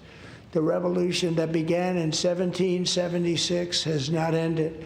It still continues because the flame of liberty and independence still burns in the heart of every American patriot. And our future will be bigger, better, brighter, bolder, and more glorious than ever before. Thank you, God bless you, and God bless America. Okay. This is like generationally ass. This was so fucking bad. Genuinely, I mean that. I really do. I know I'm drunk. This was really bad. More than 50% of the duration of the State of the Union was just, look at this guy, look at that guy. It basically never recovered after the men's Olympic hockey team, and that happened really early in. There was basically nothing about the future of this country. Oh, there was some pithy throwaways like the Trump accounts or whatever. There was nothing really. Not talking about what they've done, very little bragging. Honestly, it was just sad, and it made me wonder, like, it makes me wonder what their plan is. I mean, are they really just are they really just gonna lose the midterms? Then they're like, well, that happened. I guess so. The big black pill that you have to accept in politics is that the world is being ruined by extremely stupid people. Stupid, self-interested. They're not interesting. They're not funny. They're not especially charismatic. Trump is, but most of them aren't, you know. It's just boring losers who just happen to run up to the top. It didn't used to be like that. I've delved down this little hypothetical, not hypothetical, this little like talking point before or whatever, but the founding fathers were pretty impressive people. Founding fathers of the USA. You've read about them in your history class that you weren't paying attention to because you were playing Angry Birds in your phone or whatever type shit, 6-7. Not to say they weren't stupid in their own ways, but like the harsh conditions of their environment, the environment that they emerged to power within kind of demanded of them some degree of competence, not total competence, but it was Flappy Birds, Angry Birds, I don't know. At the very least, they were better than this. We're arriving at Ralph Lauren sweater is kind of the end point of liberal democracy where the politicians are captured by corporate interests, and as a consequence, the standard, the bar for education and competence has just dropped lower and lower and lower and lower. And now it takes very little. It doesn't take very much. You don't need a big master plan to pull this off, right? All the people who are looting and raping the country right now, they're mostly taking advantage of the fact that all the people around them who might otherwise pose a threat are themselves incompetent, cowardly, or complicit. You know, very unfortunate. It's very unfortunate. No, as a whole, we have gotten stupider. I think in many ways. Or maybe I should say the drive to competence has changed. I liked your point about how an entire candidate was wiped out by the line, "Have you no decency?" McCarthy, yes, McCarthy, the famed Cold War agitator and liar. Yes, there was a standard of decency back then, even as bad as the Red Scare was. There was a standard of decency. Now there is none. There is literally none, as we all know, and it's not an exaggeration. Donald Trump could just rape a child and brag about it. I mean, he's raped many, but, he could do it again, I guess, and then brag about it, and it wouldn't affect much of anything. Electorally, obviously, it would ruin that child's life. So we are living, I guess, in a post-decency world. And by the way, that does go in both directions. That's not just the Republicans. I really do think that what Schumer and Jeffries represent is a level of willful, abstemious incompetence that is about as undignified as what Trump represents. I really do think that, they say you hate the traitor most, right? The person positioned behind you, they stab you in the back. It doesn't matter if they're a greater threat than the person in front of you. They were behind you, and they stab you. No, it's very bad. It's very, very bad. This isn't just a matter of America's national decline. This is capital, of course. At the end of the day, there were limiting factors on the power and the arrogance of kings and queens and aristocrats, mostly because if they overstep, they'd be fucking killed by the people around them. But liberal democracy has succeeded in ensuring that its leaders are not susceptible to those pressures, at least for the most part, by creating an incredibly nuanced, layered, and frankly asinine overlapping set of dependencies, which means that even if some enterprising citizen decided to continually solve the problem themselves, it wouldn't really change anything. Everyone has redundancies. Everyone is replaceable. There's no real throne. It's more like a big amalgam of power that, hundreds, thousands, tens of thousands of people potentially could be run through. It wouldn't change anything. And all of this is, of course, done to serve capital. And I don't think anything's going to change it. I'm sorry. I think we're at the end of history truly this time. I'm lying, of course. I'm lying. I'm joking. It's a joke. It's a bit, it's a bit. We're not really at the end of history. That's not a real. Oh, that's Spanberger's address. We'll cover that later. I don't care right now.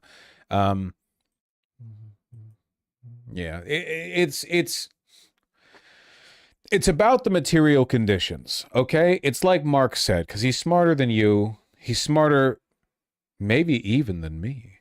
No, you have to recognize the goal of liberal democracy is to produce an army of sycophants for the status quo who cannot be removed by force or through democracy. You can vote out the Republicans, buddy. The Democrats are not going to meaningfully change the direction that we're going on, right? It doesn't really matter. Look at the UK right now. You vote in Labour, you get the same path. Tories, you get the same path. Reform, trust me, buddy, you're going to get the same path. The arc continues. It's not meaningfully going to change, and nothing you do by force is going to matter. Eventually, some kind of systemic collapse will occur and will be shifted out. My belief is that our best hope is to be well positioned so that when that collapse occurs, we can build things better, build back better, right? That's the hope. Stop Chud posting. It's not Chud posting. It's basic historical materialism, historical materialism.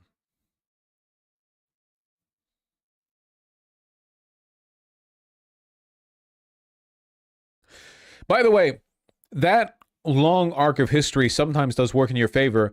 Notice how it's sort of a tendency towards, I don't know what you would what you would call it, sort of like apathy or glacialization. Notice how we have experienced now 10 years of a fascist uprising in this country. What has this amounted to with regard to people's political opinions? I would argue the lasting effect of the fascist uprising in this country with regard to cultural opinions, essentially negligible and meaningless. In spite of everything, it is probably, on average, better to live as a trans person today than it was 10 years ago.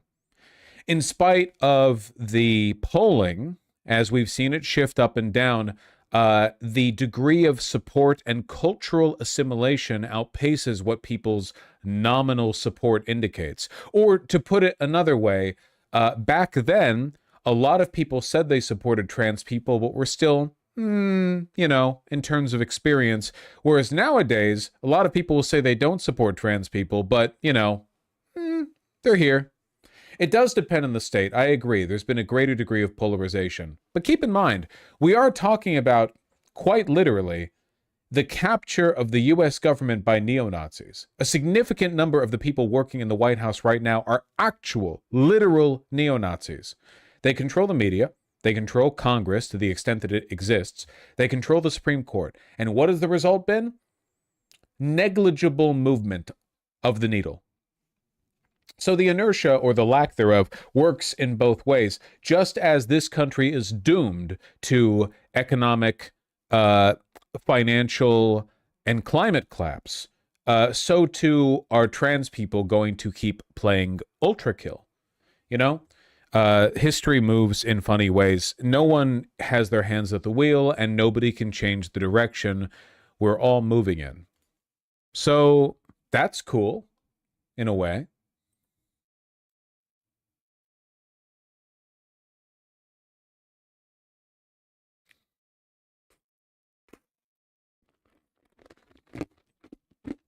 I'm gonna go.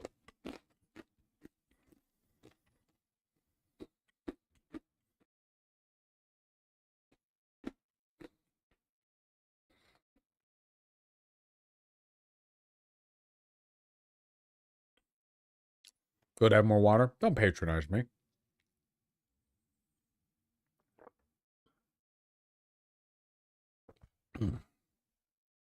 Like y'all ever been to the South? What are you talking about?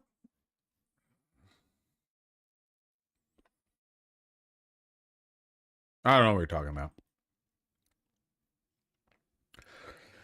Have you been to the South, or do you discount entirely? Well, I do discount the South entirely, but I don't know how that relates to my opinion here. Despite the higher level of polarization, I'd be willing to bet that the average number of hate crimes against queer people probably hasn't moved that much. Maybe it's gone down a little bit. Of course, violence in general has gone down. There's a big difference between tacit, nominal approval of a group and social disallowance. A lot of people who would have considered themselves progressive back in the 1990s or 1980s probably would have been less accepting of the existence of gay or trans people then than a reactionary person is today. It really depends on the group you're talking about. For example, can we unpause? Oh, okay. Well, I just didn't want to focus the camera on myself because my face is flushed. I need to pee and I'm eating pretzels. But if you're so insistent on me, being here now, okay, fine. No, that's fine. That's fine. Well, I mean, I have to pee again. You don't get HRT at 13 in some states. This is a fact. What the fuck are you talking about? Who's talking to you? Must be talking to somebody else. I'm intervening in another conversation. This has nothing to do with me. That's fine. Go piss. Go. Sure, I'll go piss. You know what I'm going to do after I piss? I'm going to read donations. That's right. We're going to read them this stream. Yeah, I know. You were thinking, oh, he's going to end. No, I'm going to read the donos. I'm going to read the donos. Yes, sir. Yep. Yes, sir. Yep. Yep. Mm-hmm. Mm-hmm.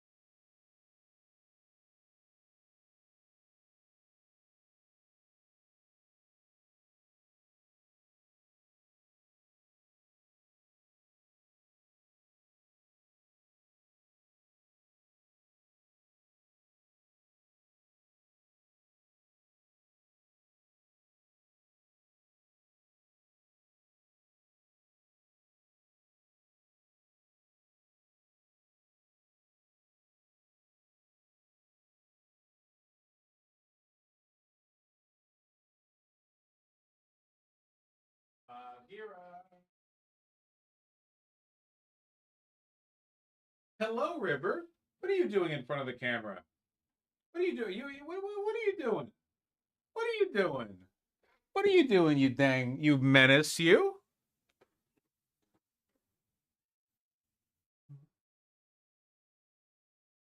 What are you doing? You trying to take over my channel? Mwah. You trying to take over my channel? What are you doing? Mwah. Mwah. What are you doing? You reading donos? Is that true? Who taught you English? Mwah.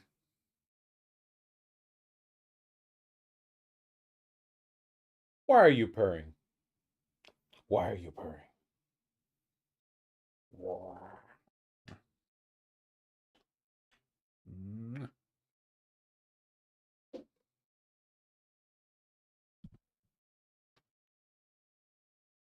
Why are all your cats so chill? Good luck, I suppose. And a lot of love.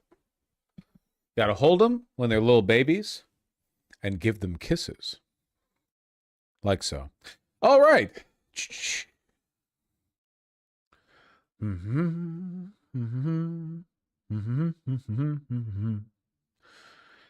How do you avoid cat hair all over your house? What makes you think we avoid that?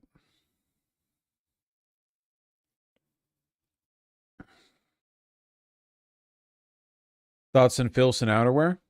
I think Filson makes okay stuff. I think that it's sometimes a little expensive for what you're getting, but it kind of depends on the product, you know? Look, Filson makes good outerwear. I wouldn't say it's very fashion forward. It depends on your preferences. Want me to get that final bit up? Ryan? Who added you to my site? Yeah, sure. I'm sending the recording over.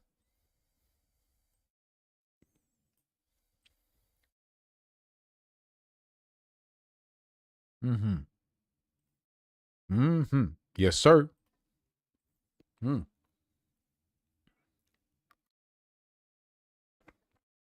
What the fuck? Donos?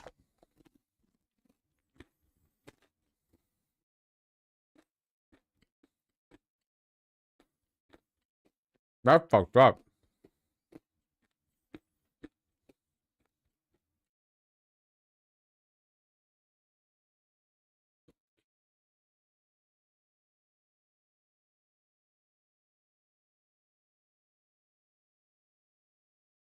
Are we not watching the Dem response?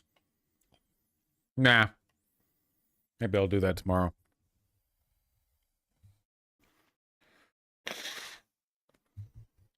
Listen, let me spoil it for you. It's disappointing. Trust me. You'll have more to talk about at the next party that you go to if you just put on the game. Learn how soccer works. Apparently there's rules to it. I thought you just kicked it around. I don't know. It's fine. It's like media literacy. People ask me, how do you know so much? First, I contest. I don't know that much. How do I know I don't know? Because I have a bad memory. If I knew, I'd remember the stuff that I know. I don't know because I don't remember. I read a lot. Doesn't stick. What are you going to do? Stupid. But being intelligent, it's not about what you know. It's about how you know. Now, I don't know what they're saying in the Dem response right now because I'm not watching it. But I can construct that information in my head and probably get you something that's around 95% accurate. It's about understanding how you know what you know rather than just knowing what you know, what you know, what you know.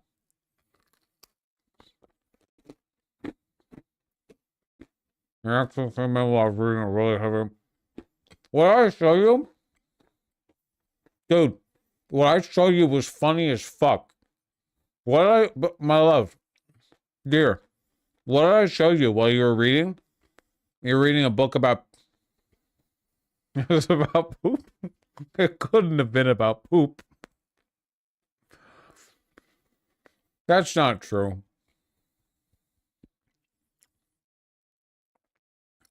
It was, you idiot? I don't think that's true. It must have been really funny. Hmm.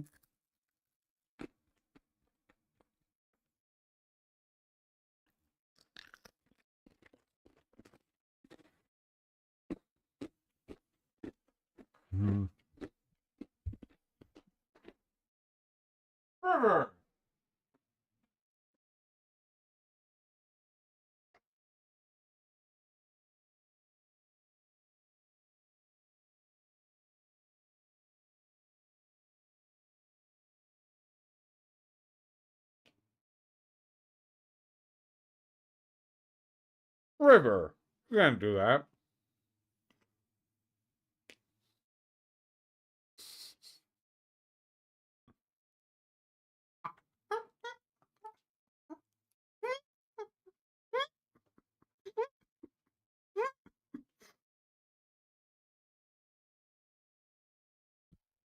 I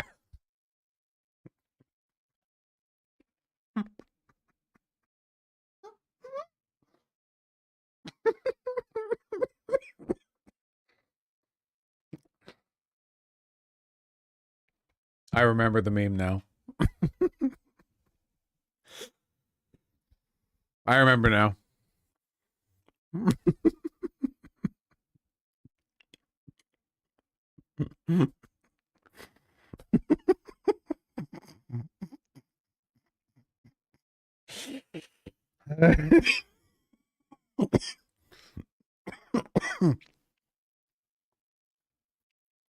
Okay, we have to stop. River, get on out of here.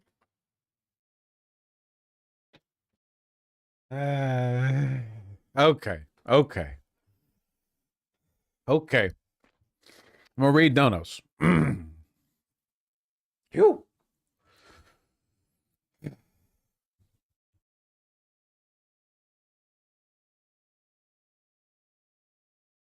Crawling in my skin and small violin. Thank you for the tier 1 subs both. Really appreciate that. Meowshi, thank you for the tier 2 sub. Maybe the real snake eaters were the guys we sucked off along the way. So true. The Ghost Maker, thank you for the $5. How about an economy where we buy beans with Raytheon stock? I mean, we're kind of getting there right now. Sayonara, thank you for the very kind $15. No, we're not doing that. Candy Lax Shaky 09 and the Ghost Maker, thank you for the $5 all. What style beer is slightly furry? It's cider. Slightly Furry is a cider place. They're a local brewery that only opened up recently, but they've been doing so dang good that recently they've been able to sell to grocery stores. Very good stuff. Very, very, very good stuff. Very good.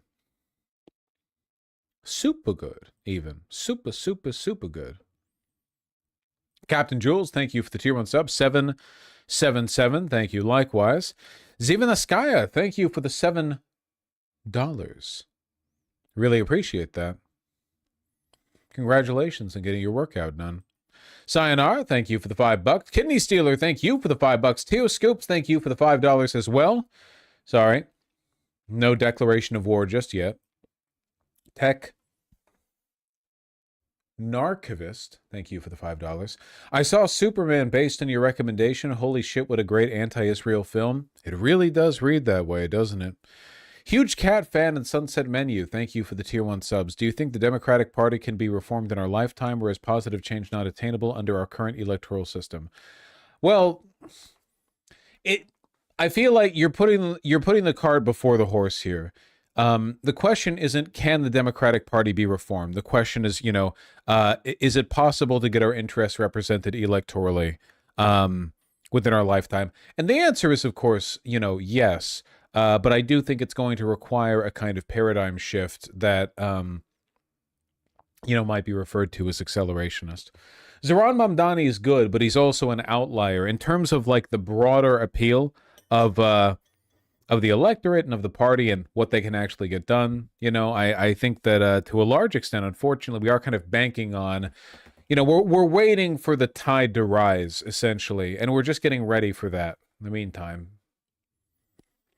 Boy UK, thank you for the $10. Don't worry, Vosh will be welcomed in the UK when it all goes to shit over there. I've got bad news for you, Boy UK. I'm not setting foot in your shit-ass country. You're like the one country in the West that is further along the apathy train than we are. You know? Your shit is fucked, man. It's so fucked. And by the way, listen, reform is going to sweep, and when they do, nothing's going to change. Okay? Nothing's going to change. They're going to subject like a Pakistani immigrant to a game, like a little like tomato. They're going to throw them in the stocks, throw tomatoes at them once a month or so. That's going to be it. It's going to be it's nothing, you know. Reform's going to do the same shit. The problem ultimately is economic. Everything is downstream of the economic, you know. Not everything, but a lot of stuff is downstream of the economic. It's like, you know, TERFs, it's a British phenomena because the United Kingdom, England, is a dying empire, and in the absence of a cultural narrative, you need to construct one. You know, a successful country doesn't need TERFs. A dying country needs TERFs. Well, it doesn't need them, but, you know, it begets them. Animal, thank you for the $5. Really appreciate that. Thank you. Elder Disabled Gen X Goth Artist. Yo! Watching you daily the past year. Finally decided to join the kids. You do a fantastic job. Fashion's on point. Heart from MD. Thank you for being a good representative from what is objectively the most politically evil generation in America. Gen Xers, you know? Thank you. I really appreciate that. I don't hold you against it. I don't hold it against you. I'm sure you're lovely. Well, you have to be. You've joined the dang camp, you know? Thank you. I really appreciate that. Did Vashi Iron Lung? No, I already have an almost irrepressible desire to run up and never mind. I'm not going to continue this. It's fine. It's all right. Dirk Gently and Propagandal, thank you for the tier 1 subs both. Thank you very, very much. Carolyn Fallen, thank you for the $20. On yesterday's fentanyl discourse, aren't fent dealers on the same moral level as healthcare and oil barons, enriching themselves by destroying lives? There's more nuance there because, you know, fent dealers range massively in their degree of, like, immediate culpability and control of the situation they're in. But in the broadest sense, yeah, people who distribute fent, they're pretty far down there, you know? Not good. Not good. Noah Harper, thank you for the $10. Really appreciate that. Thank you very, very much. What is this? Well, we're almost at 600K subs. That's crazy. Super easy. Thank you for the tier 1 sub. Noah Harper, thank you for the $15. Really appreciate that. Take more money, please. Counsel would be invaluable for a local RN. Noah Harper, I have no idea what you're saying, but I appreciate the donations. Tender TL, thank you for the 5 tier 1 subs. I really appreciate that. Thank you, thank you. And then with the additional, that's crazy, 35 gifted tier 1 subs. Tender TL, you're being very tender to my bank account. I really appreciate it. Thank you. Nobody talks about Trump's elimination of the LGBT plus suicide hotline. Would love to see chat discuss Catholicism getting W's lately. Raised Catholic, not practicing. Good distinction. Yeah, they don't. I think one of the reasons a lot of people don't really talk about the LGBT plus suicide hotline is because I'm not going to say that it's all bad, but my understanding based on what I've seen people say online is that the suicide hotlines have always been a pile of doo-doo, you know? Not entirely, but like broadly. You know what I mean?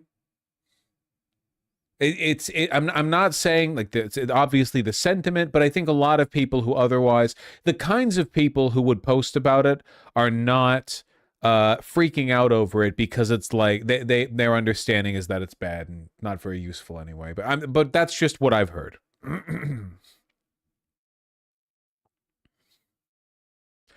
Hey, don't be mean. My best friend works there. I'm not being mean. That wasn't even remotely mean. I just think that, like, I don't know, a lot of the reasons that a person might want to kill themselves are probably motivated by the fact that the world kind of feels like a call center already. But it's also like, what are you going to do? Right? Like, what are you going to do? You press a button on your phone, you're teleported into a closed room with the world's most empathetic human? I just think that, like, it often feels bad, conceptually. The concept of a suicide hotline feels bad. You know what I mean? Obviously because, it involves suicide, but also because I think it's just sort of feels a little bit bureaucratic. I don't think that's not the fault of the people who work there. It's just, it's difficult. It's difficult. Yeah. I know there's some really stupid people who work there. In fairness, like, I have to assume that's got to be a really tough job, right? That's got to be a really, really, really tough job. Suicide hotline operator, how the fuck do you do that? That's insane. That's crazy. I really can't imagine,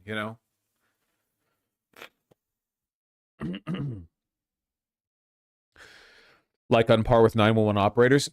Literally, like, a million times over, I'd prefer to be a 911 dispatcher. You hear a lot of horrible shit, but at least in that environment, you know what your job is, right? Where are you? What's the deal? Don't drink any bleach before the guys get there, right? Suicide hotline, you need to, like, make an insane number of decisions about a person's mental state and what's going to set them off or what might not. And, like, every time the call ends, you have no idea how it pans out. Whereas at least with a 911 operator, you get some kind of resolution because eventually, you send the dispatch and the people get there and they find out what happened. But, like, for the suicide hotline, it's like, well, I'm never going to talk to that person again. I wonder how they're doing, Crazy. They're on their way. Getting a job at the suicide hotline, but acting like a 911 dispatch, where you're just going, hey, can you tell me where you are? And the confused person on the other line, the suicidal person, is like, well, I'm over here. And you're like, all right, sit tight. People are on their way. And you're like, fuck it. Just keep them on their toes, You could probably confuse a person out of a suicide attempt. The desire to commit suicide is just a cortisol failure, okay? Really, if you just bamboozle a person hard enough, you could probably stop most suicides with a solid magic trick. I'm not joking, It's a flawed mental state. You have to confuse them out of it. You could make them angry out of it, Like, just a little, discombobulate. It's just about mental disruption, right? Like getting a kid to stop crying by throwing cheese at them. Unironically, truly. Me teaching them MTG basics while they're in crisis. I really think, for sure.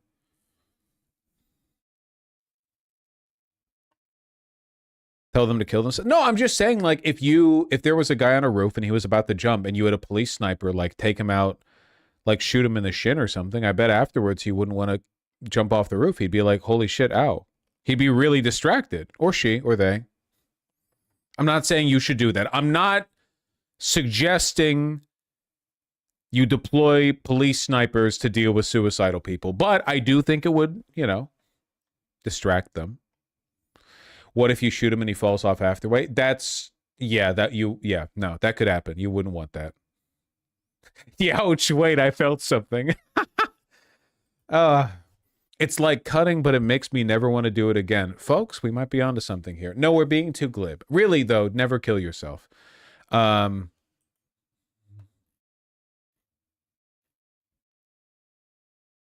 don't want that. Life is beautiful.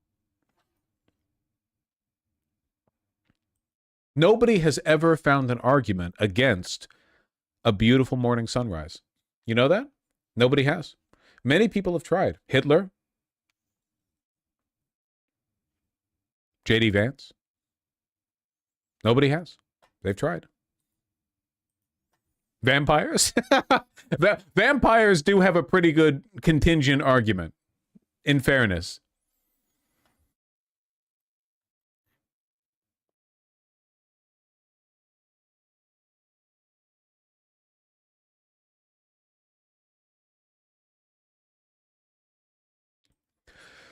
There was a guy that jumped off the Brooklyn Bridge and managed to survive. He said as soon as he jumped, he thought to himself, everything in my life could have been fixed but this. Well, and look at that. Didn't even do that right. Huh? Am I right? Am I right? Am I right? No, I'm glad he lived. No, really, it's just a chemicals thing. It's a chemicals thing, right? The chemicals say, sometimes the chemicals say don't get out of bed. Sometimes the chemicals say stay too long in the shower. Sometimes they say jump off the bridge. Whatever, it's chemicals. You beat the chemicals, you beat life. Then you win. Then you keep winning. And folks, you're going to get tired of winning. No, it's true. People, again, I tell you, it comes back to the mind-body problem. I blame it's too many isekai animes. You know, people think the mind and the body are distinct. The mind is where I live, and the body is the shell that I inhabit. But in reality, there's a synthesis there. They work together. The chemicals are you, and you are the chemicals, and you have to get used to it. You know, if you get regular sleep and you exercise and you eat right, your thoughts will change too. This is why it always pisses me off when people say that you can't cure autism and transgenderism by watching the right TV shows. Anyway, get ready for the next 3 hours of this, okay? The mind is highly plastic and moldable, and as you experience new things and expose it to new stimuli, no, we don't have to do this. It's fine. Really, though, you know, people place too much stock in the feelings and thoughts their brain's pitching them. You know, you can fix that. You can fix that shit.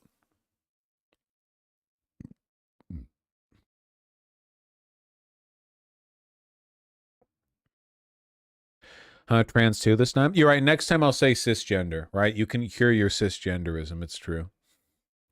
This is the shtick he gives me when I ask him when he's getting on the Peloton. Me learning magic tricks to distract chat and my partner when they ask me why I haven't planted my fat, cushy, ripe, fuckable ass in that...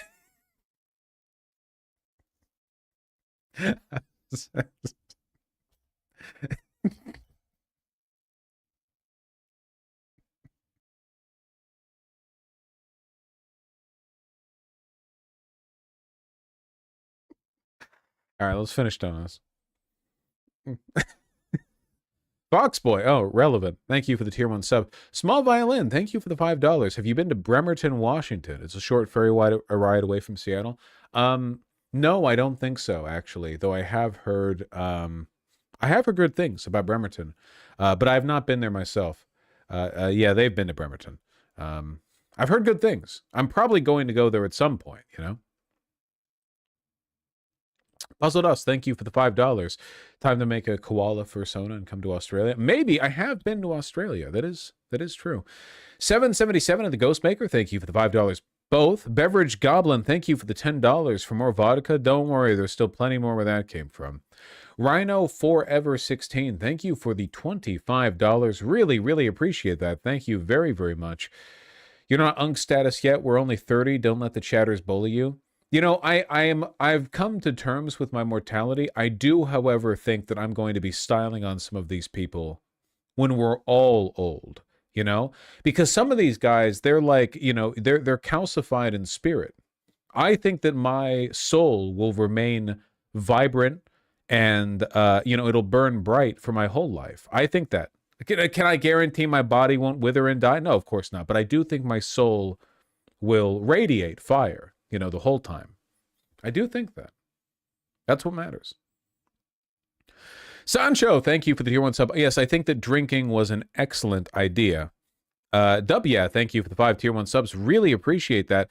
Buster Cluck, thank you for the $2 $50 donos. I really appreciate that. Tipsy Voss stream is a joy. I didn't know it could be experienced. Yeah, I don't do it as much anymore because fucking drinking your calories, right? Bring the lad another pint on the house. Yeah, that was one cider and probably 3 shots of vodka in total. Not very much, but I am a massive lightweight. I'm also a bit sniffly.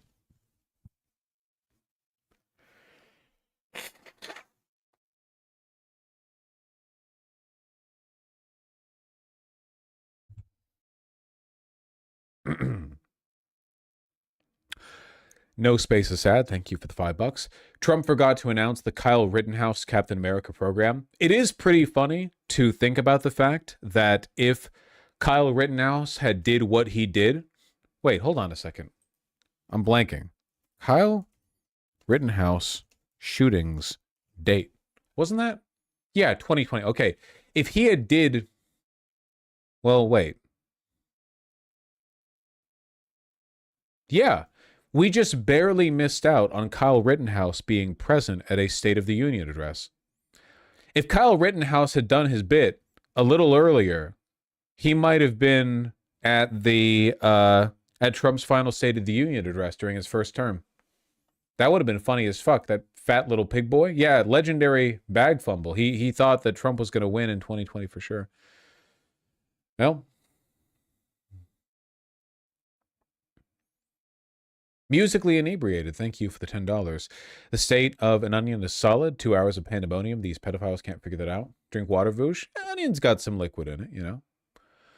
Zaid Odris here. Thank you for the $5. How surprised were you by the total collapse of Trump's approval ratings? Did you expect he'd become this unpopular back when he took office first?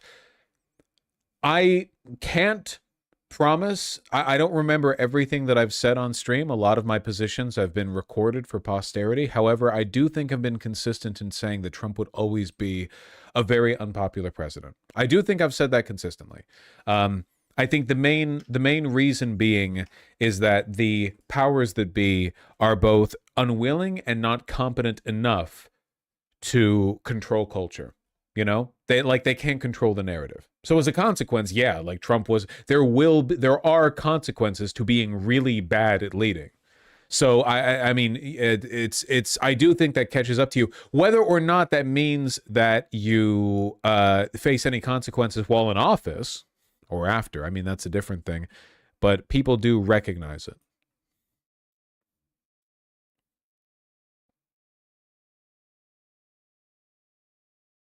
In my opinion. Kidney Stealer, thanks the $10. What's your opinion on gin? I like it just fine. I'm just not a whiskey or bourbon guy. I like bourbon flavoring and other stuff. 777, thank you for the 6-7. Really appreciate that. Frogwitch, thank you for the $20. It's like 200 if you squint hard enough. That's fucking true, Frogwitch. Thank you very much. I appreciate that. That's fucking true. God damn. It's like 2,000 if I squint really hard. You know? All that and a Twitter post, huh? Karma Slab, thank you for the tier 4 sub. This sub brought to you by the Fuck Gavin Newsom Foundation. Very true. Can I be real? He makes me angrier than Trump does. The fact that these do-nothing loser blue MAGA fucking Democrats actually... Look, it's one thing to go after the left. I go after the left all the time. I had a whole speech prepared at the beginning of stream. It wasn't about the left, though. It was about... I'm not going to say which group of people it was, okay? I saw some Twitter discourse. I'm still miffed about it. However, but affirmatively arguing that Gavin Newsom is a good candidate, that he's not a fucking disgrace, that's insane to me. That's insane to me. Insane. No Space of Sand, thank you for the $5. Thunder Song, thank you for the tier 3 sub. You've also inspired me to go on more walks. A year ago, I had 15 pounds of tumors removed. Man, I wish I had 15 pounds of tumors. What an easy weight loss. No one could shame me. Oh, you got liposuction? They make fun of you. Oh, I got the tumors removed? Great. Get a goddamn 30-pound fistula removed. Holy shit, I'm svelte. I've got a 32-inch waist. No, really, though. Congratulations. 15 pounds of tumors. That's so much. That's like 2 cats. Walking 1 mile a day now. Joined for the fashion, stayed for the cats. That's good. That's good. You've got good priorities. Imagine being the kind of fucking loser who watches me for the politics. That's just the fucking... That's just the framing.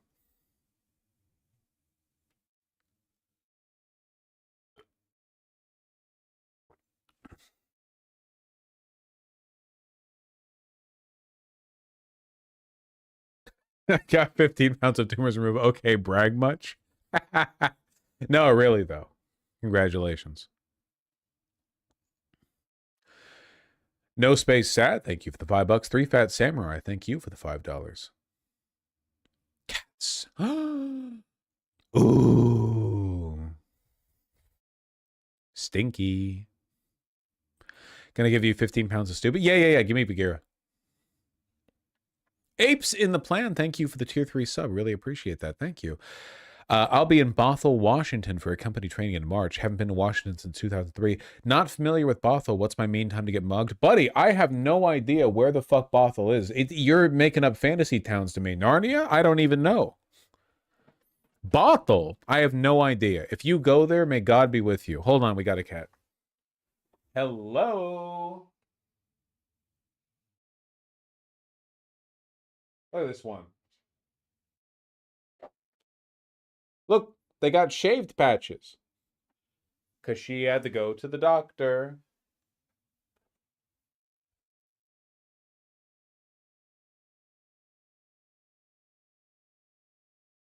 Yang, yang, yang, yang, yang.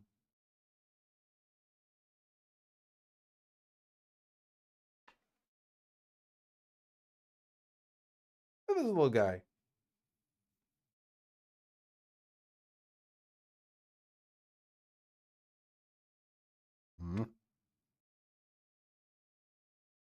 Mwah.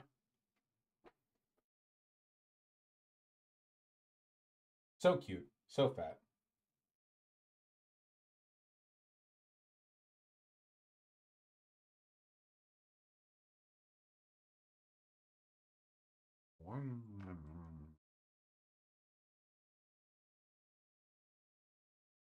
All right, back out you go.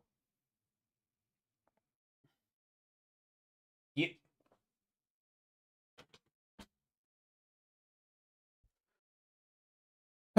Bothell's east side, north of Kirkland and Redmond. Yeah, I've always been a west side white boy myself. Yeah, I've never been to Bothell. Sorry. AK 4'7". Thank you for the $50. I really appreciate that. Thank you very, very much. Hope everyone's had a lovely night. I went on a date with a beautiful woman tonight. Had a great time. Appreciate life, friends. Oorah, Marine Corps. Oorah! I'm happy to hear you had a wonderful time and spent time with a woman. What a rarity for people in my chat, because they're all gay. Am I right, people? They're all gay. They're all homosexuals. They love dick. I mean, some women have dicks. Still, the numbers lean there. It's not always the case sometimes. The important thing is congratulations or something type shit. Really happy to hear that. I'm gay for women. Well, that's a good way to be for women, right? That's a fine way to be, I think. Ooh, what a beautiful bomber jacket. Look at that. It's got a nice heft to it, huh? It's got a very nice heft to it.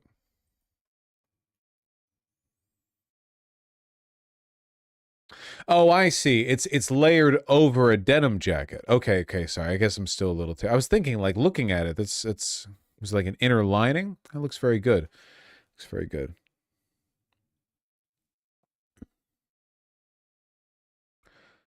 I like what's under it. You like the denim jacket? Can't really see much of it.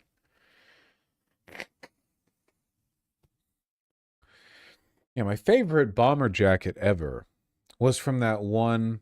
What do you think about James Dean branded leather jackets? What do you mean James Dean branded leather? I don't know what you mean.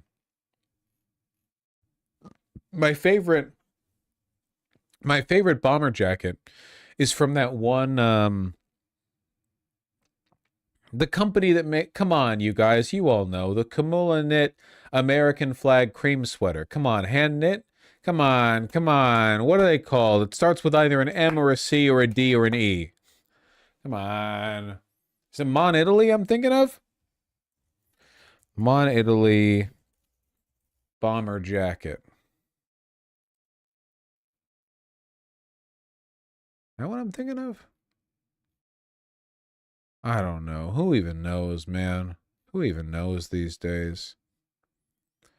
Because of wokeness. Good Faith Goblin, thanks to the tier 1 sub. What's with the Gen X slander mod check? I thought the boomers were the most evil generation. And no, I think that Gen X is actually, on average, slightly more conservative than the boomers. Chalk it up to lead or something. I don't know. Nylon bomber jackets? Aren't they all nylon?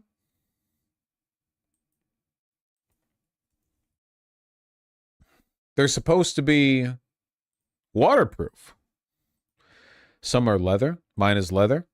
I bet yours is fake leather. Fake ass bitches. Pieces of shit. Stupid motherfuckers. Okay.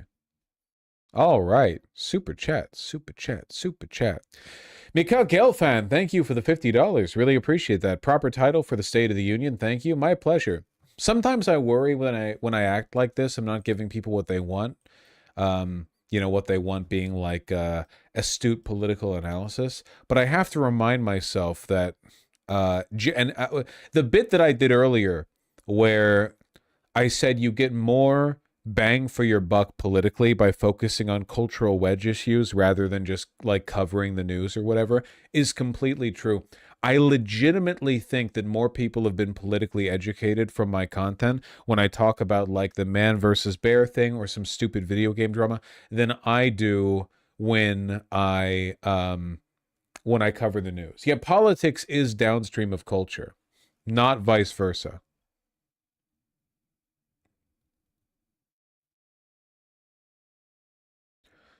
Hold on, wait 1 second.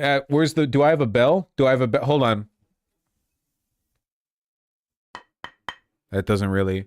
Ding, ding, ding, ding. Loser alert. Loser alert. Loser. Hold on a second. From YouTube chat, C.R.I.S.P.1 says, yeesh, I feel so outside the fashion culture, but then I realize it's a layer people put on so they don't have to have as much character. Are you familiar with the tale of the sour grapes? Oh, fashion culture. Meh, meh, meh. Oh, I can't reach it. It must be superficial anyway.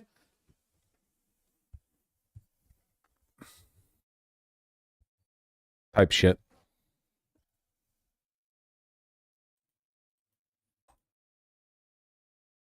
It's true.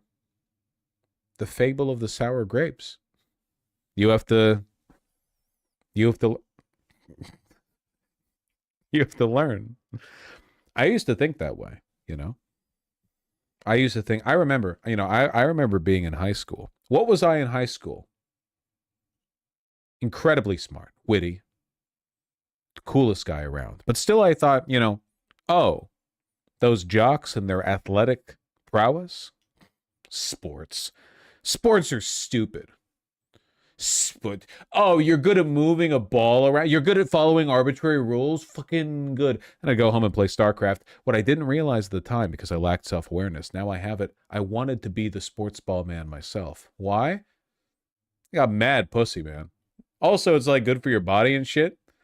Oh, you're just moving the ball around. Yeah, you know what else they're moving around? Their body. Dumbass. Sour grapes. Usually you're just jealous, right? Of anything.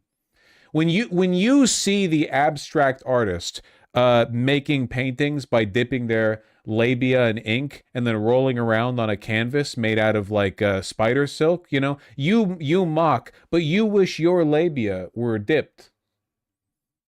No, I understand. It's easy to mock from a distance. It's easy to mock when your labia are undipped. But you have to overcome that impulse, okay? Have a little bit of damn empathy.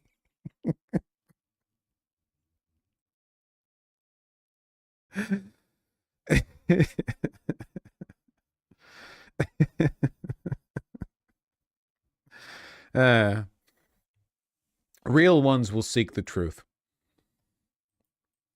You know what I'm talking about. Proji, thank you for the $2. Michael and Raccoon205, thank you for the $5 both. Really appreciate that. Can at some point you go over Missouri and talk about what's going on over here? We have to revote on everything. We just passed abortion, $15.50 wage, paid sick leave. No, I don't know what the fuck is going on in Missouri. I'm going to be honest. I don't ever know what's going on in Missouri. I could stand to learn a little bit. Maybe I'm just envious of Missouri. Yeah, I know. I get that, though. Pleasure of a good memory, you know. or a bad memory. I forgot what the opposite of good memory was. Die International, thank you for the insanely kind $50. Really appreciate that. No message attached to it, too, so I feel guiltless as I move on. You made it easy for me, friend. Thank you. Matthias Araujo. Araujo? Yeah. Chariot Fighter and M. Vanderwolf. Thank you for the $5 dollars and dollars. Really appreciate that. Thank you, thank you. Is Gavin in the files? No, he does it for the love of the game. Benjamin Gilbert Live, thank you for the insanely kind $500 dono. My goodness. My goodness, man. Kamala considering running another trillion years of K-Hive, quote, retweets telling me to sit my ass down and rejoice in the mediocrity. You know what? I feel like the K-Hive people had a bit of kick back when she was running in 2020 because she was black. Does anyone else feel... I might sound insane. She's not black anymore, right? That changed? Because back in 2020, it was like, well, she's the black candidate. You know, we ride, we die, we fight, we lie. But now it's like that's not true anymore. You know, now she's just Kamala Harris. You know what I'm talking about? You sound like Trump? Fuck, you're right.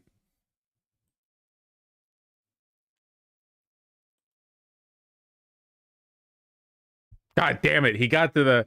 He beat me to the punchline.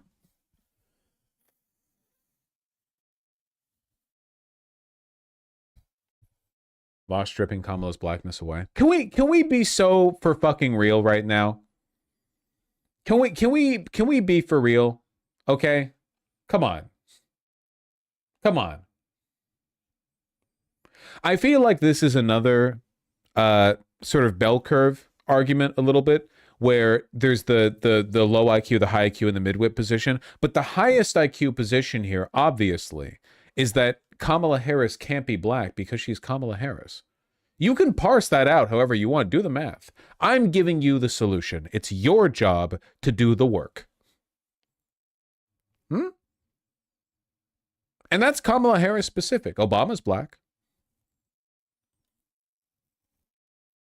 Some of you don't get it. Foreigners, maybe. Real Americans will understand.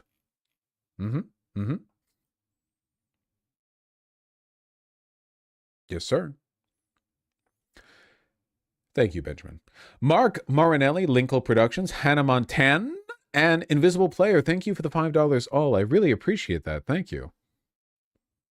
Thanks for doing this live coverage. Would love to see more, but also don't wear out the novelty. What? Ominous. And with the additional $10, Vosh, I'm watching this and I see demons. I used to think watching They Live would make me crazy, but holy shit, it's here. It is kind of insane how obviously, visibly repellent so many politicians are. Mr. Venom, thank you for the $2. Ethan Brinning, thank you for the $5. Really appreciate that. Drowsy Prof and Tijurai, thank you for the $10 both. Thank you very, very much. Voted for Tallarico right before this as a little positivity buffer. That is excellent. And so far, by the way, the news is looking very good for him. By the way, Jasmine Crockett's cortisol levels, where are they, folks? Oh, they're through the roof. Oh, she's been mad. She's been mad at the media every time she gets asked questions. Oh, she's been mad. Tallarico, on the other hand, what did he do? I don't know, actually. I spent today out. Somebody fill me in. What did he do today? All I know is that Jasmine Crockett's been mad.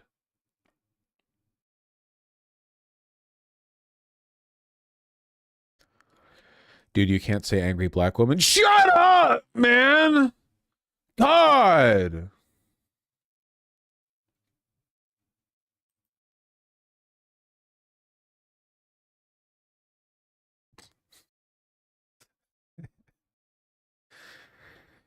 Jay Wilbur, thank you for the $10. Standard deductions, $15K. Enjoy your tax cuts, everyone, while corpos get severe tax cuts. Dude, the standard deduction, does anyone else feel like the standard deduction is either too high or something else needs to... I spent a year, like, really tracking my charitable donations. Thrift stores, and I have some expensive shit to give sometimes. And I did all that math. I got the receipts and everything. The standard deduction was still higher. Who the fuck is donating? I guess people who legitimately donate like 20% of their annual income at like a medium price point. 15K is a pretty high. I deduct by business expenses. Yeah, but that's separate. That's separate. Business expenses is separate. Yeah, I feel like you'd have to be Mormons. Yeah, maybe Mormons. Trey, Cancer Central, Pale Magpie, and Mark Marinelli. Thank you again for the $5. Really appreciate that. Thank you. Vosh, do you genuinely think someone somewhere is planning to overthrow this? There's no way to overthrow this because this isn't like a monarchy. This is a really complicated net of financial incentives that could survive a lot, you know? A lot. So it's a non-applicable concern, I guess. Jay Wilbur and ASMR Nostalgia, thank you for the 5 both. Really appreciate that. Cancer Central, I drank plenty, my friend. I drank plenty. For me, I'm a lightweight. Joke Book Rally, Solar Punk Utopian again, and 777 Gang. Thank you very much for the $5 all. I really appreciate that. Thank you for your donations to the Alcohol Fund. Tariff Penguin, thank you for the $20. Really appreciate that. Mark Marinelli, thank you for the $2. De Guevara. And Denver Southers, thank you for the $5 both. Brenda Carmen Chanel, thank you for the $10. Happy to hear you enjoy seeing me drunk. Don't get used to it. Don't like to drink my calories, but it's the State of the Union. Denver Southers and ASMR Nostalgia, thank you for the $10 both. Really appreciate that. Watching this is like looking down at your chest and seeing the blood pooling after you've been shot. We're already fucking done, dude. It's insane. This must be how like Greek people feel or something, or one of those other countries where everything is so comedically corrupt. What's the one Latin American country where there's a female president with like 0% approval? Is it? It's not Colombia. Which country is that?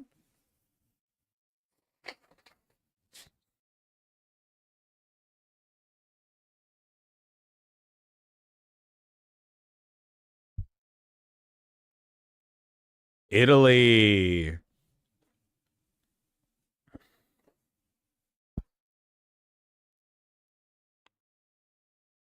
It might be Peru. Yeah, it might be Peru. Vosh, I'm a trans woman who works at Walmart in East Tennessee. Wow, awful.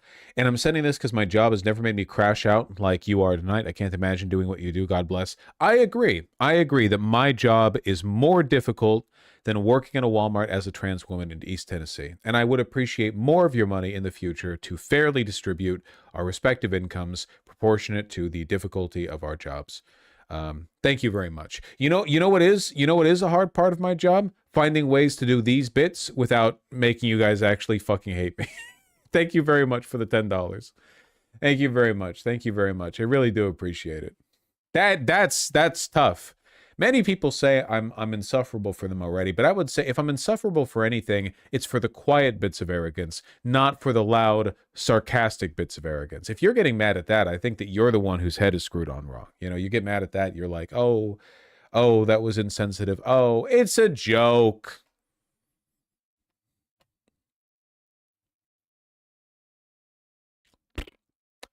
Saya Deor Productions, Mr. Sad Music, thank you for the $2 both. That was too fast for a piss. What are you hiding? I always put a condom on before stream, and when I need to pee, I start peeing as I get up. So I'm always able to, like, you know, square the circle faster. Thomas DeRosa and Some User, thank you for the $5 both. Nataru, thank you for the $10. Really appreciate that. Thank you very, very much. Some User, thank you for the additional $20. They wanted to revise the way the Veterans Association ranks injuries, where if you take meds or other stuff that just helps with the symptoms, you would be ranked lower. What? All right, cool. I'm telling you, man, Trump fucking hates veterans. He thinks they're the biggest losers in the world. Jesus Christ.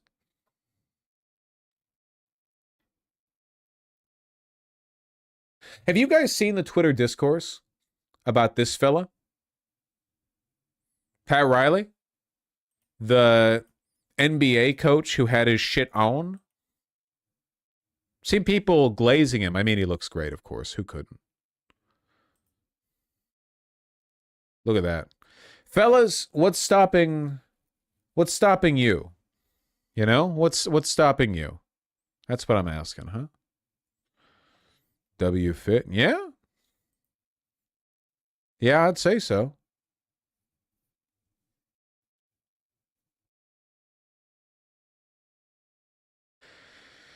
Say the cost of a suit. Listen, you don't need to worry about it. No.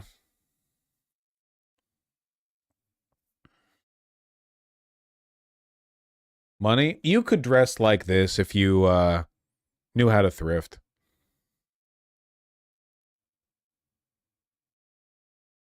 That's fucked up, Cade Plays Base. They'll probably vote for Trump anyway.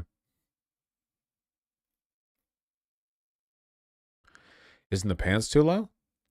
No, I don't think so. Just high-waisted trousers. Looks good to me.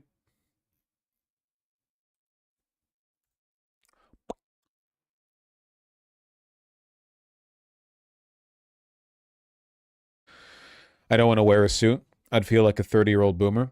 The key to looking good in a suit and not looking like a boomer is literally just don't have the suit cling to your body like a shit fit, and instead wear something structured. You will look on fleek, as people say these days. Put the effort in. Ty Jirai, thank you for the $5. Mr. Sad Music, thank you likewise. Thank you for the $2. And Conquering Adversity with something. Thank you for the $2 as well. Chariot Fighter, Jen Wallace, Area 64, Podcasting, Shikigami-chan, and Stupid Genius. Thank you for the $5 all. I really appreciate that. Don't know because power went out at work and I missed the State of the Union. You missed nothing. Okay? I can't believe most Dems were childishly clapping at Trump that the critique of leftists by liberals are invalid at this point. We're cooked. Just the fact that Hakeem Jeffries discouraged the people, his House Democrats from booing, just fucking insane, really. Like, anyone would be mad about that, you know? Humble Bumble, thank you for the $10. Seeing Newsom speak about his mother's death was insane. I personally welcome any sociopath in our coalition as long as they're willing to go Vlad Tepes on the Republicans. Unfortunately, he's a eunuch. That is true, yeah. Newsom will not do anything to him. He's shown his true colors. Go watch his conversation with Ben Shapiro. You will see how unwilling he is to criticize Democrats. Foreign Lexi, thanks the $2 both. Vosh, single malt scotch or sherry cask bourbon? I don't like scotch or bourbon. I like clear alcohol. Don't really like brown liquor, I'm afraid. Nothing personal, you know, just not my thing. Yeah, give me an orange juice sippy cup. Thank you.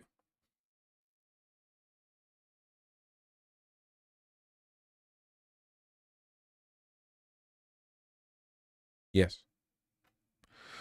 Solar Punk Utopian, Who is Galaxy, and Eat Pussy Crew. True, thank you for the $5 all. I really appreciate that. Thank you very, very much. Joey Apley, thank you for the $10. Dude, you've become an anchor for me. Much love and appreciation. In a deep red state, you are oxygen. Fuck South Dakota and red politics generally. I really am sorry. Listen, I hope that one day you're able to escape it. You know, what you're looking for, the camaraderie or a feeling, you know, I really do think that over time it will get better. I think that culturally, and I only mean culturally, we're looking at total chud annihilation. I'm telling you. I'm not saying South Carolina will ever get as woke as Seattle. It probably won't, you know. Seattle is obnoxiously woke. Seriously, if you go to Cap Hill, a graffiti about trans genitalia everywhere, you know. If anything, like a cultural majority. But we're a couple of years away from me pushing for like cisgender representation in Seattle, you know. Like morally, you know, they've been dispossessed. But the world's your oyster, you know? You say that like it's a bad thing. I just want originality. I don't care about the sentiment. It's like tagging. I don't care about graffiti. Just do a good job. You want a tag? Have a good tag. If your tag is black spray paint, like, what? Great. Well done. Phenomenal. Thank you for contributing to the urban landscape. If you have a nice, you know, well-designed tag, I don't give a shit. Okay, there's your, looks good. Yeah, put some shading on that shit. And we have to move past the bubble letters. I understand that the physics of spray paint lend themselves to bubble lettering, and there are versions of it that are good, but there are so many cool dynamic styles. What about stenciling? What about using stencils? What about doing tags, but rather than just your initials, you know, whatever your fucking preferred tag is, right? You have like multi-layered stencils or whatever. Some do. Yeah, and when they do, it looks good. That looks good. Put it out there. Put some damn effort in. Anyway, Joey Apley, thank you. I appreciate that. There are it's always difficult, I think, like sort of mentally to grapple with the idea that for a lot of people I represent in the abstract, I guess, a kind of the ability to feel sane. I got approached today on that. I was out shopping. It was a good day for my ego because a couple of people, they walked up and they were like, howdy, you know? I know who you are, right? And sometimes, I mean, usually when I meet people, it's, you know, how you doing? I did go to a record store. Thank you. Though that was not where I got recognized. I don't want to give the impression that I'm cooler than I actually am. But oftentimes I get the feeling, and this is even in Seattle too, you know, this is even in Seattle, you know, you make the world make sense. To me, this is not what I do. I make the poop jokes, the dick jokes, right? But I think what's important to remember as you watch me and, you know, my riffing, it's that you can build that world for yourself too. Whether you're in South Carolina or East Tennessee or wherever else, you can build these environments out, you know? I'm just proof of concept, right? And I hope that everyone who feels that way about me would at the same time recognize that effort should be expended in their day-to-day. Hopefully, yeah, bring the Seattle to you if you want. I always want people to feel optimistic about that, you know? If I'm a lifeline, that's fine. I take that. You know, I'm happy to help. But you gotta pull on the rope, right? Get on the ship. God willing. We are Seattle, and we do carry the flame. Anyway, I'm rambling. Not that that's new, you know. Not even a little new. Shrimp Paste, thanks to $5. Can we finally get a Vosh and Hassan collab? It's 2026. Come on. Yeah, I'll tell you what. A key to happiness and success on your end. Spam that in his chat. You know, not from me, but like that's who you have to pitch it to. Just go for it, and I'm sure it'll happen. Audacio the Patriot, thank you for the $10. Do progressives realize if they came out as pro-Second Amendment and spoke about it after the Preddy thing, they would win 60-40 popular votes? Why does the left hate guns? New to this, please be patient. Oh, you're actually asking? Look, the left, like the left, like the socialists or whatever, aren't really that anti-Second Amendment. Liberals are anti-Second Amendment because guns are scary. Now, here's the thing nobody wants to give liberals credit for. Guns actually are scary.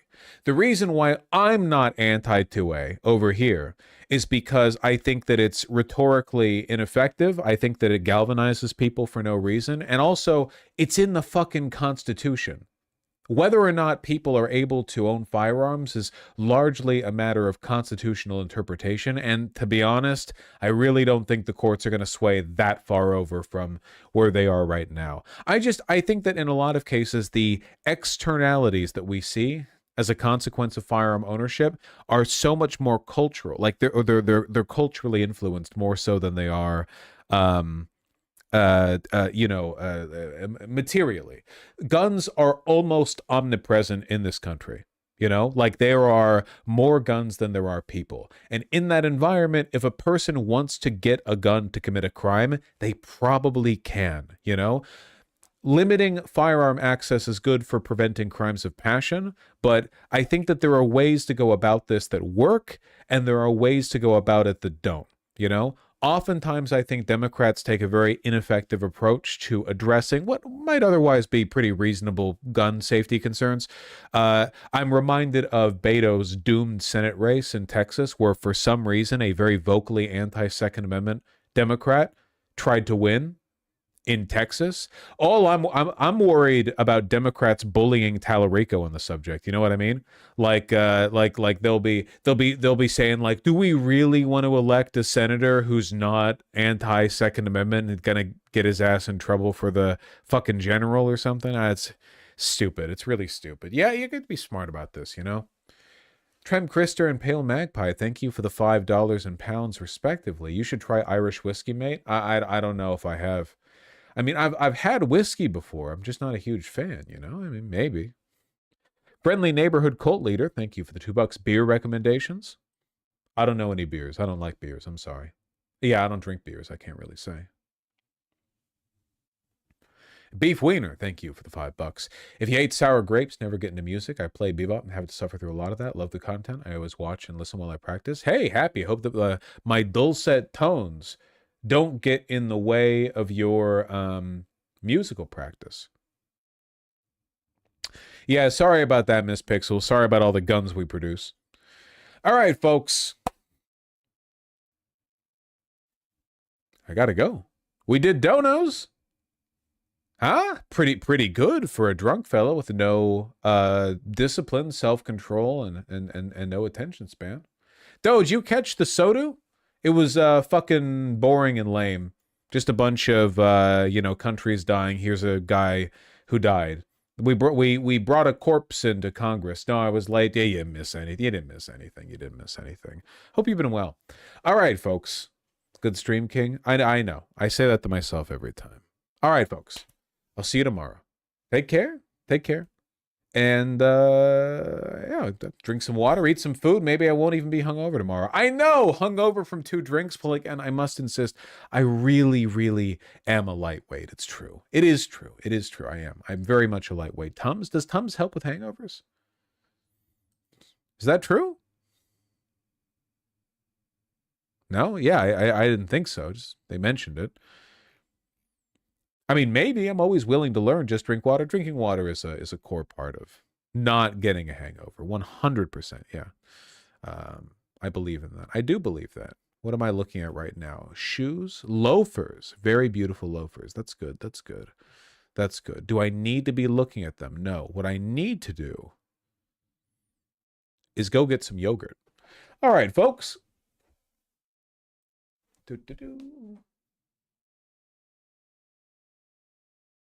What you want is to inhale some amyl nitrate. Is amyl nitrate poppers? Is that what that is? Okay, I'll go inhale some poppers. All right, take care.